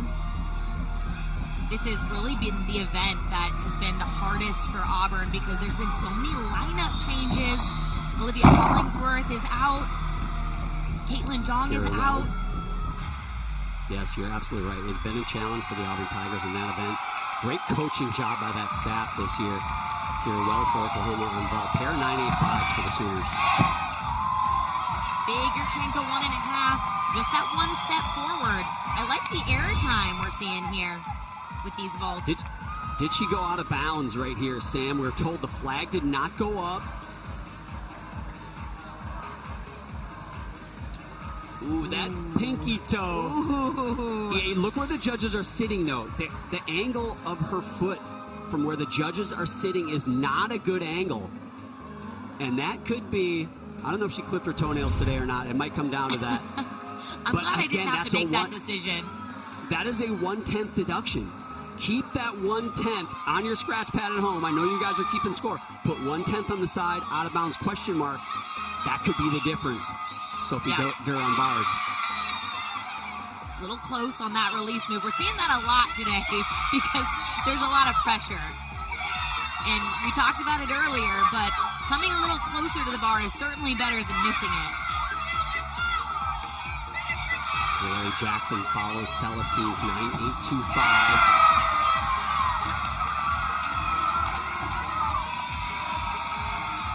Aggressive series. That's a tough one to connect under pressure, but she handled it well. Again, if you're at home, look at the scores on the right hand. Forget about the first score from each team, from Auburn and Missouri. Look at the second one. Assume they drop that first one. It's a 1/4-10 advantage for Auburn. Zancan, a 1/4-10 higher than Celestine. They had a 2/10 lead coming into this rotation. Hypothetically, that means it's now under 2/10. Getting a little closer are the Auburn Tigers. Pressure on Missouri here with 4 to finish their beam routines. Sophia Bell on floor exercise. She's sensational here. Not too many go higher than she does. Scored a 9.9 in round 2. Rayleigh has been so calm during this beam routine. She's got to stick the landing, though. And she doesn't. They're back on track.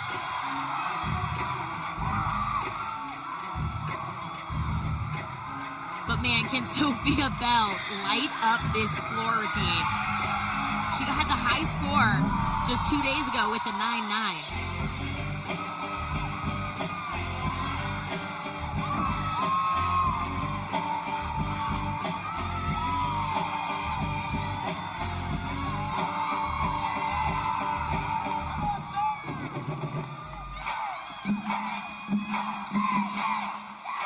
Head coach Jeff Grava said that she is just raw power.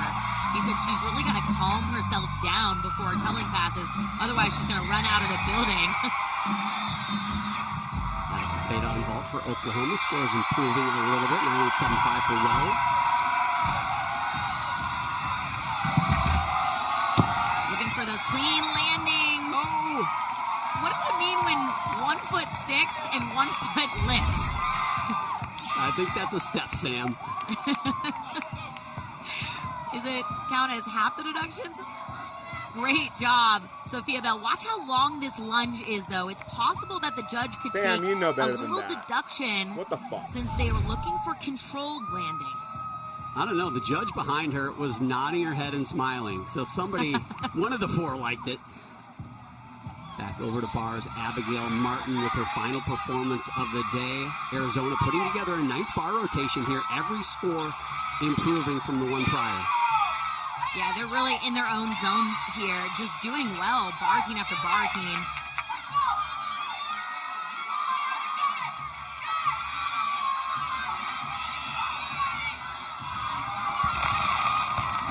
Double layout, stuck landing. That was a really good bar routine. Scored a 9.85 a couple days ago. Could better that here. Addison Lawrence on beam now. Let's look over to the right side one more time. The second and third gymnasts for both Auburn and Missouri. Advantage for both of them to Auburn by 1/10. Question for those watching at home. What was the lead after 3? It was 2/10. It's down to 1. If you assume we're dropping the first score from both teams, holy cow, this is going to come down to the wire. And Addison just was really aggressive on our series. That's a good sign for the rest of her routine. She looks confident up there. And at the same time, here goes Olivia Grieve for Auburn on floor exercise. Can they eat into that lead a little more? Good first pass for Auburn.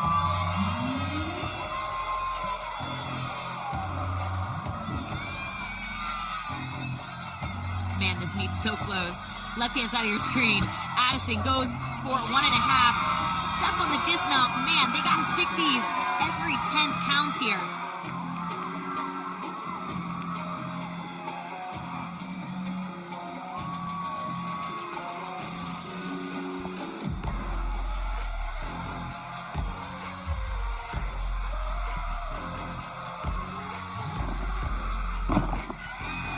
Grace finishes double pike. She also looked close to the edge, but don't think she went out of bounds. Pretty sure she stayed in on that one, but man, flirting with disaster. Elle Miller, outstanding floor last rotation. Here she is on vault. She can stick this. Yeah, I've seen her drill this landing. Not quite as precise as I've seen her in the past.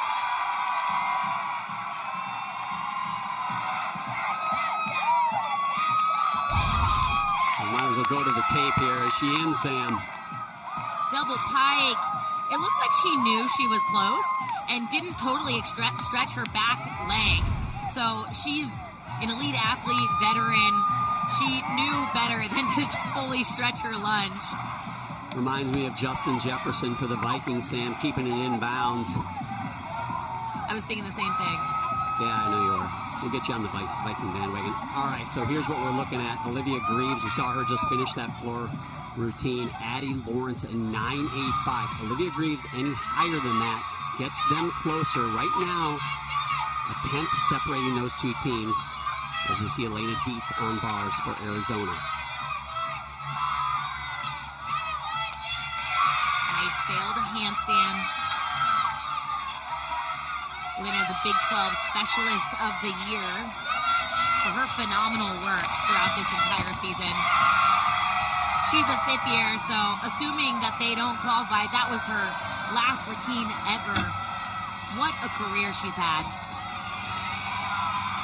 Olivia Kelly, the 5th gymnast to go here for Missouri. After 4 gymnasts from each Auburn and Missouri, assuming they're dropping that first score, that lightly shaded score on the right hand of your screen, it's an advantage for Missouri of 0.75. The lead is now less than a 10th of a point with 2 gymnasts for each team to go. She scored a 9.9 2 days ago. She's just a freshman, too, by the way. And you gotta know she knows what's on the line here. But she looks completely unfazed. Wow, that wolf turn, though, Sam, was teetering there for a moment. But she didn't react. That's important. Gabby McLaughlin now on floor. McLaughlin and Groth to finish for Auburn. Round up 1.5 to a stuck landing. It's going to be a really good score for Missouri. Gabby McLaughlin opening combination pass. Wow, she was under-rotated. Yeah, she was under-rotated on that first salto, Sam. It looked like she was going to have trouble making that second one, but savvy veteran handled it. Yeah, really good save.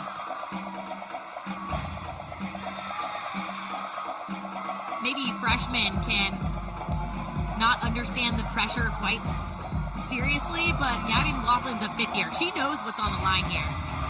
Jordan Bowers is sitting on a 29.9 out of 30 in the all-around. Can she get another 10 here? Gonna have to stick it. I think she might. She is on. What a day for Jordan Bowers. She's superstitious.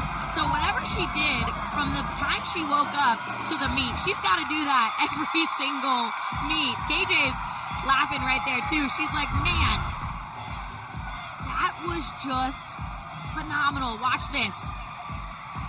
Wanted to lift her feet, but like her upper body just completely froze. So here's what we're looking at. That was great, Jordan, but we got something else to look at here.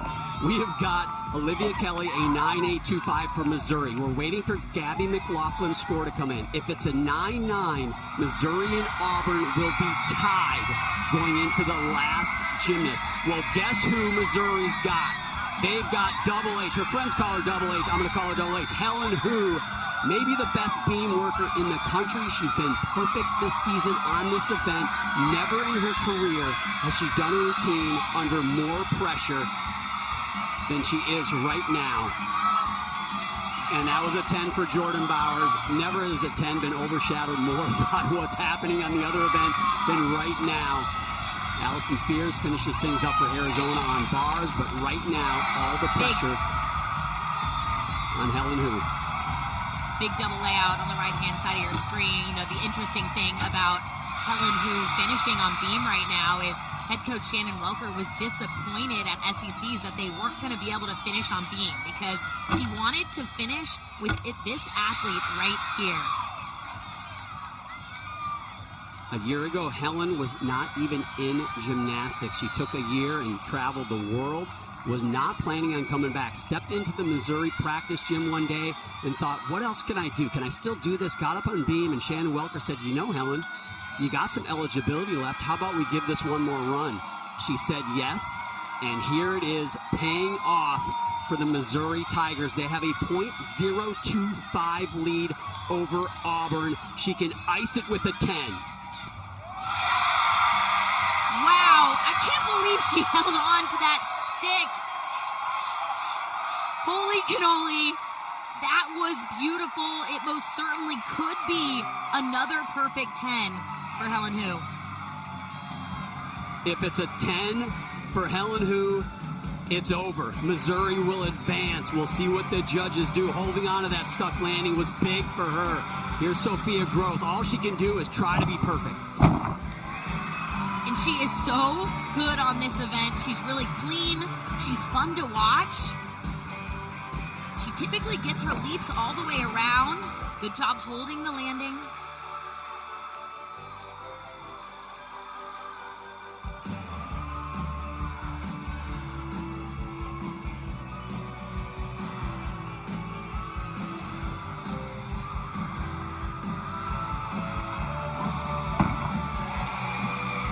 Good combination pass, close. but landed a bit low.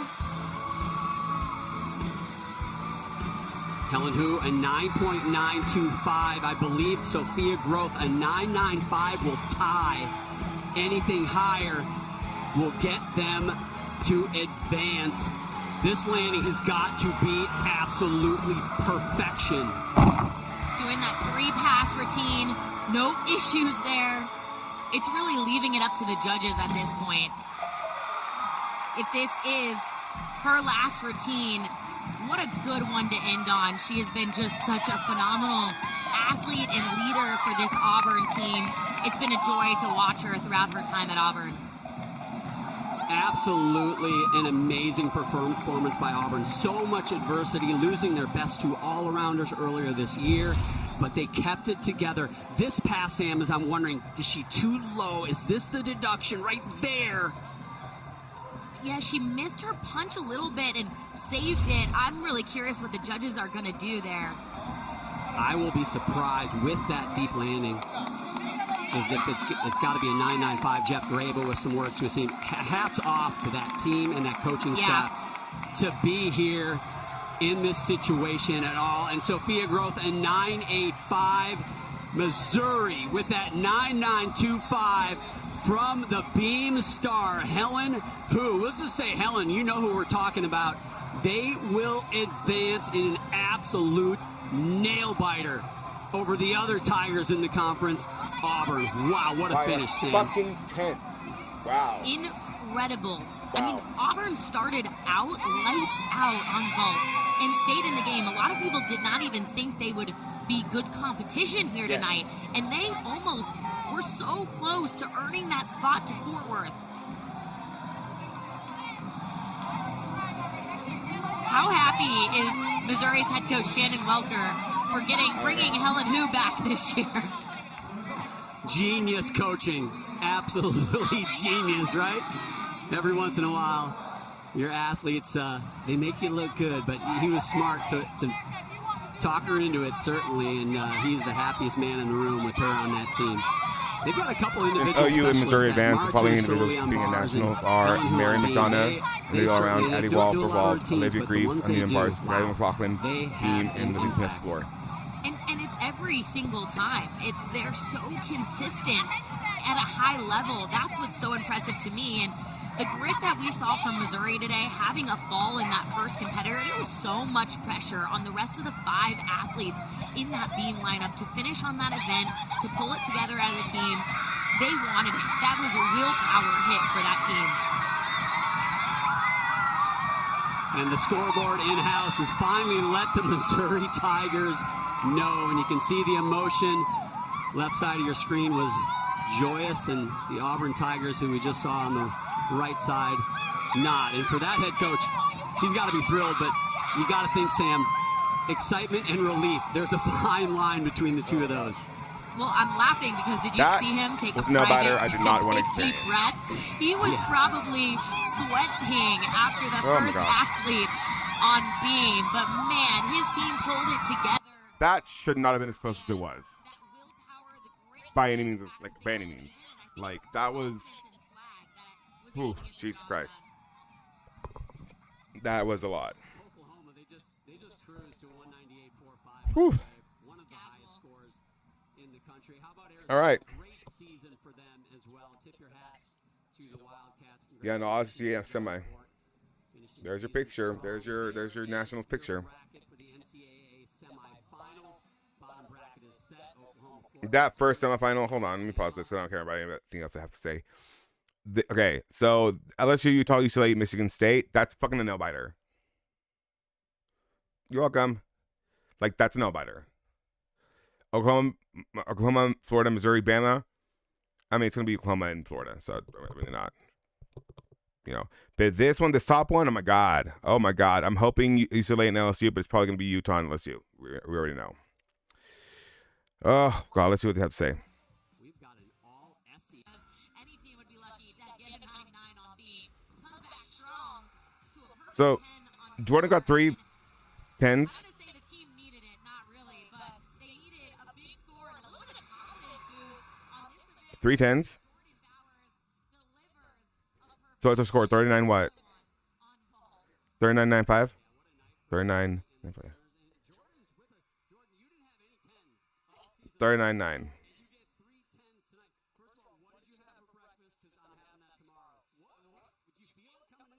I really don't care about this bitch. A sense of like freeness coming into tonight, and I really just, especially from day 1 to day 2, just really wanted to feel the freeness and just give my full confidence and just do my gymnastics, what I do every single day, and that's exactly what I did.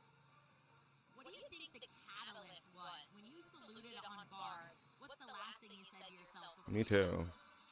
I love Mary McDonough.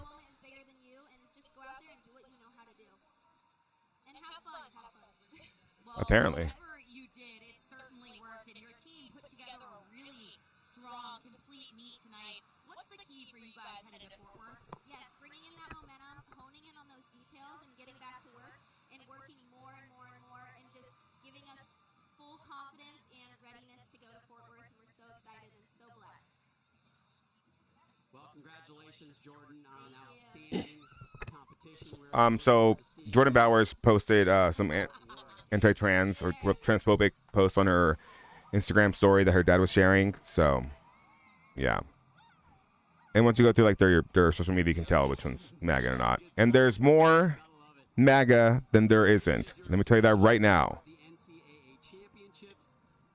Like, let me tell you that right now. These are girls from very, very rich families or very well-off families that are more often than not MAGA, because conservatives tend to be richer.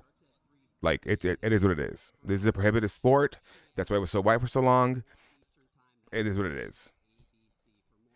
Yeah, Jordan Bowers recorded in January 6th. She did. I wouldn't doubt it, honestly. A lot of your faves are MAGA. A lot of your faves. And, like a lot of the guys are MAGA.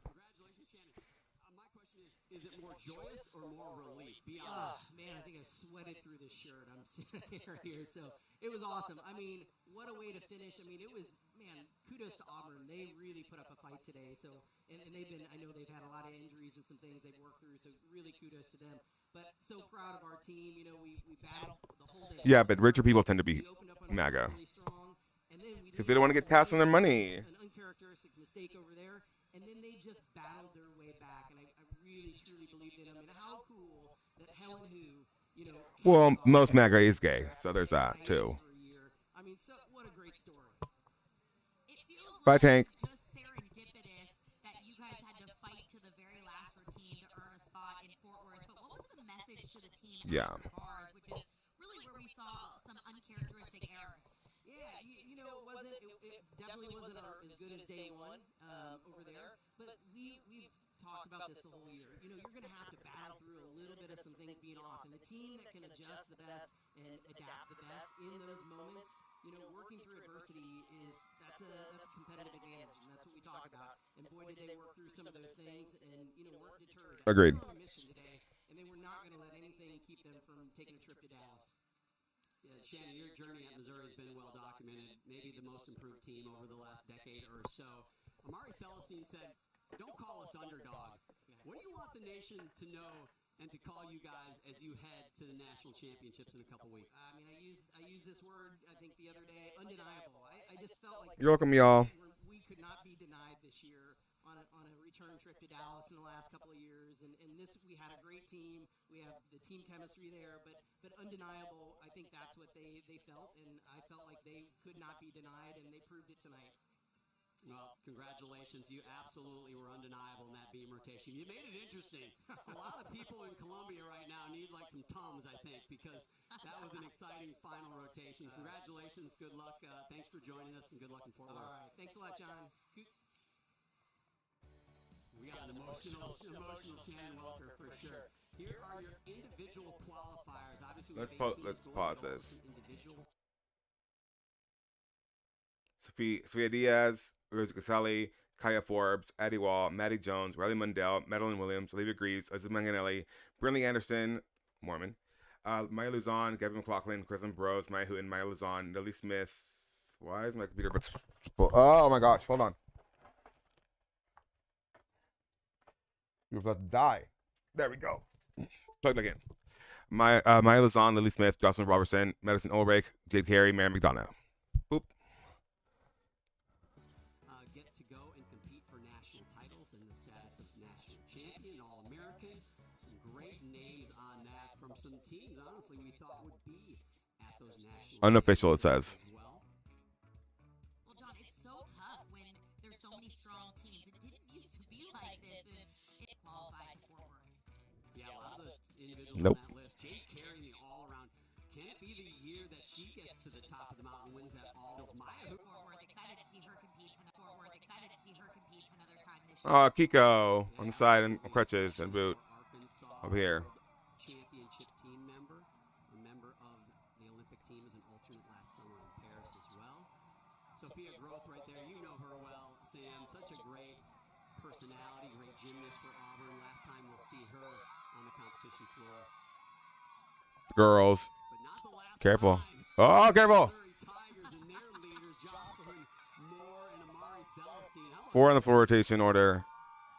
Oh, gosh.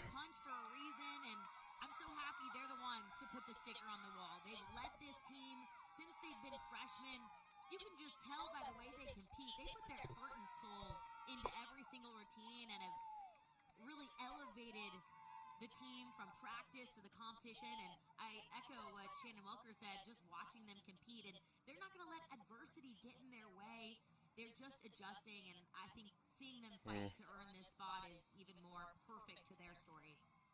Oh, gosh. Yeah, I can't get over the emotion that we saw in Shannon Welker. I think with a team that kind of had a destiny to make it, but then at the end of today, it's looking like, can it really happen? Will it really happen? And that first Beamer team has some significant problems, but man, the 5 after them rallied.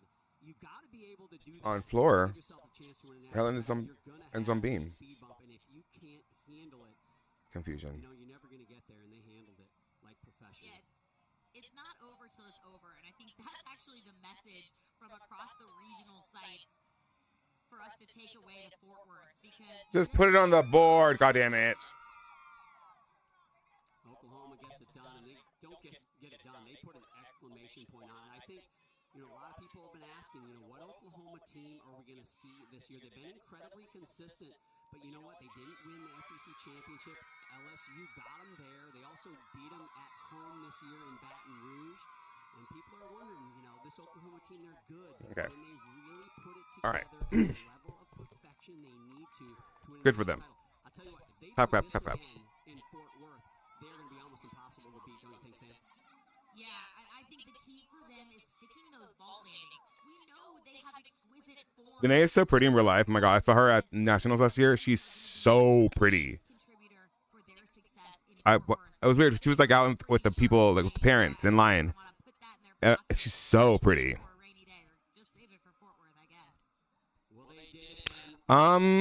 She was last year. I don't know about this year. She's competed this year. Women's gymnastics in Oklahoma and Missouri. They get it done. They will advance to the NCAA semifinals in Fort Worth, joining LSU, Michigan State, UCLA, Utah, Florida. The Utah one being all small. That's funny. Oh, Danae Fletcher. So pretty in person. I like the Utah one was all small. LOL.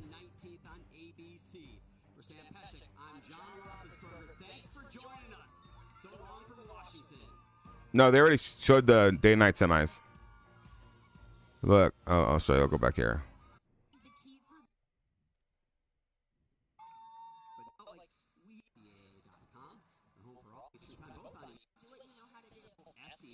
There it is. Oh, they don't have it's 4:30 or 9 Eastern. Yeah. It'll probably, if I'm guessing, this will probably be the first semifinal at 4:30. This will be the second one. This will be the night session. Or, well, I don't know. I mean, there's your rankings, like, in QS-wise, so I think you probably figured that out through that. 1, 4, 5, 8, 2, 3, 7, 8, 11. So.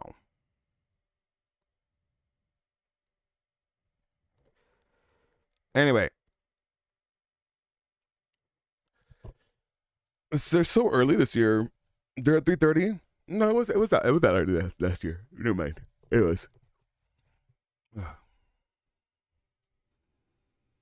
I don't even have it like in my spirit to do go to work. I do too. There's gonna be no postmortem. The postmortem was gonna be me bitching about scores. So I mean, other than that, I love y'all. If no one has told you today, I think you're incredible. I think you're awesome. Oh, it's Tiki's birthday, by the way. Happy birthday, Tiki. I think you're incredible. I think you're wonderful. I think everything you want in life is so important and so valid, and just you should always work out what you want. Yes, Individual titles are chosen on the first day. Yes. Thank you you're welcome, Hayden. But yeah, thank y'all. I really appreciate you being here. It is what it is. I'm not mad at anybody making it necessarily. It was a little much, but yeah. Also, I did not mean to do a racism earlier by doing the Trump voice. It's just like what I heard in my head. I was being facetious, and I apologize for that. Anyway, I love you guys. Wash your face, wash your ass, brush your hair, brush your teeth, drink water, and don't be a cunt.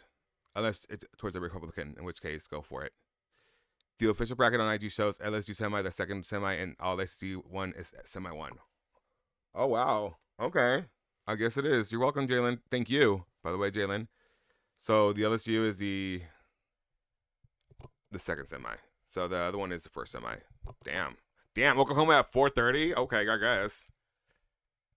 Hey, it was a privilege having you in the chat, helping us out. Thank you, Mason. I'm glad your team made it, I guess. And yeah, that's all I have. Take care of yourself. Love you. Bye. I'll see you guys. So we're watching Sophia tomorrow. We're watching Sophia event finals tomorrow for rhythmic gymnastics. So tune in for that. Don't know what time at, but we'll be watching that. Thank you, Gur. Bye, y'all. Have a great night. I've been streaming for 5 hours, so 4 hours 57 minutes. Bye.